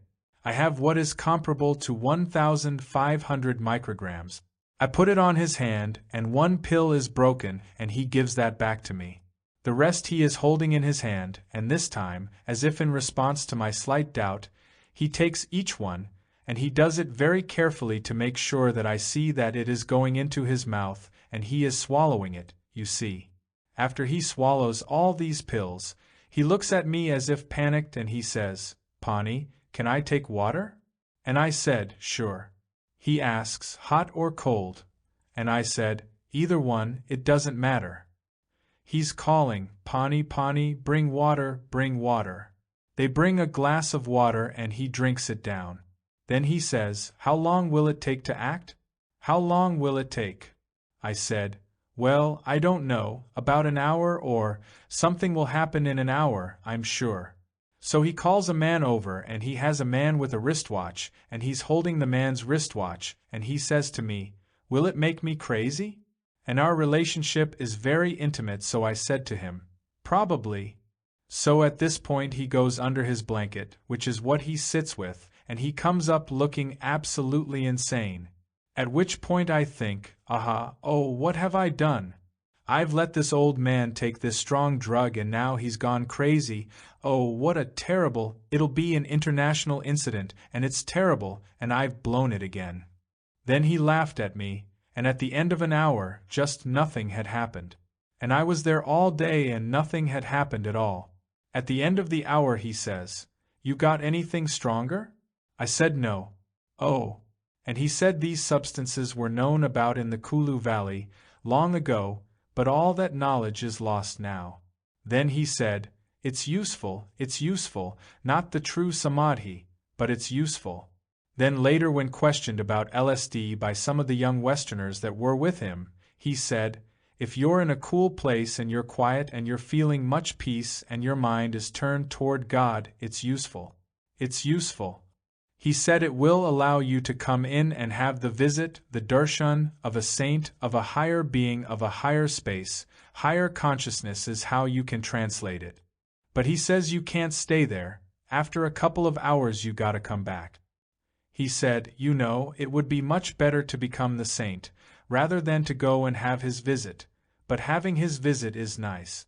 He said it strengthens your faith in the possibility that such beings exist. At the time he used Christ as the saint he was talking about. He said it allows you to have the visit of Christ, but you can't stay with him. It would be better to become like Christ than to visit, and LSD won't do that for you. He said it will strengthen your faith, but it won't make you into that. He said love is a much stronger drug than LSD medicine. One day I had my Volkswagen microbus, and I went to visit a little temple with about 6 or 8 other people because he had said to come at 1 in the afternoon. On the way back we crossed a bridge over a river and went up a hill, and the Volkswagen wouldn't get up the hill. So I told everybody to get out and push. Everybody got out but the women, the 3 women, and I thought, gee, they're young and healthy, why don't they get out and push? But I just thought it, I didn't say it. We pushed and we got to the temple, and we walked in and Maharaji looked and he said, Ram Das is angry. Everyone said, no, he's not angry, Maharaji. Yes, he's angry because the women wouldn't get out and push. Now if you can imagine having someone like that who's in your head like that, I mean, where am I going to hide? Many of us have been through psychoanalysis. I've been through 5 years of it, and I can tell you that as exquisite as the game is, there's always subtle ways to hide. But where am I going to hide now from this guy? He obviously can see. He can see my inner head thoroughly at a distance and at any time. What effect did that have on me? Who is he? What kind of a being is this? What is this phenomenon? How is this working? How does he do it? In the past 4 or 5 years, when I have really steeped myself in Hindu and Buddhist doctrine and techniques, it has become apparent to me that in many of the some 300-odd LSD trips that I've taken, I have touched many of the places that are described in the literature. For example, the reason that we translated the Tibetan Book of the Dead and published it as the psychedelic experience back in 1964 was because the nature of the experiences in the Bardo Thodol, the stages one goes through in the process of death, that a Tibetan has read to him by a Tibetan Lama at the time he is dying, those descriptions of the different planes or states of consciousness, many of those descriptions were the most vivid descriptions of what we were experiencing with psychedelics, but hadn't been able to describe. We were saying it was ineffable, and there it was, described in this book that was 2,500 years old. So whatever they were talking about was certainly similar to whatever it was that we were playing with LSD. It's true that in terms of the nature of the experiences that I've had from study and meditation and being in India for these past few years, there are very dramatic parallels. Those of you who have had psychedelics know that the stuff goes through so fast. There's so much of it that all that stays in is these little bits of total conscious momentary fragments of planes and experiences, sitting there but not necessarily conceptually able to be organized, and when you start to read these Hindu descriptions of the way of the gods, the devas, the planes of consciousness, the different loci they're called, you suddenly realize, oh yeah, that was that experience I had in Zewataneo, or that was that experience I had in, wherever, at that moment. Suddenly the pieces start falling into place, and you realize that the Easterners have had exquisite conceptual maps of consciousness for a lot of the stuff that we are incredibly interested in at the moment. Fascinated with, I might say. There's a very funny side. Buddha said, the smallest unit of energy is called the kalapas, and he said, there are 1 trillion kalapas per blink of an eye that are born and die in sequence. Okay, 1 trillion. Now that would seem like a very melodramatic statement, certainly one gauged for public relations, words like 1 trillion and blink of an eye and so on. But it is interesting that about 4 or 5 years ago the Nobel Prize in Physics was won by a man who with a linear accelerator and cyclotron measured the light span of the tiniest unit that they can get a trace on, and the time, although it's not in blinks of eyes as you might imagine, but more like in seconds of milliseconds, comes out to be almost identical with that which Buddha stated 2,500 years ago, roughly 1 trillion per blink of an eye. Then Buddha said, that's all very interesting, but the human mind has 17 mind moments for every kalapas. That means there are 17 trillion thoughts per blink of an eye in sequence. Nirvana. Now I'll take you the next step out as long as we are in the science fiction world. It's all contained in a huge book of the Southern Buddhist literature called the Tripitaka and the Visuddhimagga, which is part of the Tripitaka and is a description of a certain kind of meditation. In the Visuddhimagga, he describes the 34 last mind moments before you go into nirvana. I mean, out of 17 trillion, he's describing 34 of them, one by one, and then the nirvanic state is placed between 2 mind moments, between 2 of the 17 trillion. That's the game we're dealing with. Now just assume Buddha is just like us. What is the potential of human awareness in relation to the rate of thought and the ability to focus on specific mind moments or single thought units? It's interesting because many of us who have taken various psychedelic chemicals have experienced a speeding up of thought. Actually, all it is an awareness that gets more discriminative, and you are just seeing more of your thought moment. But even then, you are seeing it at an incredibly gross level compared to this kind of discipline of being able to move awareness behind thought and observe sequences of your own thoughts, and be able to be calm enough and detached enough from your own thought to witness thoughts. Buddha describes these stages of the arising of a thought, the duration of it and the dying of it. Now there are 17 trillion poor mind moment, and he describes at one moment that you just focus on the arising of thoughts and you look around and it looks as if the whole universe is being created over again. That's Christ's statement, "Look, I am making all things new." It's that thing where it's all just appearing. Many of you, I am sure, have had that experience. And then there's another one where he says you suddenly are aware only of the dissolution of each moment. It's as if everything is dying or decaying, because Buddha says, in effect, every mind moment is an entire universe and between moments there is nothing, as far as you're concerned. So, in effect, when you experience anything as simultaneous, it really isn't simultaneous at all. It's just that the rate of it makes you experience synchronicity simultaneously, but it isn't really. Like you think you're hearing me and at the same moment seeing me. But you're not. It's like going through your 5 senses in your thinking mind. It's just like that. It's just collating and collating and collating and giving you these kinds of summary printouts. Now, if any being was ever capable of purifying and quieting awareness sufficiently and directing it in a laser beam technique sufficiently to be able to examine his own thoughts, one by one, which go at this incredible rate, what is the capacity of human awareness? Eastern and Western models of man. What I'm going to continue to say is even much further out than this, so I want you to be grounded in the scientific questions before it gets too far out, because I'm going to share with you who I think this guy really is that I am visiting in India. I've been around him for 5 years and I've done little else but think about him. It's like having one case study and just studying him and thinking about him and sitting at his feet and looking at him and listening to everything he says, and after all, no matter how many drugs I've taken, there's still some level, I'm sure you can hear, where I'm a social scientist. I mean, I was trained. I know chi-squares and analysis of variance and factor analytic techniques and all that stuff. I'm still right here. And that kind of training has made me, at the same moment as I'm a drunken bhakta, an emotional devotee, it's called, at the same moment there's a little computer mind in me, you know. It's like, when he took the LSD the first time, the thought that ran through my mind at that moment was, this is going to be interesting. Now that's a scientific speculation thought, right? That guy is still in me too.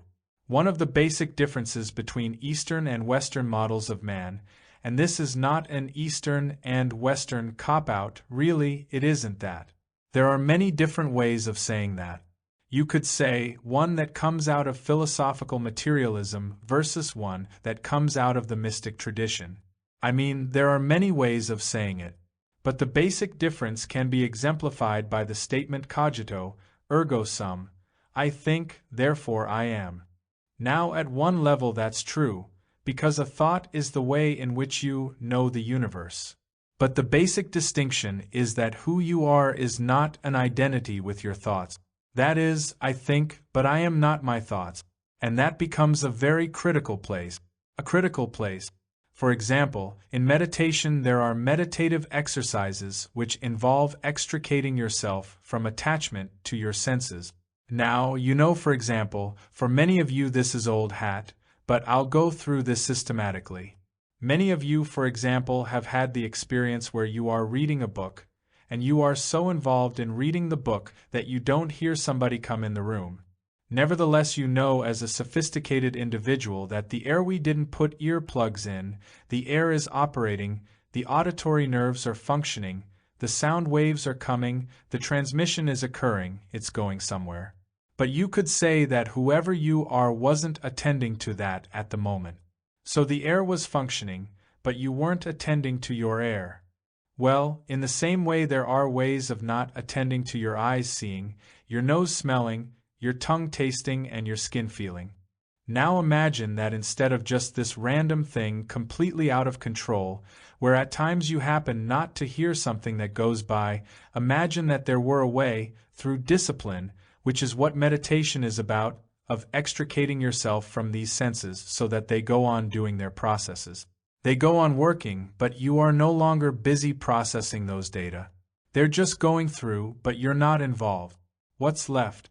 After all, at that point it's like an anesthetic. You're not experiencing your body, you're not hearing things coming from the outside world, you're not seeing things, although your eyes are open.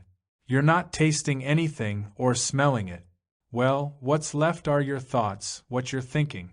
In the meditative exercises the sequence goes, I am not my body, I am not my organs, I am not my senses, and the final one, the one right at the end of the whole journey is, I am not this thought. Which thought aren't you? I am not the thought. I am not the thought. I am not the thought. You got that place? I mean, it takes you way out on a limb. This is called Atmavikara, and it comes out of the exquisite consciousness of Ramana Maharshi. Finally, you get way out on a tiny limb, when all you're left with is your own thoughts, and then you say, no, not that either. In the Indian philosophy it's called neti, no, not that, no, not that, no, not that, no, not that either, no, not that, and you're constantly separating.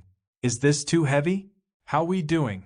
I should get feedback, because I don't want to overload the circuits. It would be irrelevant. The meditation that I do, for example, is called Vipassana meditation. It's from the Southern Buddhists, and it's a very simple exercise. It's the exercise of bringing your mind to one point. They use the analogy in India that it's like trying to take an elephant that has been wild in the jungle and putting one of those iron bands around its leg, and then sticking a post in the ground to tame it. When the elephant suddenly realizes that you are trying to tame it, it gets wilder than it ever was at its wildest in the jungle, and it pulls at its leg, and it can hurt its leg. Could break its leg, it starts to bleed, it does all kinds of things before it finally gives in and becomes tame. And this roughly is the tradition of meditation. Vivekananda, one of the Eastern people who came to the West and taught this, said, "The mind is a terrible master and it's a wonderful servant. But for most of us it is our master and not our servant.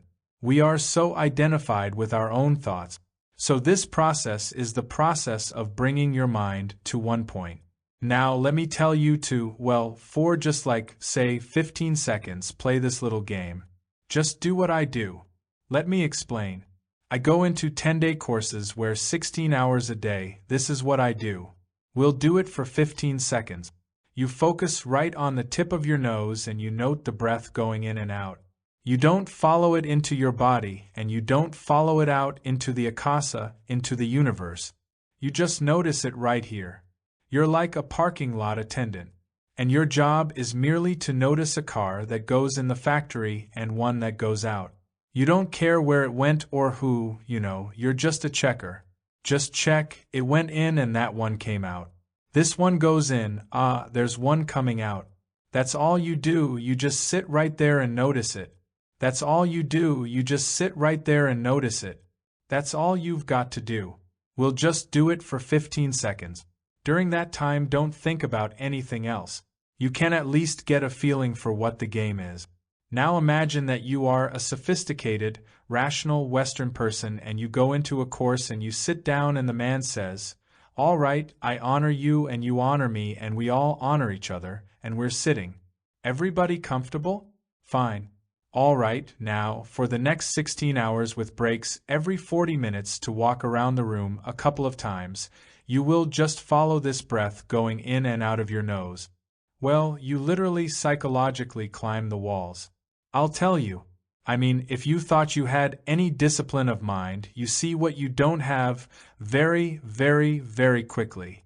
See, like most of you probably heard the air conditioner, or you felt your body, or you thought, what the hell's this all about? Or, isn't this interesting? Or, I can't even find my breath. Everybody's got these little thoughts. They're like little mosquitoes buzzing around. What happens is you usually sit down and meditate and you start in, and then what I used to go through, I don't anymore. I'd start in and I'd think, this feels good. That's a thought. That's not part of the game, see? What you do with every thought, when it comes up, it's like somebody who drops by for tea when you are trying to work on a manuscript. You say, "Hello, it's great to have you. Why don't you go into the kitchen and have tea with my wife, and I'll be along later. I'm working on this manuscript."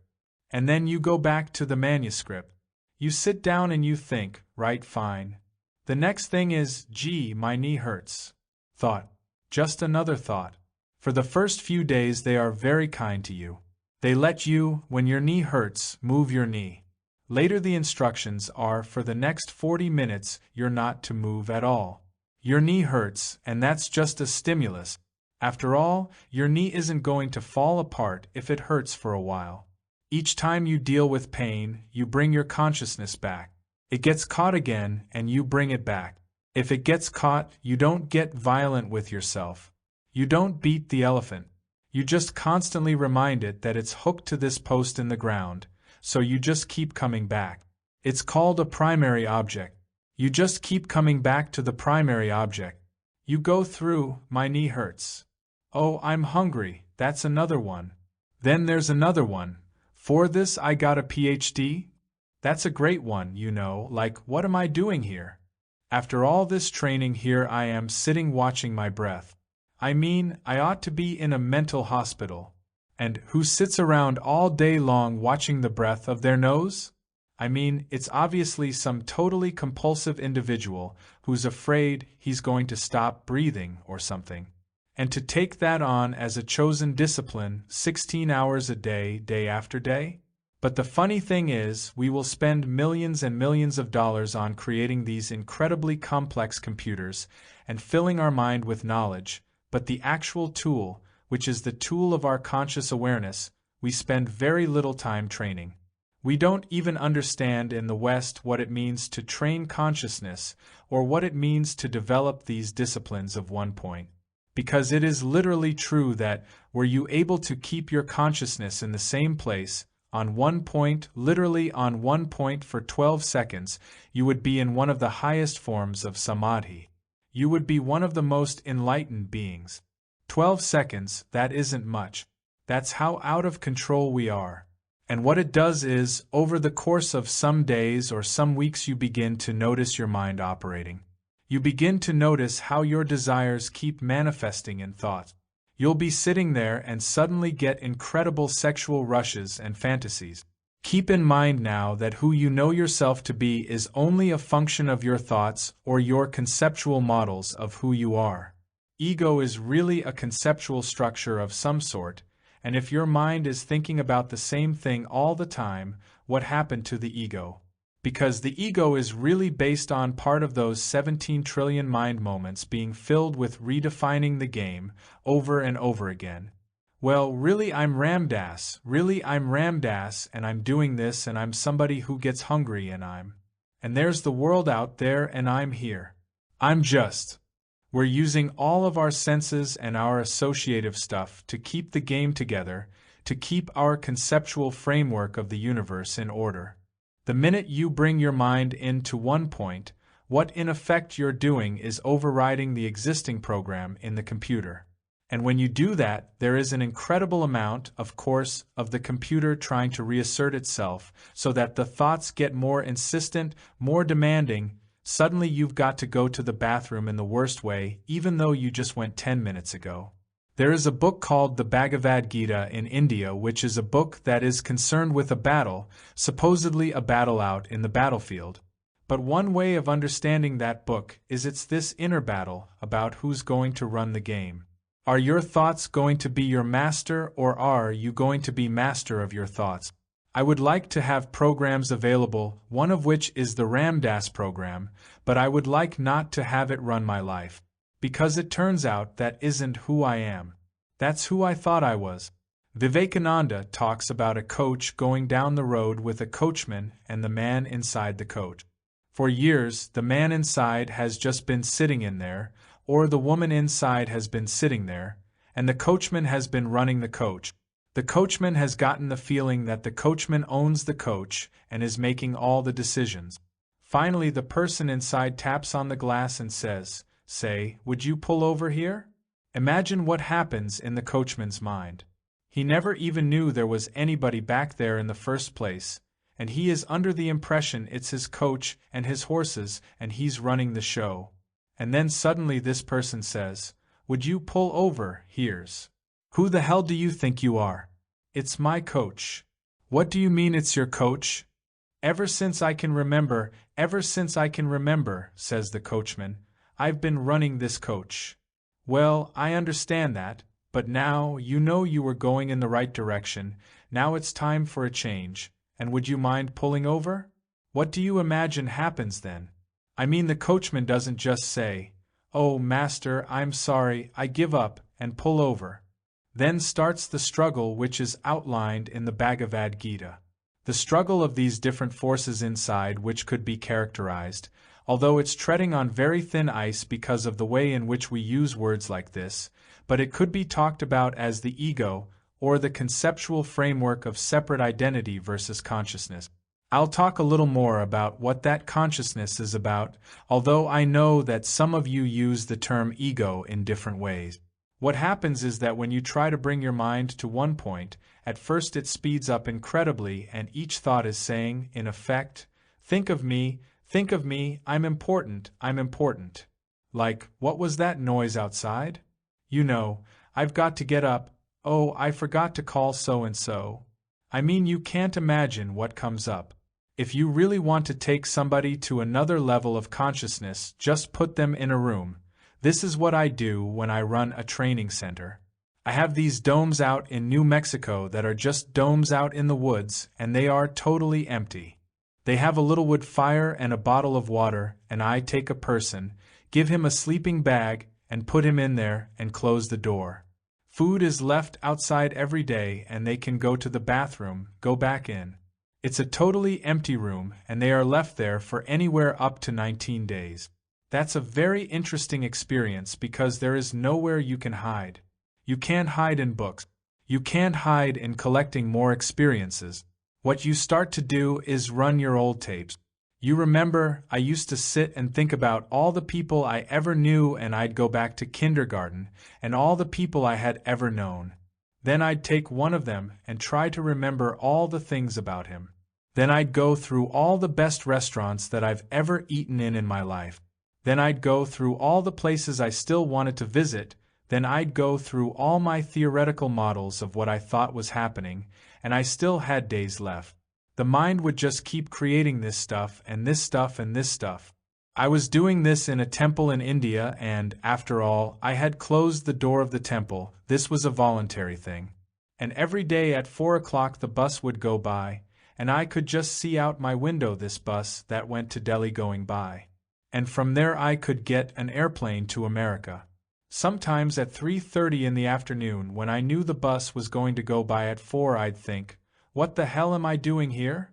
I could just grab my clothes and leave a note, and within 2 days I would be dancing at the Fillmore. I could be like back in life. What am I doing? What kind of idiocy is this? I would create this stuff and I would be just pacing around the room like a mad, wild man. The last time I was in India, I went into seclusion in a place where they lock you in and put food in through a double window. They open the window and put the food in and close it. You don't ever see a human being at all, and it's complete. There's no windows, nothing. And I was naked in there all the time. It was very hot, down in the southern part of India. And when I got out, I went to my guru, and the first thing he said to me is, "It's good not to wear clothes when you're in there meditating. So you think you're alone. So you try to bring your mind down and quiet your mind, and of course these thoughts get more and more dramatic and more crisisy and more pulling, and the most vicious thoughts are the thoughts, 'This is never going to work.' That's a good one, and the other kind of thought that hangs you up is, 'It's working.' See, what happens is you're doing it and you quiet your mind just a little and you get these incredible rushes. You get these ecstatic feelings of incredible bliss, even to incredible calm. And you've never felt this kind of Of course, all those experiences are just more thoughts. All those experiences are just more thoughts. Oh, got me again. Got me again. They are more subtle all the time. They keep taking you just where you least expect them to. And it's only after some time that you stop drinking in the ecstasy or stop going through the struggles and you start to get calmer and calmer and calmer and let the mind just sit quietly and do its thing. It's the awareness which starts to approach what the Buddhists call pure mind. The thoughts are still there, but they are floating by just like clouds. They're not grabbing at you. Now, the question of why thoughts arise is concerned with human motivation. Motivation is what in the Eastern tradition is called attachment or desire, clinging, and attachment or desire or clinging is the root of the problem. Now here's my predicament, see. I was trained as a motivation psychologist, right? Dave McClelland was my boss, and I worked in the field of achievement motivation, dependency motivation, nurturance, succorance, power, affiliation, etc., sexual hunger, thirst, the drives and needs. I used to teach courses in human motivation. I come from a tradition where, from a psychological point of view, motives are givens in man. Everybody's got drives and needs and so on. Now I come into a tradition where motives are seen not as necessary things, but as part of the package, if you will, not who you are. As a motivation psychologist, I defined who we are in terms of motivation. Now I'm seeing that motivation is part of the package, but it isn't who we are. This is a very critical place, very critical. When Buddha came out from under the Bodhi tree where he got enlightened, he came back to the guys he'd been hanging out with and he said, "Hey, fellas, I figured it all out." And he gave them what is called the Four Noble Truths. The first truth is, it's all suffering. That's a hard one for us in the West. What do you mean, it's all suffering? It's not all suffering. I had a wonderful time last night. But the breakdown of the statement, it's all suffering, is as follows. Birth has in it suffering, death has in it suffering, old age has in it suffering, and sickness has in it suffering. Not getting what you want has in it suffering. Getting what you don't want has in it suffering. We'll all agree to all those, which leaves two categories, getting what you want and not getting what you don't want, which we don't include under the category of suffering. Then he says, but you see, about those two, they are both in time, and anything in time is going to go. I've used the example of the ice cream cone. You know, you start to eat the ice cream cone and you got to keep eating because it's going to melt and you can't keep that first rush of the ice cream cone forever because after a while you are going to have had enough ice cream cone and you already know it when you take your first bite, so even in the first bite of the ice cream cone is the suffering of the anticipation that it's going to be over. That's true about sex, and it's true about everything you ever wanted. Like, we'd like to advise you, you've just been given the Nobel Prize for the greatest contribution to science this year. Oh, thank you. Would you make a statement? And the first question the reporters ask you is, what is your next project? You don't even have a moment to stop and say, oh boy, I've just won the Nobel. Or the whole thing about the achievement ladder we're all very familiar with. I used to hang out with the Mellon family. The Mellon family is very rich. Each of the parents has $700 million. That's rich in my book. The kids were poor. They each had only $20 million. I hung out with one of these kids who had $20 million and he felt like a bum. I had a little Cessna plane and we'd land it in New York and we'd pull up next to this very fancy jet at the private run place. He'd say, that's Uncle Paul's. Gee, I really wish I could afford that. Here's a guy with $20 million who's miserable. Right. That's far out, from my point of view. You know, I remember spending a weekend with Hugh Hefner in his Playboy house in Chicago. And there was suffering in the midst of plenty, I assure you. In the midst of plenty, suffering. That's what Buddha was talking about. As long as you are in time, there's suffering. Then his second noble truth is, the cause of suffering is craving. The reason you suffer is because you want something. His third noble truth is, if you didn't want anything, you wouldn't suffer. If you give up wanting something, you won't suffer. And the fourth noble truth is what is called the Eightfold Path. To give up wanting anything, you have to give up wanting it. What relevance could an Eightfold Path have if you're a human motivation expert who assumes that who you are your motives? What's going to be left if you give them up? Or who you are is your personality. That's why it's all so interesting. Because it turns out that as you get deeper into this study of what your awareness is, through your own experience and through meditation, you begin to see that who you are doesn't turn out to be your personality. It doesn't even turn out to be any of your motivational or perceptual structures. It's like, I see, but I am not seeing. I know, but I am not the same as knowing, but I know. I think.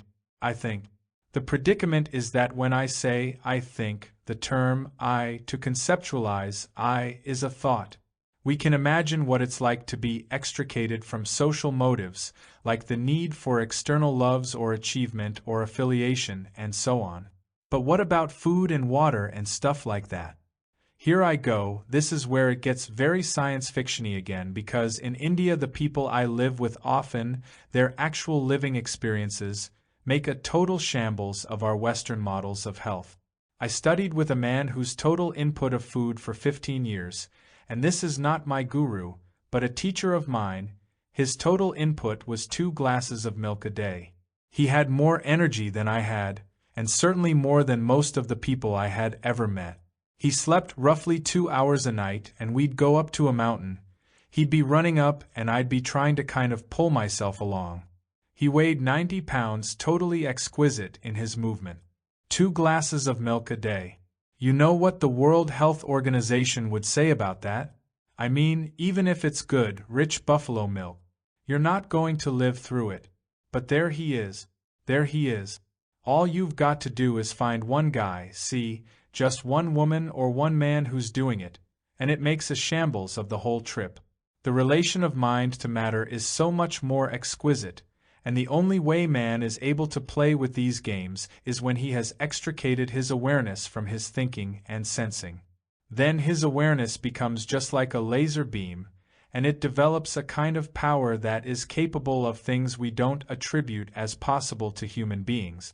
For that power to be developed, however, Buddha points out that you must extract yourself from attachment. That's a very tricky concept, what it means to be free of attachment. In the same way you watch your senses, you watch your eyes see and you watch the desires being manifested, but you no longer identify with your own desires.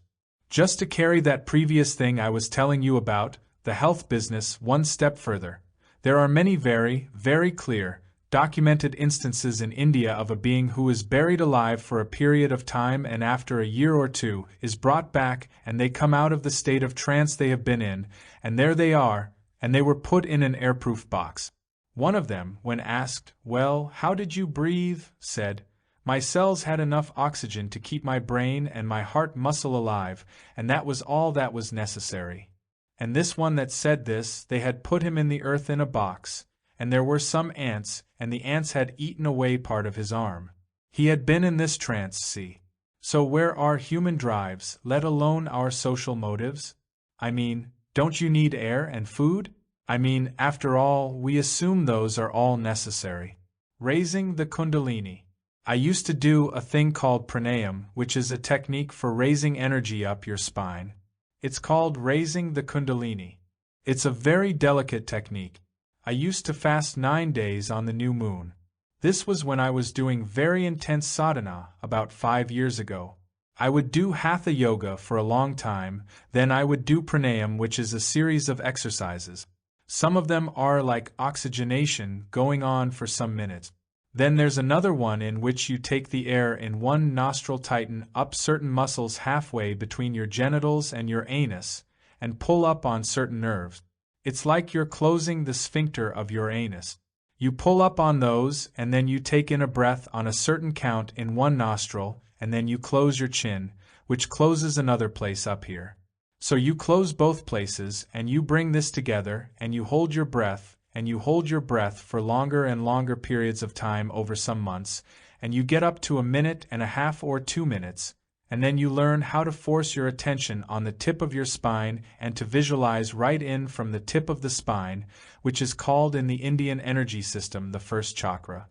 You learn to focus on a triangle of flame in which there is a serpent wound with its head down 3.5 times around a lingam or a phallus. You put your whole attention down there. You know when you dive underwater or something like that, you hold your breath and then you can't hold your breath any longer, and at that moment you are totally preoccupied with wanting to get air. Now imagine getting to that place then instead of attending to your lungs and that whole melodrama that's going on up here. You put all your attention at the bottom of your spine, and you have sufficient discipline to put it there and keep it there. And what incredible thing happens is that when you can take your attention away from the holding of the breath, you go into this state where you are not breathing, and you are not holding your breath. Usually the awareness of that brings you back. You say, "My God, I'm not breathing," and that brings you down. But after a while, when you stop getting hysterical about what's happening, you can go into this state and just sit. You're not doing any breathing. You're just sitting with your mind totally focused on your spine, and you've flipped into this place where you're perfectly calm but there is no breath, and at that point you feel this energy pouring up your spine and up into your head. It's very incredible, powerful, and very delicate and must be done very, very delicately with much guidance, but it's an extraordinary process. But again, from your own personal experience, it knocks to hell your models about who needs to breathe how much. Maharaj J. Now let me share with you who I think that guru is and what I think he's about. Now just follow the sequence. If you were to take your consciousness and bring it out of your senses and out of your thinking mind and bring it down into awareness, what then? Who would you then be? Well, what you would be at that point is awareness. Just awareness or consciousness. But you're not aware of anything. You're just awareness. Now what is awareness or consciousness? This is where the whole dance gets so incredibly far out that it boggles our mind. Usually we can't handle it. It's like Einstein saying, "I didn't arrive at my understanding of the fundamental laws of the universe through my rational mind." He used the word intuition.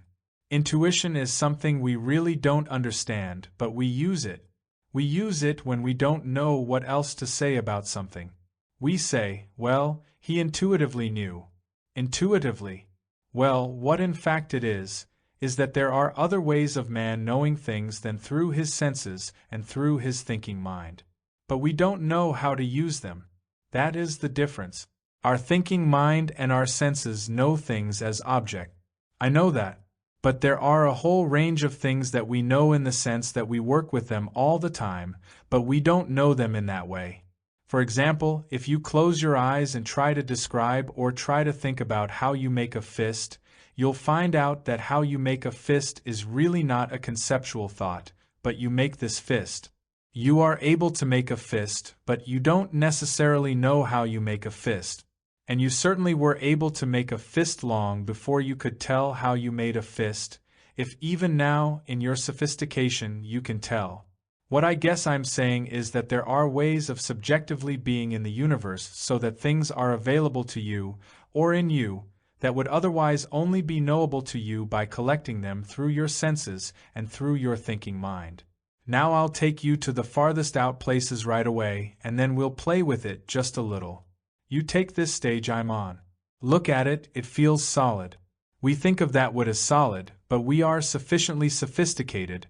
We know that if we subject this to, say, electron microscopy, we will see that it really isn't as solid as it looks. It's actually a whole lot of stuff with big spaces in between. Not only that, but the things that it's made of are actually moving all the time, and when we get down to the tiniest unit of energy, we find out that that unit of energy is just in free flow through it all. Sometimes it's part of that wood, and sometimes it's part of me, and sometimes it's part of this, and there's a total interchange of energy in the universe. All these quanta of energy then go to make up nuclei and electrons and so on. They are all big, gross things compared to this tiny unit of energy, which is totally interchangeable in the universe, and seems to flow in what would appear to be a random fashion. Now, if you can understand that, then what you see as a solid is not really solid. It just looks solid because of the frequency of wavelengths that your eyes are capable of perceiving. You begin to realize, just like with hearing, there is a certain frequency, a range of frequencies that you can hear that are audible, and a dog can hear one you can't hear, and so on. If you were a different receiver mechanism, it would all be quite different to you, because were you tuned up to a different kind of frequency or perceptual sensitivity, everything would look like it was in movement all the time. If you get out further and further in that dimension, you would get to the point where you would see, first of all, you would see this stage like a cloud, and you'd see these different entities as clouds, just like you see clouds. They are made of stuff that keeps changing, and you would see the cloud pattern. Like looking at figures in Rorschach cards. If you go out yet one more level into sensitivity, you would see that these clouds are all part of a solid. You go in more and more until finally when you look at the level of these quanta of energy, the universe is a solid. It's a solid, and everything is interchangeable with everything else. I'm just giving you straight physics, traditional physics now. This isn't any great Eastern mystical discovery, just straight physics. The planes of consciousness. We use higher and higher power microscopes to play these games, and some of us who have had psychedelic experiences have retuned our perceptual apparatus, like a television receiver. Like you and I know that were we to bring in a television receiver and plug it into that plug which just brings electricity in and tune it in, suddenly there would be someone on channel 3, 4, 5, 9, 10, it all must be here somewhere, but we can't see it. Now, were we able to tune just slightly differently, we could pick it all up. I think I'll look at channel 3. Now I'll tune to channel 4. Now, that all sounds facetious, but it turns out it isn't at all. That's what are called the planes of consciousness, when you learn how to break attachments enough to channel 7 to be able to tune to channel 6. That's what a guru is talking about, our attachments to a certain channel or a certain wavelength or a certain frequency. Now, let us say this being who I am studying with has now extricated himself from all attachment. That means the body is going along in the same way that your heart is beating. He's not sitting around thinking beat or peristaltic contraction, right? Whoop, whoop, whoop. He's not thinking any of that, it's just going on. It's the same way you drive a car most of the time. It's all in base brain. Most of the time when you're driving you turn on the radio or look at somebody or plan your day's event. You couldn't care less. You're making these exquisitely complex adjustments all the time. I mean, hurtling through space, this huge monster, at 70 miles per hour, and you're not even aware you're driving. That's all base brain. Well, imagine now that everything is on base brain.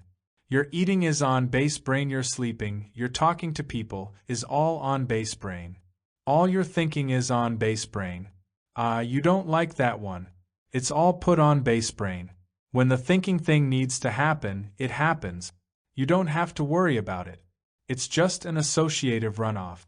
Why do you have to spend your time like you don't have to be that kind of a computer programmer? You could be up doing something else. If you have extricated yourself completely from all the attachments to this particular frequency, what in the sequence of training happens is, you start to tune to other frequencies. I mean, I have sat with people in India, and I'm sitting next to somebody who is looking at me with their eyes open and my eyes open, and he's talking to somebody I don't see. Now in the West we put that person in a mental hospital. We say he is hallucinating. But after a while you begin to understand that maybe we don't really quite totally know where it's at, and we put somebody away because they don't play the game the way we play. They don't see it the way we see it. And it turns out that we're hallucinating too because we're just fixed on a certain frequency. I have a brother who is often hospitalized and sometimes they let me visit him, but the psychiatrist has to be present. And there's my brother on one plane and the psychiatrist on another plane. They both look crazy in the sense that they are both attached to what they consider absolute reality. Well, from my point of view, these are all relative realities. They are not absolute realities at all. All you have to do is shift in one reality once, you just get out of it once, and suddenly your attachment to what you thought was the real thing starts to collapse pretty fast. You say, yes, it's relatively real, but not absolutely real. So that is the training. You go from this plane, and as you loosen your attachments, you start to move into other planes which, when we are attached to this plane, we often call hallucinatory states. And sometimes it's very delicate. What's a projection of what? You come into other frequencies where it all looks different, different greens, different entities, you're looking different.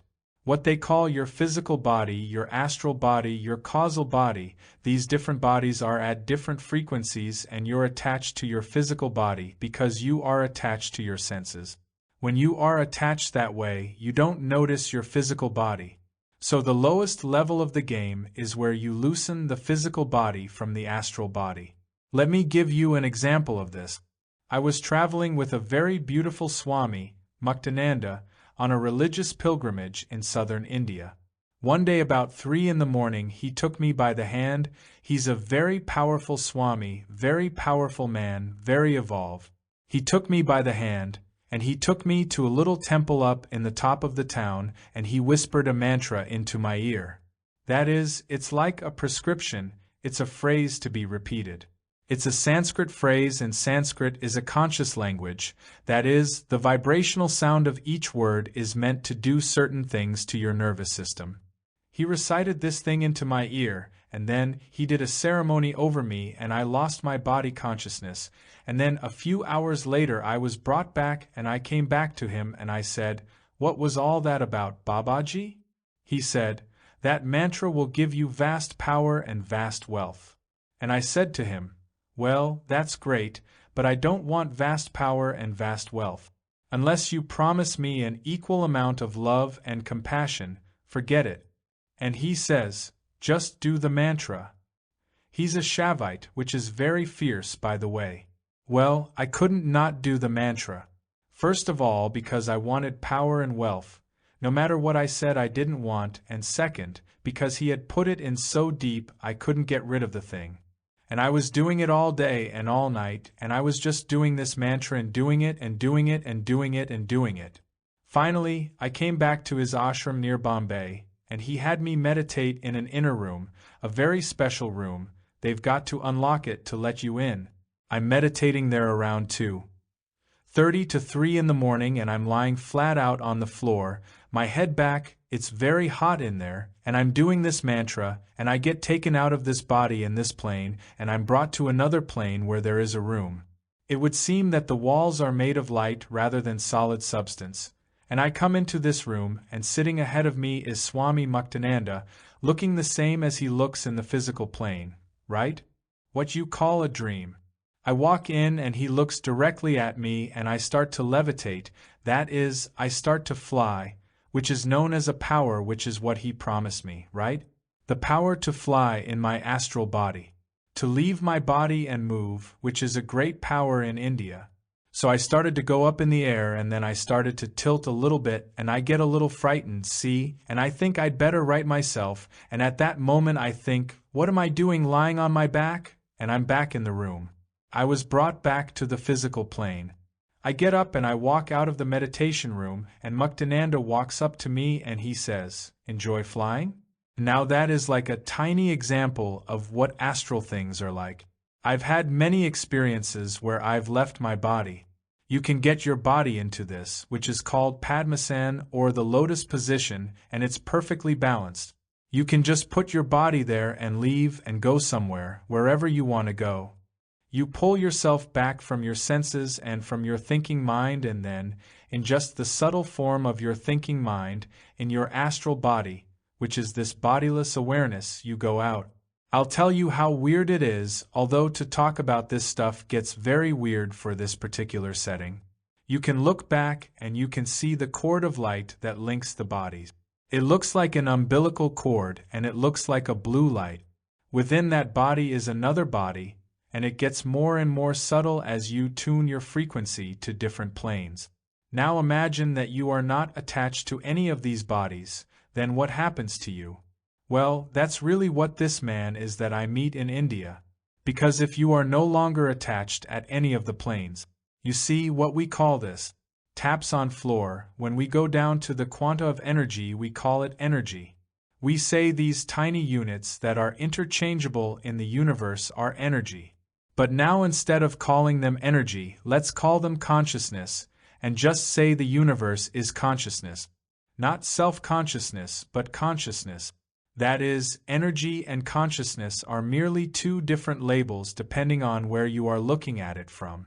So in effect, when he ceases to be the guy sitting in the blanket, and he ceases to be his subtler and subtler forms, what awareness is left is merely awareness. There is not a separate entity. In the Indian system, it is called the Atman. There is a Jivatman, which in Christianity is called the soul, which is the separate entity of higher consciousness.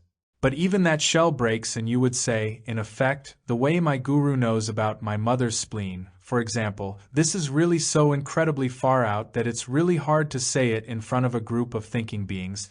He knows about my mother's spleen because he is my mother's spleen. He doesn't know he knows about my mother's spleen, and he didn't know he knew about it a minute before he said it, but out of all the possibilities in the universe the thing came through him that was necessary for me at that moment in my life, not by his thinking. What I think I should do is lay the thing about his mother's spleen on him, that will really blow his mind.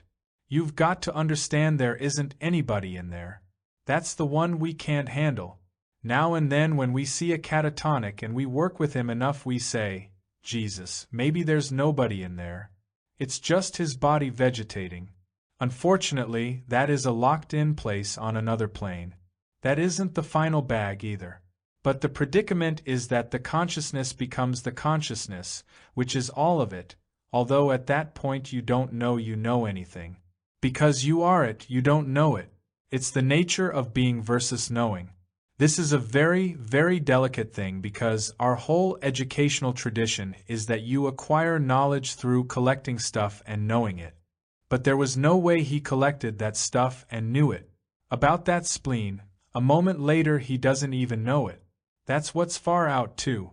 In 5 years of being with my guru, and thinking about practically nothing but who is it? And what is this? I can't yet find anybody home. There's nobody there. There's a personality, but it's not who that person is. I can feel it. You can sense it. You can feel it as you work with it. You think he's the most exquisite mind in the world, and for the next week, he is the most stupid old man, bungling, repetitive, dull. You think, groan, oh, have I been taken? I'm glad I see the light. Just as you are about to say, to hell with him, I'm leaving. He does something incredibly mind-blowing. You know, when somebody's got a subtle humor that sneaks up on you, you thought you saw the joke and then suddenly, oh, you see that you didn't see the joke at all. It was another joke. But with him you get to that place and then you know that there are about 10 more layers out there, and at every one he's right there saying, ah, see the joke. And I get a feeling most of the time like I'm a puppet or a marionette on a string. Do I think that I chose to have the bus go to the Mela ground? And how did he know to order the food in the morning? Lawfulness of the universe. Turns out that the universe is lawful, not in a logical law, by the way. The law I'm talking about is what would be called the divine law. That is, it's not logical law in the sense that it is A and not B. It's the law that includes paradox and all possibility. Within that law of the universe, everything that is in form, whether it is on this physical plane or on any of the other planes I've been talking about, is all perfectly lawful. When we reduce it to our logical analog, which is not an exact analog but similar, we can think in deterministic framework. There is no free choice in the deterministic system. That is, if the laws are just running off, they are just running off, and the experience of free choice is merely another runoff of the law. And under those conditions the past, present, and future are all perfectly lawfully related to one another. Because we are in time, we think that the future has not yet happened. But it's very much like being a character in a book, and you're on page 23, and you don't know what's going to happen on page 24, because you think you're the character in the book. But now imagine you're reading the book. Well, you could turn over and find out what happened on page 24. Now imagine you wrote the book. You would already know what happened on page 24. Hinduism and all these dualistic religio-philosophic movements talk about the one guru, or Satguru, or however you want to talk about it. Judaism says the Lord is one, and Jesus says, "My Father and I are one." When you go into these traditions, you see that when he has extricated himself from the attachment I've been talking about, physical, subtle, and all these different vibrational frequency plays, then he and consciousness are the same thing. And of course, since it is all interchangeable, there's only one of it. The way in which it keeps manifesting in form or in these different planes and coming down into clouds and then solids, and all this is perfectly lawful, you would say in effect, he is the law. God is the law. That's the way the word God finally comes in, which is a hard one for us. But you could say that's why the Jews were so interested in the law, and what the 10 Commandments were that Moses brought back. Because the universe of form is merely the lawful manifestation of this energy into patterns, and because it is all lawful, past, present, and future, all are already. Therefore, when you are around this being, my guru, you see that he is no more in the present than in the past or the future, and to him it's all equally available. Often when I'm sitting with him, he would look at a being, and later, in just a little conversation, when it just comes out for some karmic reason I don't fully understand, he'll say something about what's going to happen to that guy. In the Tibetan tradition, there's like a lama who sends out postcards saying, "Next Thursday at 2 I'm leaving my body. I'm going to die. I hope you will come join me." And everybody gathers, and at Thursday at 2 he turns around 3 times, he sits down, and he dies. You know that a fully conscious being always knows exactly the moment he's going to die, if he cared. When he is going to drop his body is what the expression is, and that really is what it is, dropping the body. It means dying to the physical plane. Ramana Maharshi, very beautiful, had cancer of the arm, and he wouldn't have it treated, and the devotees said, "O Bhagwan, God, take care of your body." And he said, "No, it's finished its work on this plane." They said, "Don't leave us, don't leave us." And he looked at them like he was bewildered, and he said, "Where can I go? Just because you're not going to see me on the plane you're addicted to, do you think I'm going anywhere?"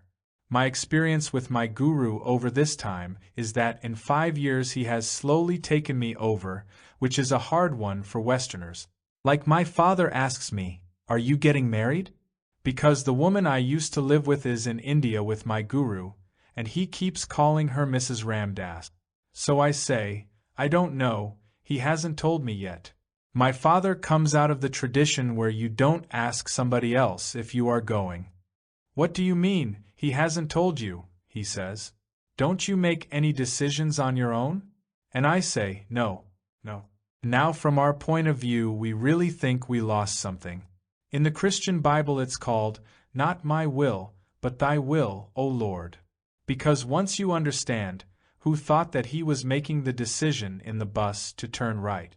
Once you realize you are not who you thought you were anyway, how long do you want to play out the little melodrama that you think you're doing it all? And if you don't think you're doing it all, and it's still all lawful, you might as well just sit and listen to how it all came out. That's the "not my, but thy will." It's what is called surrender, which we find so horrible because when we think of the word surrender, we think of one ego surrendering to another. But if you imagine just surrendering into the law or surrendering the illusion that you are the choice maker. The idea is, when you surrender, is the result chaos? Is Freud right? Is the whole idea right that who we are is a wild animal? Or is that just more of the program? 4. Karma and reincarnation. The two concepts that make it all come together, which the East has but the West unfortunately threw out of its religions in the councils of Nicaea, Trent, and Constantinople, are the ideas of karma and reincarnation. And that, in effect, says who we are as separate entities, beings who keep incarnating. that is, taking on form in certain vibrational frequencies which we will call the physical plane. Taking birth, in order to work out, to run off certain kinds of attachments, to get finished with attachment. When you get finally finished with the attachment, the desires that keep making you be born again and again cease, and you become one with the One. And that is the merging back into the One. From a Zen Buddhist point of view, once you are in the One, there's no one. Of course, you don't see the One. You only see the One if you're two. Once you are in the One, it's non-dualism. Those two models, those two concepts, make an entirely different matter out of what the meaning of what your daily life is about, or what the meaning of human suffering is. Because once I see me as somebody who has taken on this package in order to carry out certain works of purification, I start to look at the experiences I'm having in life as part of that purification exercise. Then I see this life as a certain necessary kind of work that I am doing. It's the question of what is the meaning of life. But in order to do that, I am no longer using the basic philosophical foundation of the West, which is philosophical materialism. I don't mean materialism in the sense of I want to build a wristwatch. I mean materialism that says we are our human bodies, and when they're gone, baby, that's it. So get what you can now, because when it's over, it's done. When you look at the world from the viewpoint of philosophical materialism, and you look at the caste system that existed way back in India that's just coming to a decaying end now, you see horrible injustice. When you look at it from the point of view of incarnation, you see it in an entirely different way. In the villages in India, these people are still living in the spirit. They are now identified with this earth in that way. Now we in psychology call that a dissociative process, as a defense mechanism to protect one from undue anxiety. I mean, I know that game, too. That's one way of looking at it. That's the way to preserve philosophical materialism, which is a set of assumptions. But when you're working out of a different experiential base, philosophic materialism doesn't seem so valid to you. And once you get into another space, you see that you, in fact, have taken this birth for a certain function and you're just running it off.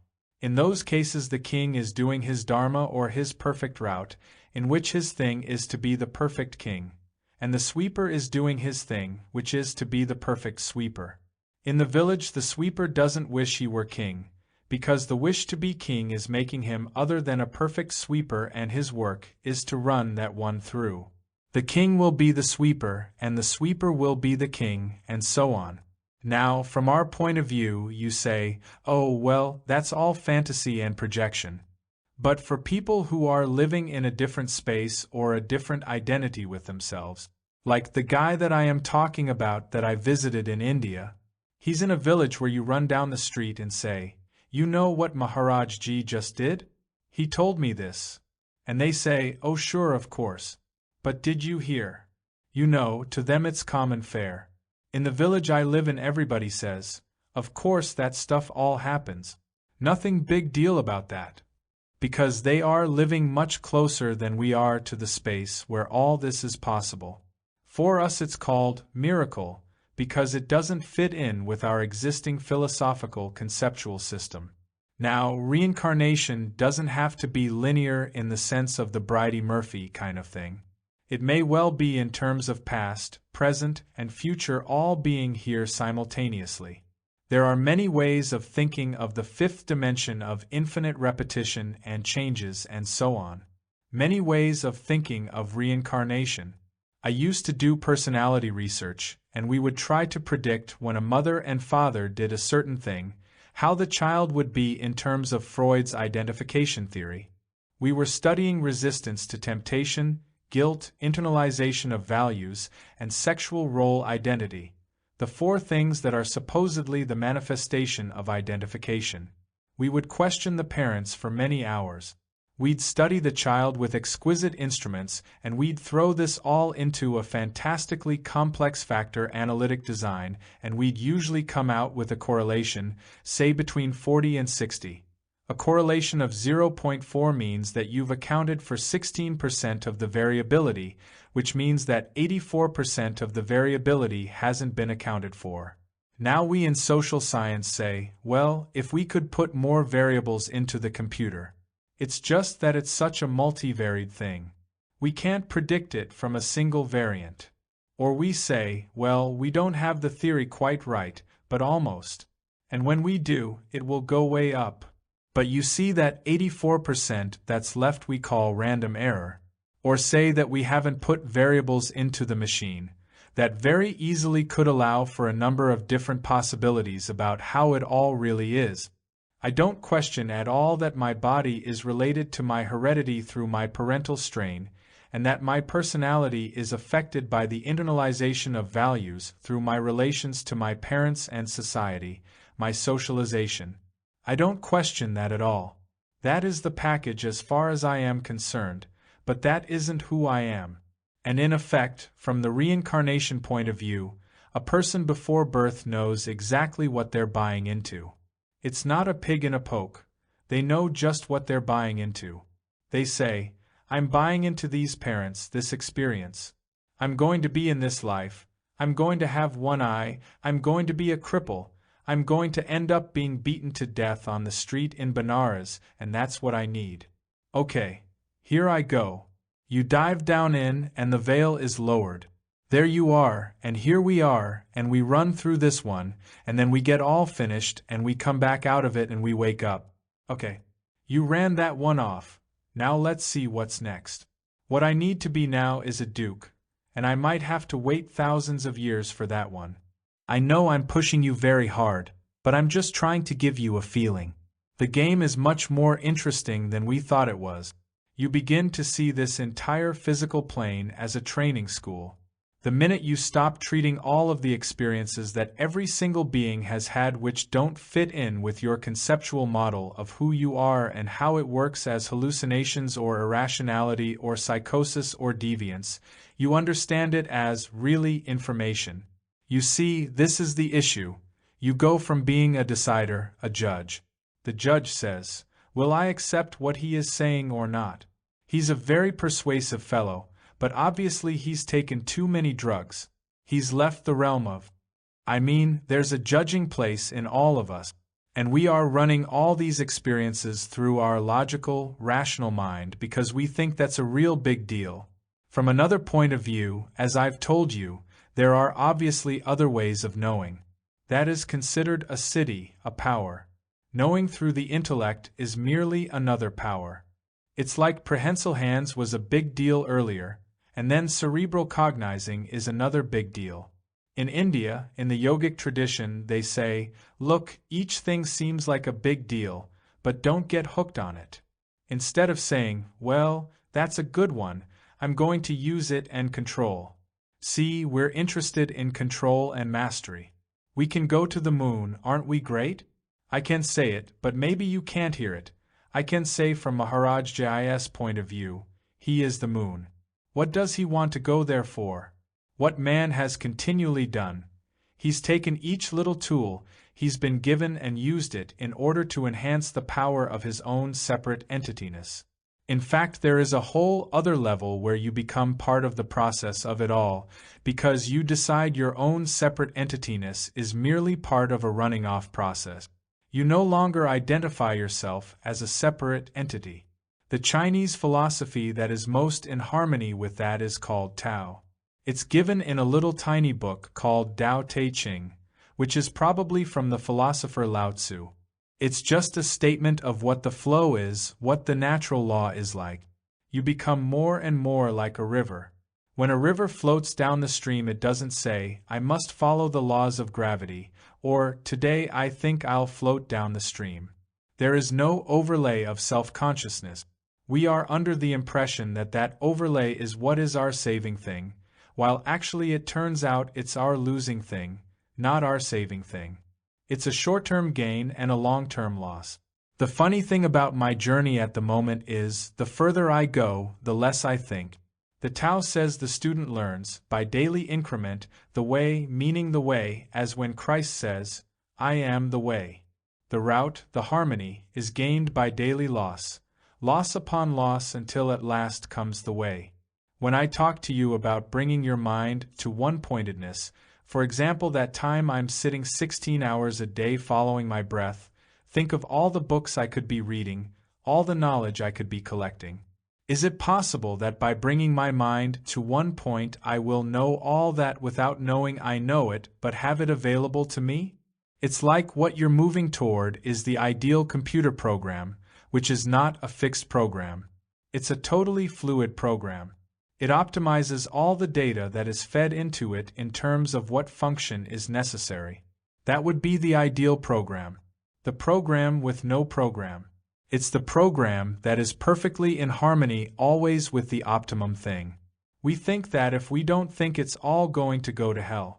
What's far out is that you go through a period when you expect it's going to and when it seems to. That's where we need moratoriums at times when we are shifting programs. Then you come into a place where you think less and more happens, and it gets more and more on base brain. It's a bad way of saying it, but roughly that's it. You are empty more and more of the time of the time the perfect thing is happening all the time. I used to do therapy, and a patient would come in and I had a model of what I thought patients were about. I'm the doctor. You're a patient. I was a Freudian. I'd been trained in the Psychoanalytic Institute. I had a model about what psychosexual stages were. I had a whole set of models. The person would say buzz, and that would go into this category in my head and I would say, oh yes. Under category A I would give response 3. Now I didn't have it that exact, but it was that kind of a dance. They'd say, my mother buzz, and I'd write it down and they could learn when to get the pellet.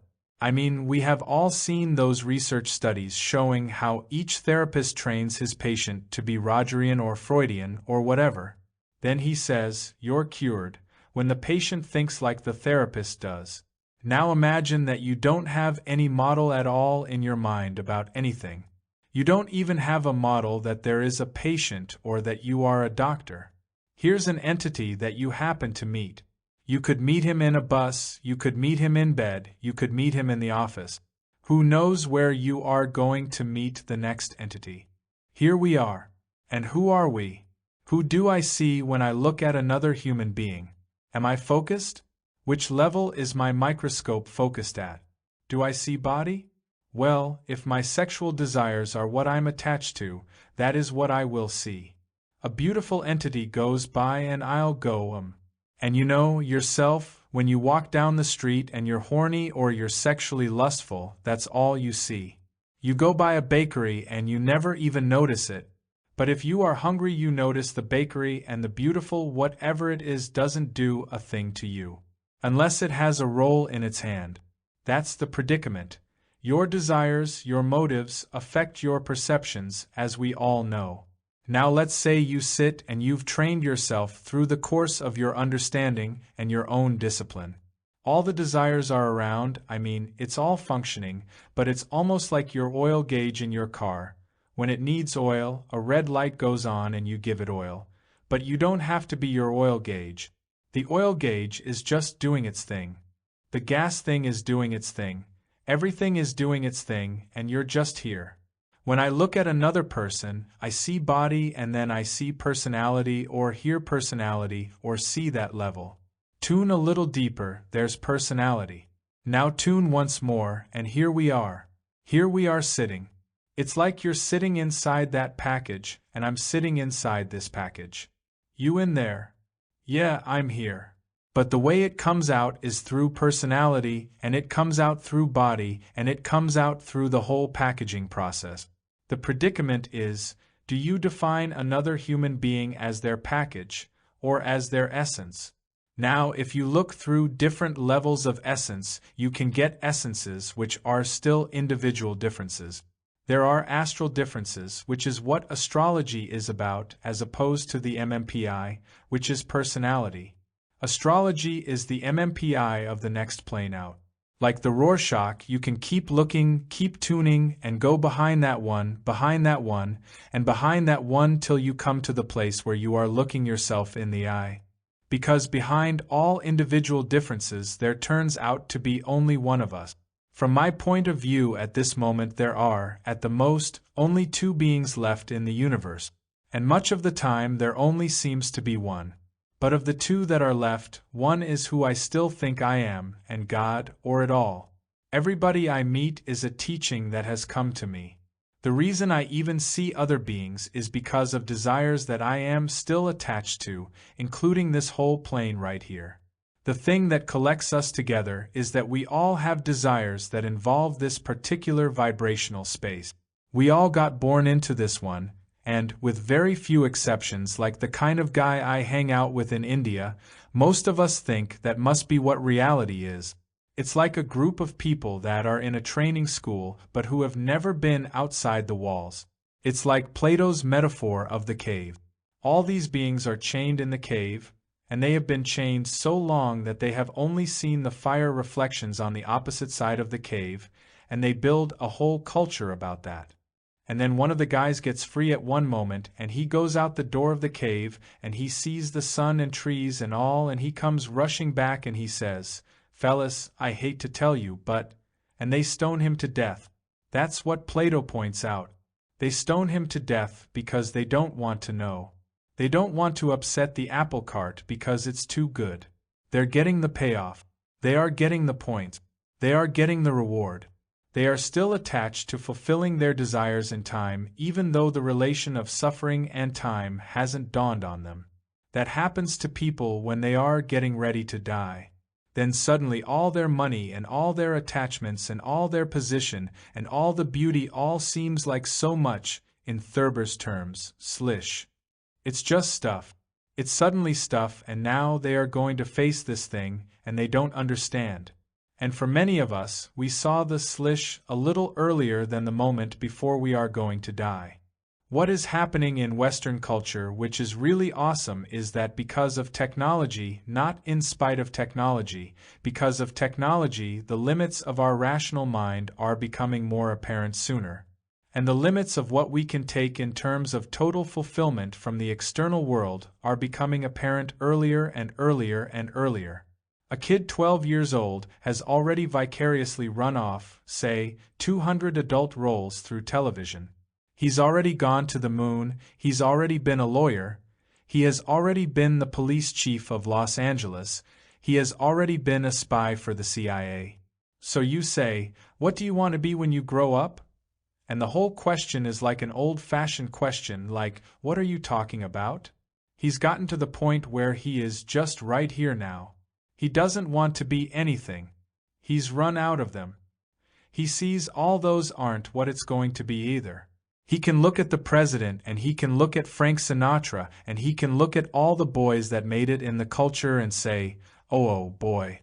I don't want that, whatever that is, like that isn't quite right. And the sexual mores change, so that he doesn't have to wait till he is 30 years old to have his first sexual experience.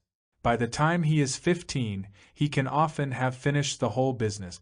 The game is changing, and the frequency of the use of marijuana and all this stuff means he is already playing with this loosening of his consciousness, and he has already been on other planes.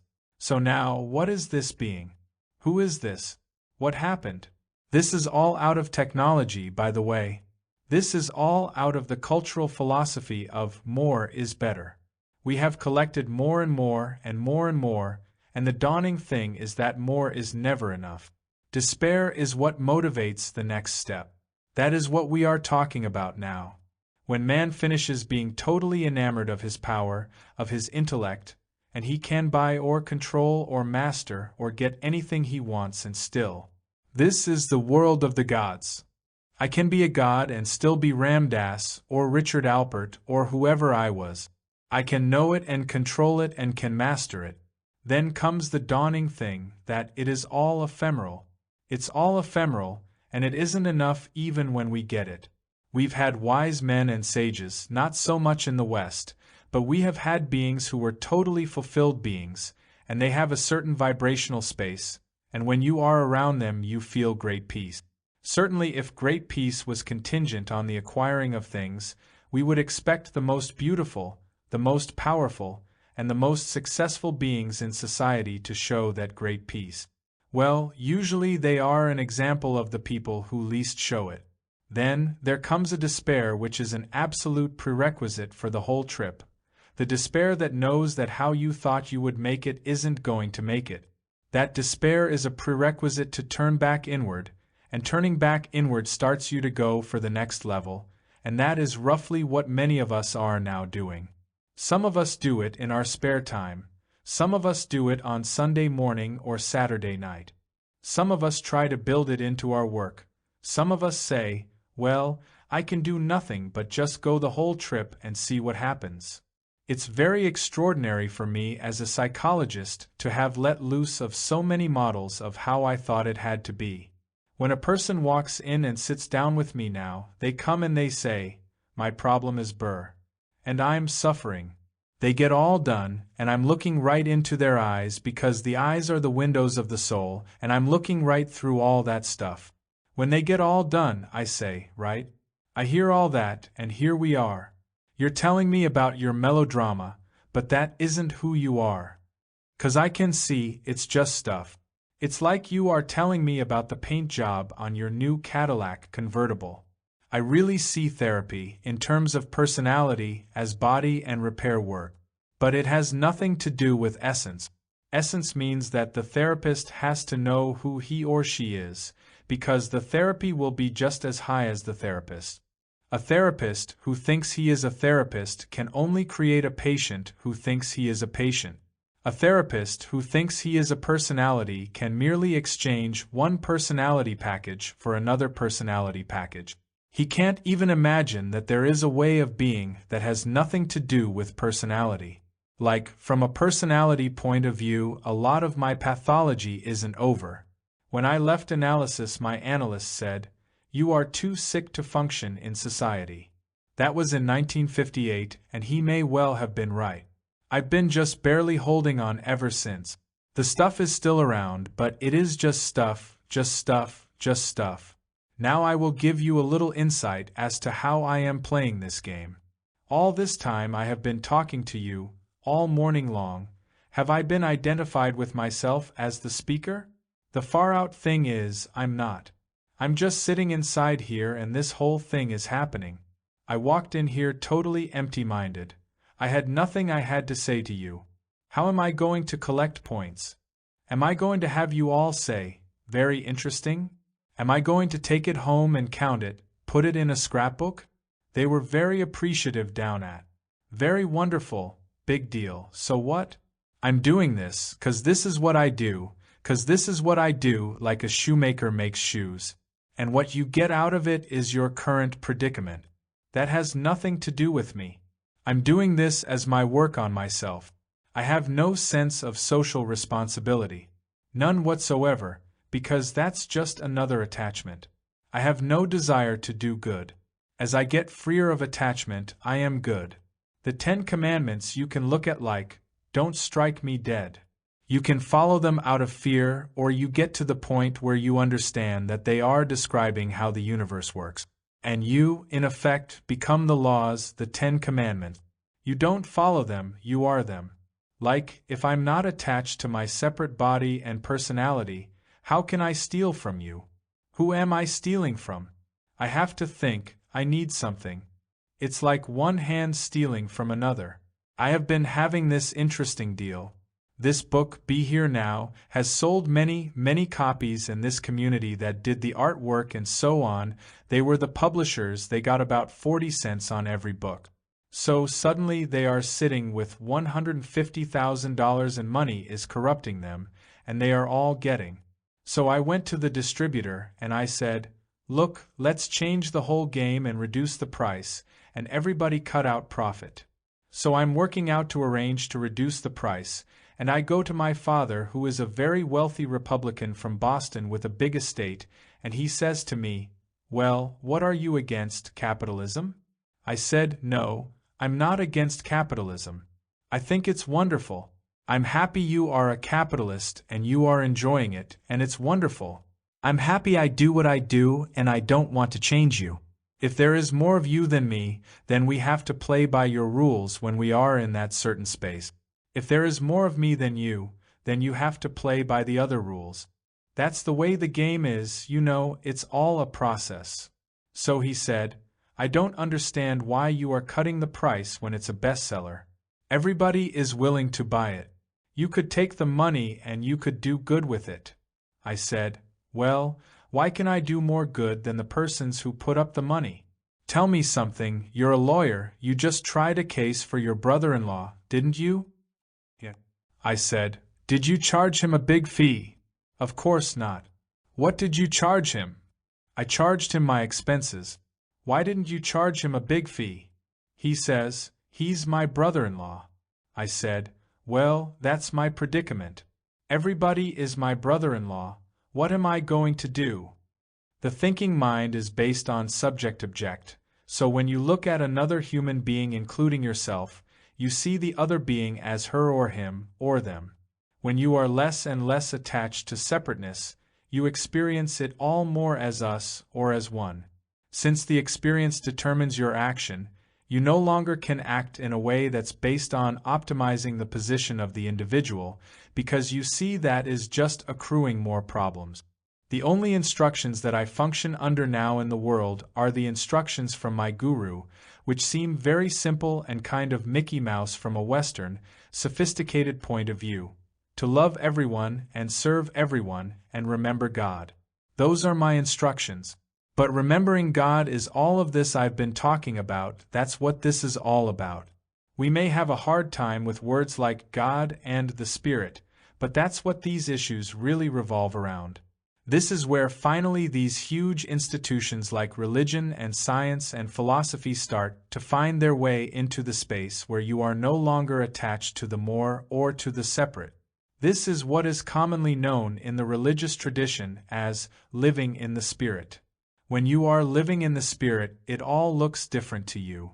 Living in communion or harmony with your universe as man and nature, you see the thing that keeps you from living in the Spirit all the time. The incredible thing is that the true power of the universe you can be but cannot have.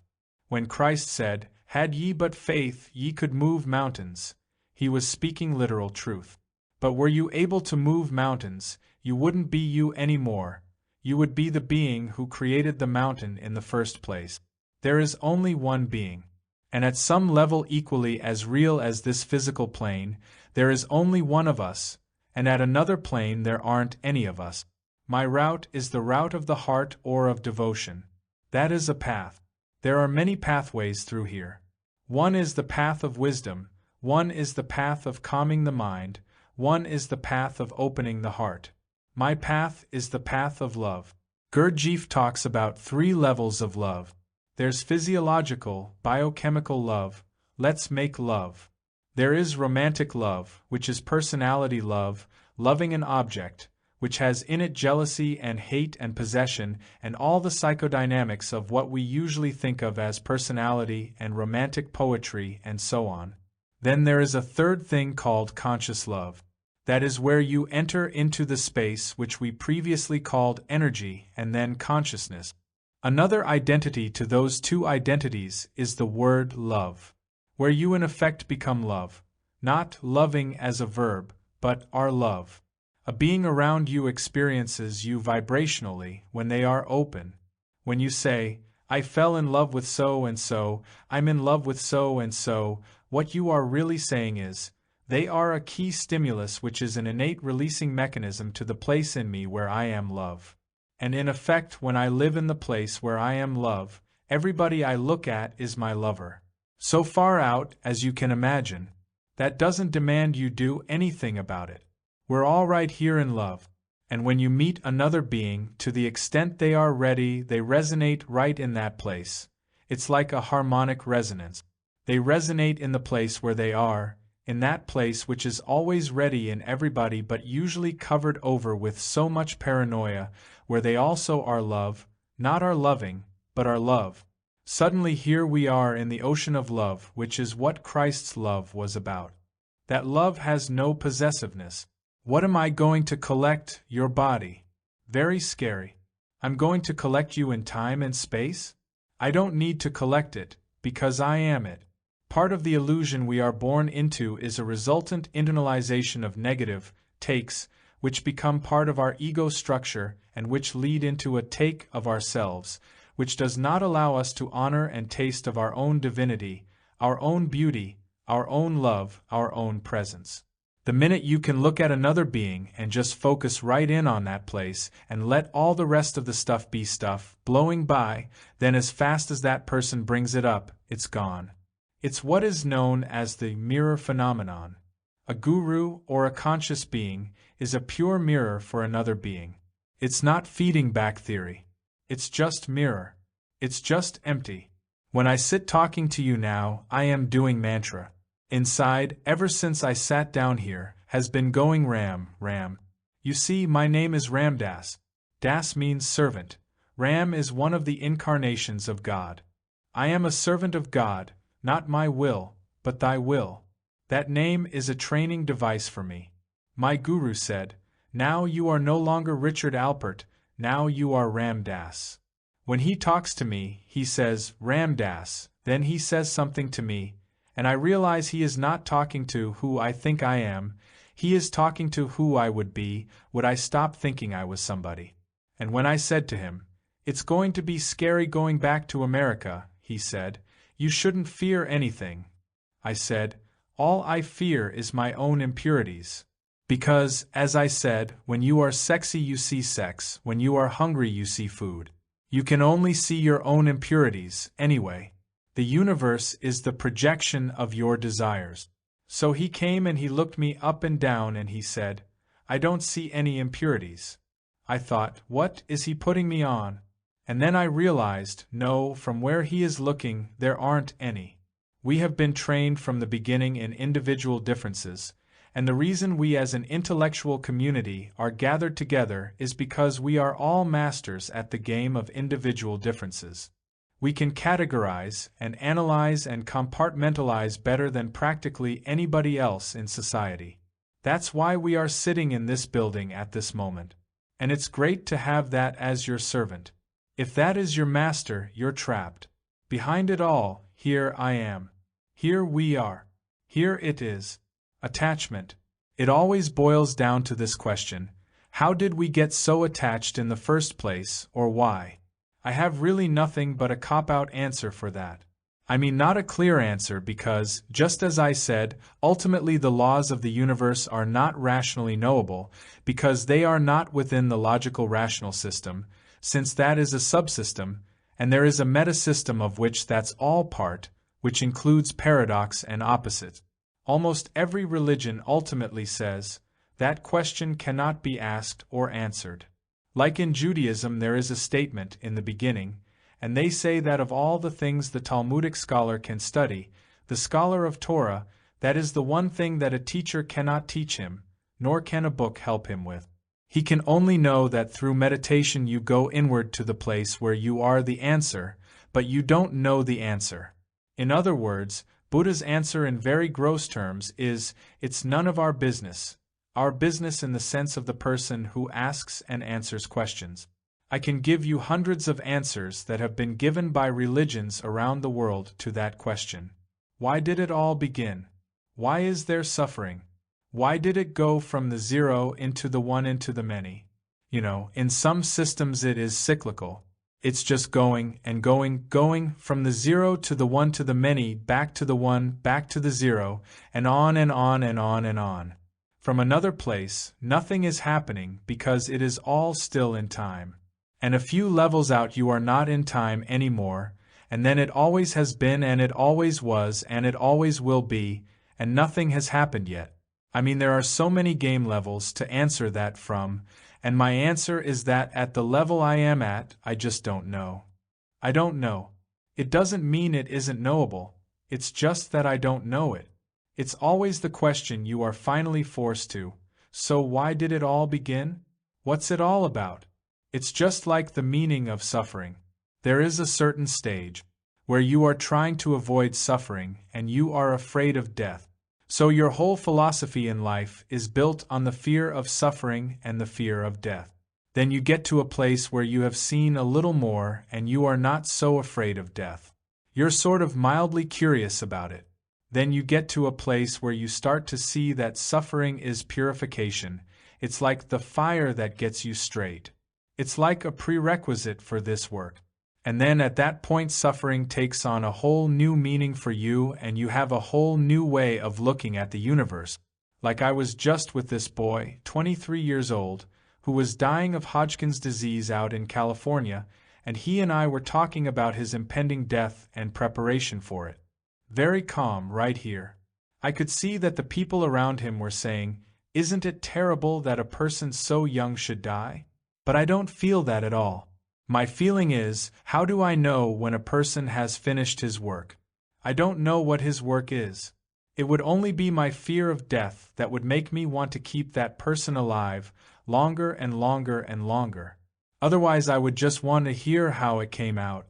I'm not attached. Imagine that this is a training program, a training school, and it's not even a very exciting training school, it's one of the lower level ones. Suppose a person has very little to do, and they can do it in about 3 years. So they come and they do it in 3 years, and at the end of 3 years they start to die of meningitis or whooping cough. And we say, what kind of God could that be, that is taking that child from us now? Well, that person, that being, has finished its work. That's a whole different philosophical place from the place at which the person is moaning. Job in the Bible is a perfect example of this. What are you doing to me, God? God in effect could have answered, because you are my chosen. You're my chosen. Because suffering purifies. You get to the point like, when I suffer, I don't choose to suffer, I'm not a masochist, but when I suffer, I am working with it rather than suffering. I am seeing the suffering. And as this philosophical position keeps changing, as you keep evolving in these positions, the answer to that question you ask keeps changing and the reason for asking the question keeps changing. At one point it's a burden, then the next moment it's a joy, then the next moment it's nothing. How do we know? There are 3 ways in which you know things. One is you know them through direct experience. One is you know them because somebody you know knows them and tells you. And one of them is you study them with your logical mind which extrapolates outward. My predicament is that there have been many experiences that I've had which are not conceptually organized, they are all like pieces of puzzles that are all hanging around. Then when I read something or I'm with somebody whom I trust, like this being I know in India, and he says something, because of the little pieces of puzzle in my being, what he says has an inner validity to me that says, yeah, right on.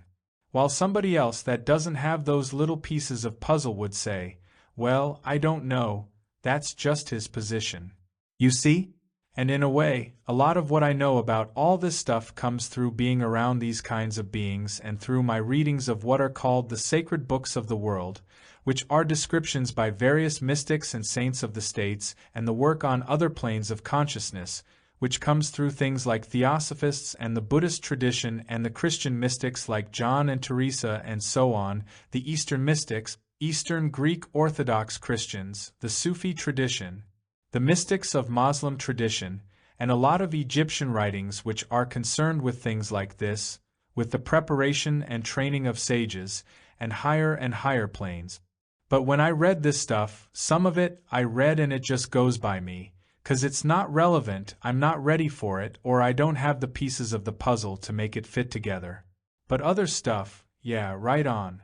There are certain attachments that an individual has which can only be worked out or realized on the physical plane. That is, they have to actually take a physical birth to work through that attachment. Working through an attachment means you have to work with that desire until you are no longer attached to that desire. The desire may go on, but you are not attached to it. Some work can be done on other planes, which are different vibrational spaces where beings have other kinds of qualities to them. That is, there are certain planes where beings can take on bodies at will, whatever body they need for certain work. There are bodies made of light. There are all these different astral planes. Some of it is described, for example, in books like Yogananda's book, Autobiography of a Yogi. A lot of the Theosophists have described these. Leadbeater has an exquisite description of these different planes. What generally happens to an individual depends on where his consciousness is at the moment of death. At the moment of death, if the person is holding to life versus Gandhi, for example, the moment he's shot. Probably when somebody is shot they go, or don't blame them, or goodbye, or something. Gandhi is shot, he comes out of his backyard, and he is shot with 4 bullets, and as he is toppling over he says, Ram, the name of God. He just goes out, right? He's so ready to go, he's got his bag packed and by the door. He's just come out to give a press conference, but he is so ready to go that he gets shot and he doesn't say, I should remember Ram, he just goes, Ram. Well, now that kind of being is in a different predicament when he drops his body than another being who thought he was his body. Because most beings who thought they were their body, when they die they enter into a space which is called purgatory in Christianity. It's kind of a floating in space, full of confusion, utter confusion. Because you can't imagine that you are still around and that you aren't who you thought you were. You haven't been prepared with a lecture like this, you know, to say, oh, right, that's what that was about. See, I mean, you are not in that position. There is a horror to that moment, it's just absolute, total, confused panic. The Tibetan Buddhist preparation for people dying is very interesting, because that describes 7 planes. 7 turns out to be a very hip number in the melodrama. What they say to the person they are preparing for death is, when you go out, the first thing you are going to experience, the first place you are going to be, is this, if you are free enough to be able to be in that space, which is where you don't exist anymore. It's just merging. That's it, you've done it, you are finished. If on the other hand you blow that one, because you are too confused or too frightened or you're holding on to it too much, you then come into the next plane. If you are too frightened and it's too much for you, you come into the next plane. Try to stay there. If you can't make it there, you come into this one. And they bring you down through 7 planes and finally the one where you take rebirth on this plane. And they prepare you for all these different planes. Just like when a Japanese person is dying, if they know they are going to die, they put a screen in front of them which has Buddha and the Pure Land. It's like a ticket, like a railway ticket to the next place. They say, okay, you are ready to go, this is where you are going to go. Just keep it in mind, and whatever you see on the way through, don't stop, don't buy from beggars off the street, just keep going. Now, the only beggars off the street, you see, are desires you still have. What in effect is happening is that most of the desires we have do not need physical bodies to be satisfied, only a few of them do. There are many that are satisfied in much more subtle bodies. Thought and feeling levels, feelings of love, desires to be loved, things like that. To be separate and loved, that one is a really deep one. Well, you could sit and be separate and loved without a body on the astral plane like for about 500,000 years. But time is a different concept in those spaces than in this. When you finish this plane, you look at this whole thing, and 60 years seems like that, snaps fingers. It's almost like you decided, well, I think I will think about this for an hour. Okay. That was interesting. But even when you are in the middle of it, it seems like it's as long as it is, but you notice as you get older how it goes faster and faster. You are getting into a different space regarding time, and from one level out this whole thing is like that, snaps fingers. Or eternal, depending on how far in you get. Nirvana, the place between the 17 trillion mind moments, is eternal. You can be there for eternity. There is a kind of a horrible, beautiful description in a book by Ruth Montgomery about a fellow by the name of Ford. Ford was a medium, and he died, and then he used Ruth Montgomery to type out some reports from the other side. Now most of us in Western science, we treat that stuff like, pretty mushy, soft stuff. But from where I am looking at it, it's all straight, that's all real communication, it's really happening. But Ford himself had many desires. And so he is living in a realm created by his desires. See, as you get farther out, you become more conscious that mind creates matter, and you see that you keep creating the universe around you. Just as I said, when you are hungry, you walk down the street and bakeries are suddenly the dominant thing, and grocery stores, while otherwise you walk down and you don't even notice they exist. Your desires create your universe. Well, it becomes more and more apparent on these astral planes. What we call heaven, which turns out to be hell, also the United States is getting more like that all the time, is a space where you can get whatever you want. And then it isn't enough, of course, but you can get whatever you want. The gods can have whatever they want. But whatever you can have and want isn't what it all is, except the final piece, and that doesn't come from getting it, but from being it. You can't get peace, just like you can't get wisdom, but you can be wise. You can get knowledge, but you can only be wise. Those are two different spaces entirely. So most beings go through a very confusing period, and then, in effect, they are guided or trained in the same way that we are being guided and trained, but most of us don't realize we are being guided. The awakening is to the realization that you are in fact being guided. That's why I say there are only two of us for me. There's me and God. The whole dance of my life is the training in which the universe is teaching me things which are bringing me toward the One. It's like the guru has me on a hook, like a trout, and he's just bringing me in slowly, and I'm going through all these different experiences while I think I'm rushing this way and rushing that way. But slowly the thing is being brought in, and everything that's happening to me is part of my liberation. Almost all saints say when you finally see, you see it all for the good. Like a doctor just came up to me and he said, "If these saints are all so high, why don't they relieve human suffering instead of sitting around? Why don't they do something?" And I say, well, you've got to understand what they understand before you can ask why they do what they do. To relieve one kind of suffering is increasing human illusion. You have got to understand. You can't judge another person till you know what they know, because they may know more than you know about why it is that way. All you can do is purify yourself instead of judging others. Beings only go through that confusion state if they are not prepared. If they are prepared, they immediately go to where their next work is, whatever plane it is. That is, a person that is fully prepared will go out and immediately may take another birth, right away. Somebody else may wallow in this place for a long time until they are guided into some other space where they have their next work to do, and then they do that for another lifetime and another plane, and then they might come back to a human birth. They may go through these dances. There are other beings who don't have to take births anymore. They are just running through a very subtle kind of karmic process, running off on planes of pure thought. They aren't even manifest in forms at all, nor emotion. That's Plato's absolute, the idea of pure idea. The thing is that you can tune yourself.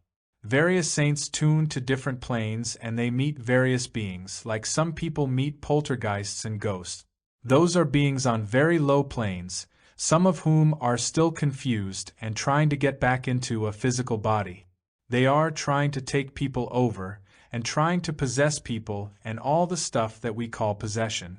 But you can only be possessed if you have desires of your own. That is, if you want power. Somebody comes along and says, "Look, I will give you power, the power of being somebody outside of the physical body, if you will let me use your body." There is all this weird stuff that goes on, which somebody that is pure and seeking for God never even notices. That's all irrelevant. It's just like you walk down the street and there are a lot of pickpockets, hustlers, and all that, but if you are going somewhere you don't even notice them. They are just all beings and you don't get caught in them. While if you're looking to hustle somebody, you suddenly notice all the other hustlers around. It's like my teacher used to say to me, "You know, when a pickpocket meets a saint, all he sees are his pockets. He never even sees the saint." All these different beings on these lower planes are just like us, except they don't have a physical body. That's really what it boils down to. Now then, there are these higher places which in the literature are called heavens. The lower ones are called hells. These are our labels for these different vibrational spaces where beings are doing different kinds of work. Through your meditation or a certain mantra, you may tune to a certain plane where you meet a being who is the Lord in heaven, and you say, "Wow, I've met the Lord in heaven." The Lord in heaven is just another being who is running off its karma on that plane. It happens to be the Lord of heaven that round. Just like you might go to the White House and meet Nixon, who is the Lord of Earth or whatever you want to call that. I mean, it's the same sort of trip.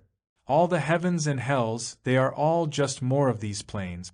Behind all of that is thought or law, and behind all that isn't. Or is, but unmanifest. There is unmanifest and manifest, and it's all right here now. It's all right here. It's not there. It's all here.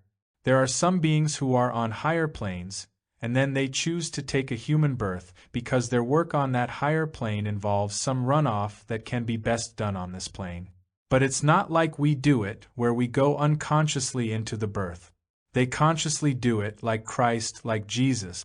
Jesus is the Son of God in the sense that it's an astral being who takes a physical form in order to do a certain kind of work. What blows our mind is things like the Immaculate Conception and all that stuff, like how could that be? How could somebody go without water or food? We don't understand it. We can't handle any of that stuff, so we say, well, it's just lousy reporting. That's really what it boils down to. When, in fact, beings from these planes do manifest. What we call a guru, like the man I deal with who is called a guru, who is sitting with a blanket in India, that's a doorway. But that isn't who he is. When I go through that one, through my meditation, I meet another being who may not be shaped that way. He may just be a certain feeling or presence. That's another doorway. And each one of these, it's like Chinese boxes. You just keep opening this and there is another one. You open this and there's another one. You open this and there's another one, and when you finally open the last one, there you are. That's far out, there you are. And so the guru is merely another method, and you don't get hung up on the guru on the physical plane, because that's another trip. That's just like meditation or mantra or chanting or anything else. Just another trip. And he knows he isn't that. Well, he doesn't really know anything. You're busy rubbing the feet of this thing, and you suddenly realize you are like rubbing the feet of a dog. He couldn't care less if you rub his feet or not, and all the time he is saying, "Oh, it's so wonderful to have you rub my feet." And you're feeling, "Aren't I good to be rubbing his feet?" Then you suddenly think, "I've been had, how do you like that? He took me again." So you go and you sit down. You just go in and you're empty, and you just focus here on the guru, and suddenly you meet him in another place and you get all razzle-dazzled, and you've met him on the astral plane, and it's all groovy, and then suddenly you realize you've been had again. Your fascination and your excitement and bliss and all make you cling to these planes. Most beings cling to one plane or another. So when they die they just land on one plane or another, still clinging, doing their work. A fully conscious being, when he leaves his body the same way that you'll take your next breath. With no more melodrama than that. And when they leave their body, that's it. They leave, they're just done. So part of our work is working with dying people. That's why my major reflections these days have been concerned with the development of a center for dying. That is, a place where beings in this culture could come to die consciously, to be surrounded by people who themselves are not afraid of dying, and who will provide an environment for them where there isn't a total denial of death and only other people who are afraid of dying. What it's coming to now is a service for people, including training seminars for the families of those that are dying, to get them ready to be with the person consciously at the time of death, and an exploration of various kinds of anesthetics to relieve pain but not wipe out consciousness, so the person can be very conscious just at the moment. Because the training for dying is exactly what the training for living is. It's a training to be right here now right here, now right here. Like Aldous Huxley when he died. He took LSD. His wife gave him LSD and he sat and he said, "Now I don't feel any more feelings in my legs. Now I don't feel any more feelings in my thighs, the thigh is gone and things like that. He just slowly left his body, just mildly curious. That's the intellectual trap. So he'll have another 1,000,000 years in a place where he can satisfy all his curiosity. Just another subtle one. Because ultimately you are not even curious, you're just taking the next breath, which is what all of us should be doing now. Every moment is our moment of birth and our moment of death, and here we are, and okay. Now what? Now what? And now what? That's the optimum way for that transformation. It's just a transformation of energy. Nothing more or less than that. But if you think you are more than energy, you're going to be frightened. Because you think you've got something to lose. That's why I think the LSD research here in this place is really one of the major breakthroughs in this culture. As far as I am concerned, this is allowing people to psychologically die prior to physical death, which gives them a chance to experience the dissolution of ego up to a certain point. The thing is that with a drug you are overriding desire. Those desires stay in subtle forms, and those subtle forms determine the future incarnation. So you are not shortening the trip, you are merely optimizing the use of this life. But, in a way you are going through it. It's your karma to be in this center and be a terminal cancer patient and be dying here. That's your karmic predicament. You can't actually rip away an attachment, because that's an attachment too. Attachments fall away like a snake molts its skin. That's really much more of an apt analogy. But what you feel, you experience, you're doing, is just the subjective experience that you are doing anything, since there is actually no doer doing anything. The subjective experience of doing something is that you confront some desire. A certain amount of wisdom makes you see that you aren't that desire. And wisdom starts to dislodge it just a little bit. Meditation, or bringing the mind to one point, dislodges it a little more, because for moments you are free of it. Now, there are various strategies for how to work with a desire. One is not to do the thing that the desire is connected with. Like my guru put a cup of tea in front of me and said to me, "Do you want it?" I'd say, "Yeah." He'd say, "Then don't drink it." Now, that's a very fierce strategy. See, the predicament is that you might spend the next 5 hours wanting that cup of tea. That's what celibacy usually is in the church. They are busy not having sex. I cannot have sex for another day. I know I can get through it. I'm not going to think of sex. You can't not think of a rhinoceros the minute somebody tells you, don't think about a rhinoceros. You can try to stop something prematurely, but in a way you are just feeding it.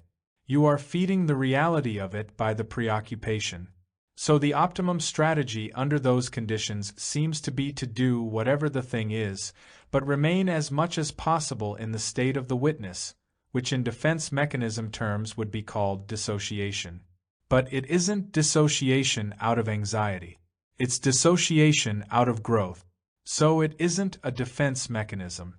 It's you take on a place. You find the I in you. I used to be obsessed with root beer. You see, I have things like root beer and pizza, which are just not yoga food. So I sit up in my room and I say, okay, I'm just going to sit, and it's so beautiful. And suddenly the next moment I'd be at the refrigerator and I'd have a bottle of root beer tilted back and I'd be drinking it. Then the first thing I'd say is, damn it, I broke down again, I'm no good. And then another voice within me would say, drinking root beer, and putting himself down for drinking root beer. In other words, there was another voice in me which has no judgment. It couldn't care less whether I drink root beer or not. It's merely noticing what is going on. It's a completely dispassionate witness, not a judge. It's not the superego. It's not saying, you'll never make a good yogi because you're bad. It's saying, there you are, there's that and there's that and there's that. Well, what happens in the course of the development of this wisdom is that you are spending more and more time being that part of yourself, rather than the rest of it. So you say, there's the desire to achieve, or there's the desire for power, or there's that desire, or there's that one running off. It's like a subliminal flicker thing. You're doing something out of a desire that's taking you over, and then there's a moment when you see what you are doing, which is usually followed by a judgmental moment. But then you witness the judgment, and you keep going through these little flickering things with the desires that you're not ready to stop because there's too much force in them still. Deepest desires connected with survival and reproduction. Certain desires have more force than others. Ones that are connected with survival and reproduction of the species obviously are going to have the most built into them, like sex and food and so on. They are really deep and powerful, but you develop more and more of this witness, just like subliminal information stuff. First it comes in once every 10 units, a moment where you just see it. Then it's 2 out of 10, till pretty soon it's there more and more times. Just like today, I am resting inside watching this speaking and watching this listening, not particularly being identified with the speaker or with the listeners. There is just this process going on, and I'm watching it. Like if somebody comes in and he sits down and he looks like he's thinking, well, I'll listen to him, but I won't believe it, that's a very reasonable thing in a place like this. Then you see that something happens, the mouth softens just a little bit, see, oh, that's interesting, and then later on you see a smile. Now, to the extent that there is ego in you, you can say, see, watch. Snaps fingers. Look, got another one. But when I see that, and when I see that reaction in me, I see both of those things and I say, yeah, right, that's the way the universe is. That's nature running off. There is still a place in this personality that wants to be loved. It isn't who I am, but this personality has its own independent life. It's doing its trip. Well, slowly you become more and more of the witness, and as you are doing that you are feeding these things less and less. It's like if you ever tried to make love and stayed conscious through the whole act of making love, which is what tantric sexuality is about. You'll find it is really quite difficult, if not impossible, for almost everybody, because you get lost into being the experiencer of the sensual pleasure, and as you get lost in the experience, you've lost the witness. There is a Buddhist meditation for eating which is really far out. You put food in front of you, and when you reach for the spoon, you say, reaching, reaching. You say each thing twice, lifting, lifting, placing, placing. You're saying this to yourself. Chewing, chewing, tasting, tasting, savoring, savoring, swallowing, swallowing, digesting, digesting, reaching, reaching, lifting, lifting. By the time you are halfway through the meal, you've got the screaming memise. The enjoyer of the food has been destroyed by that. Now, if you try doing that for about a year, the whole meaning of going to a meal changes considerably, I'll tell you. Because you have become the witness of the whole process rather than the enjoyer of it, right? You can't rip yourself from being the enjoyer prematurely, but there is a point where it starts to fall away. For most of us, we invest in something that we enjoy, and when it starts to fall away we get upset, because we previously thought it was something. Like I worked hard to get my pilot's license, in order to buy an airplane. Then I get to the point where you just go up for 4 hours and then you go straight, you come down, you go to the toilet, you get a milkshake, you fill up with gas, you sit for 4 hours, you come down. Big deal. So who needs that? But I paid $7,000 for the plane, and it's taken me hundreds of hours to get my license. And it takes me a long time before I can afford to realize that I have used up the thing. The thing is that we keep using up things, but we can't let them go. When we have another way of looking at it, we're really ready to let go very quickly of a lot of them. But others, we still think we are going to get our rush from them, see, particularly ones like sex and eating and stuff like that. To bring those under consciousness, you can only edge up on them, sort of around the corner with a little bit of witnessing, that's the way you deal with desires.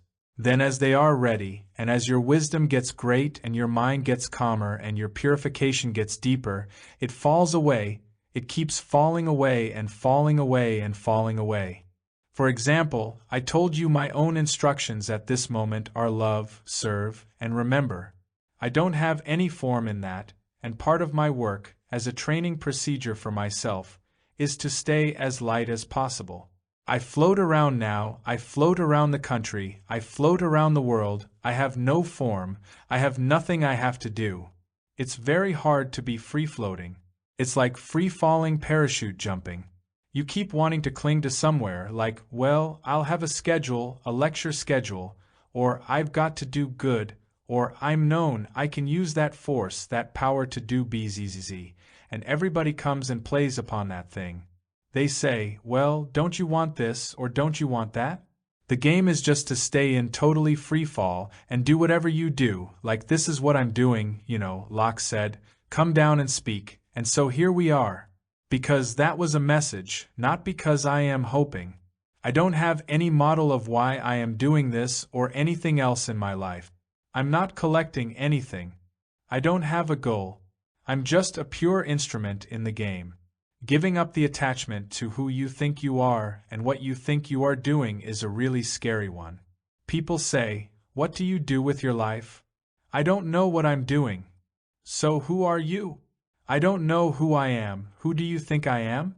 See, like this group comes in, and the consciousness of this group sees a certain thing which elicits a certain thing out of me.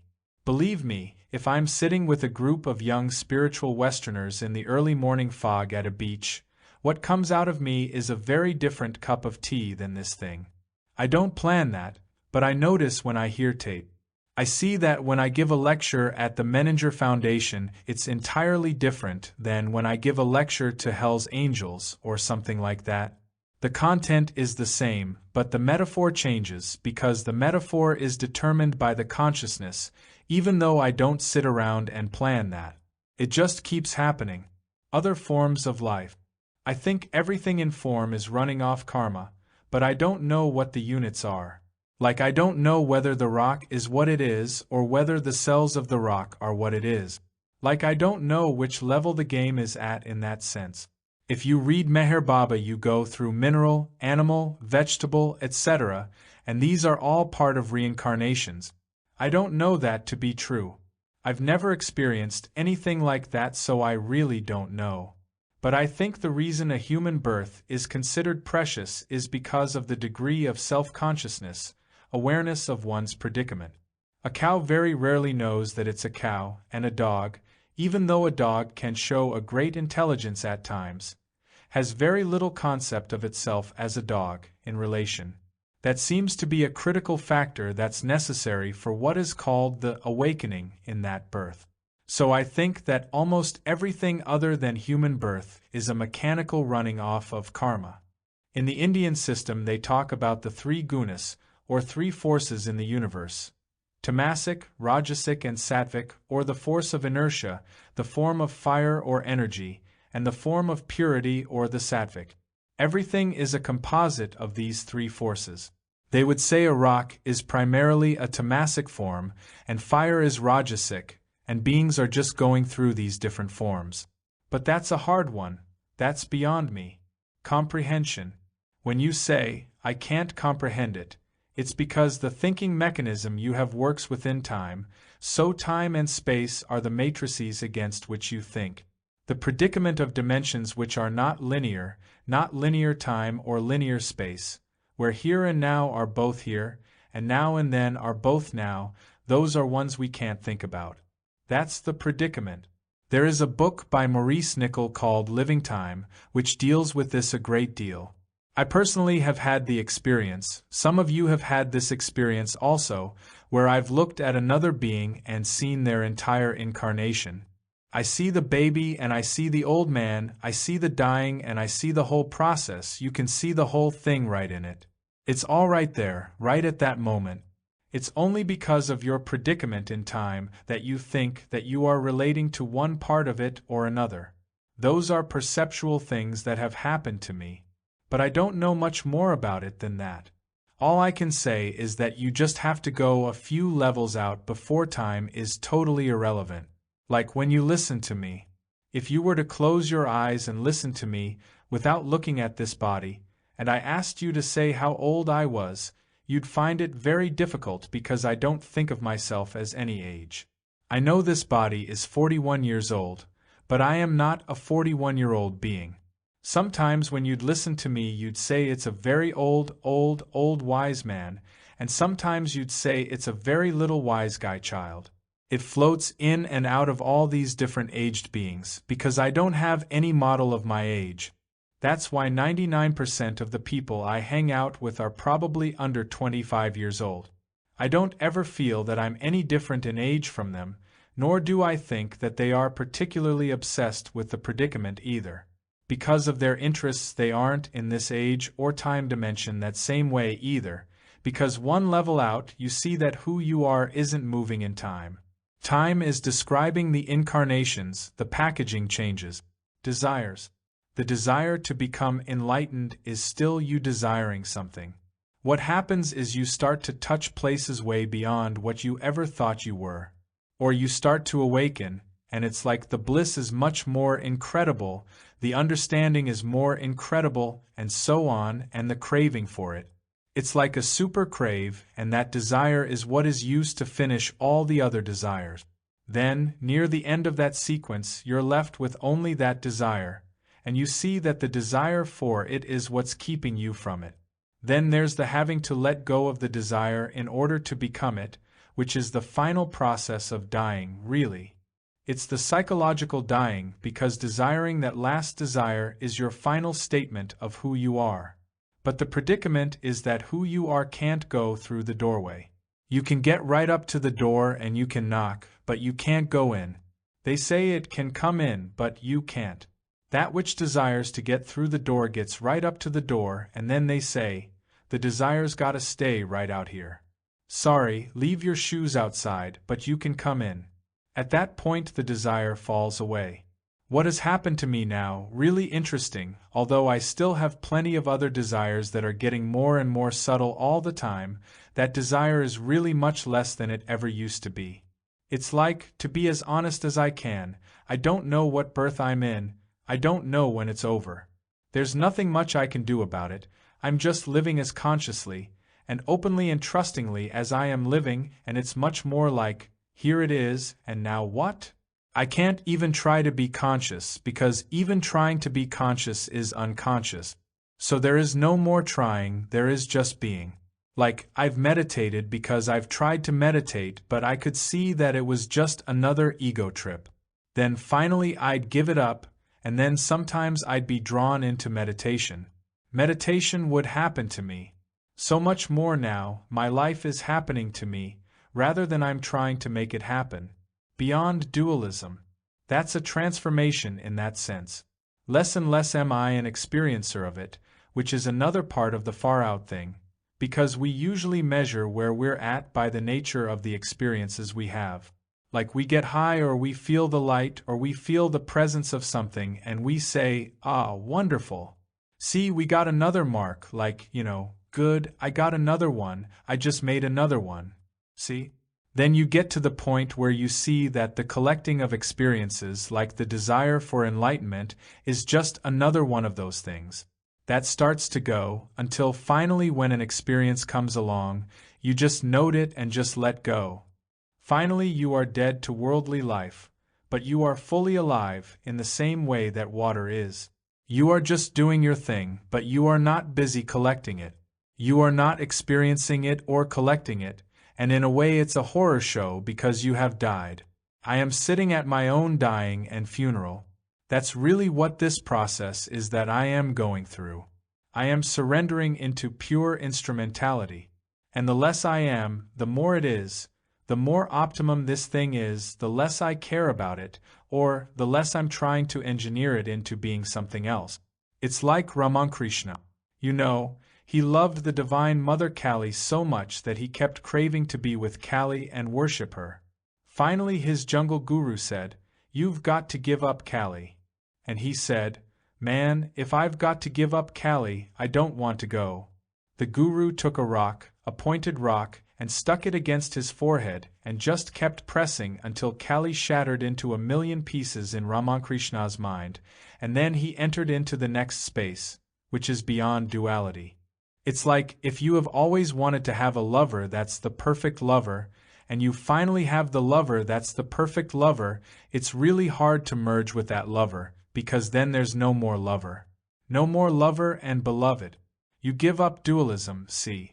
The experiencer, or the desirer, or the blisser is all in dualism. In that place beyond dualism, then you're nobody and there's nothing. It's just pure instrumentality. That is what surrendering truly is, or not my, but thy will, or the dying into service, or being an instrument of God, or however you want to say it. Then you leave it in the hands of God whether or not you are going to live or die, or serve or not serve, and you don't decide for yourself what's best.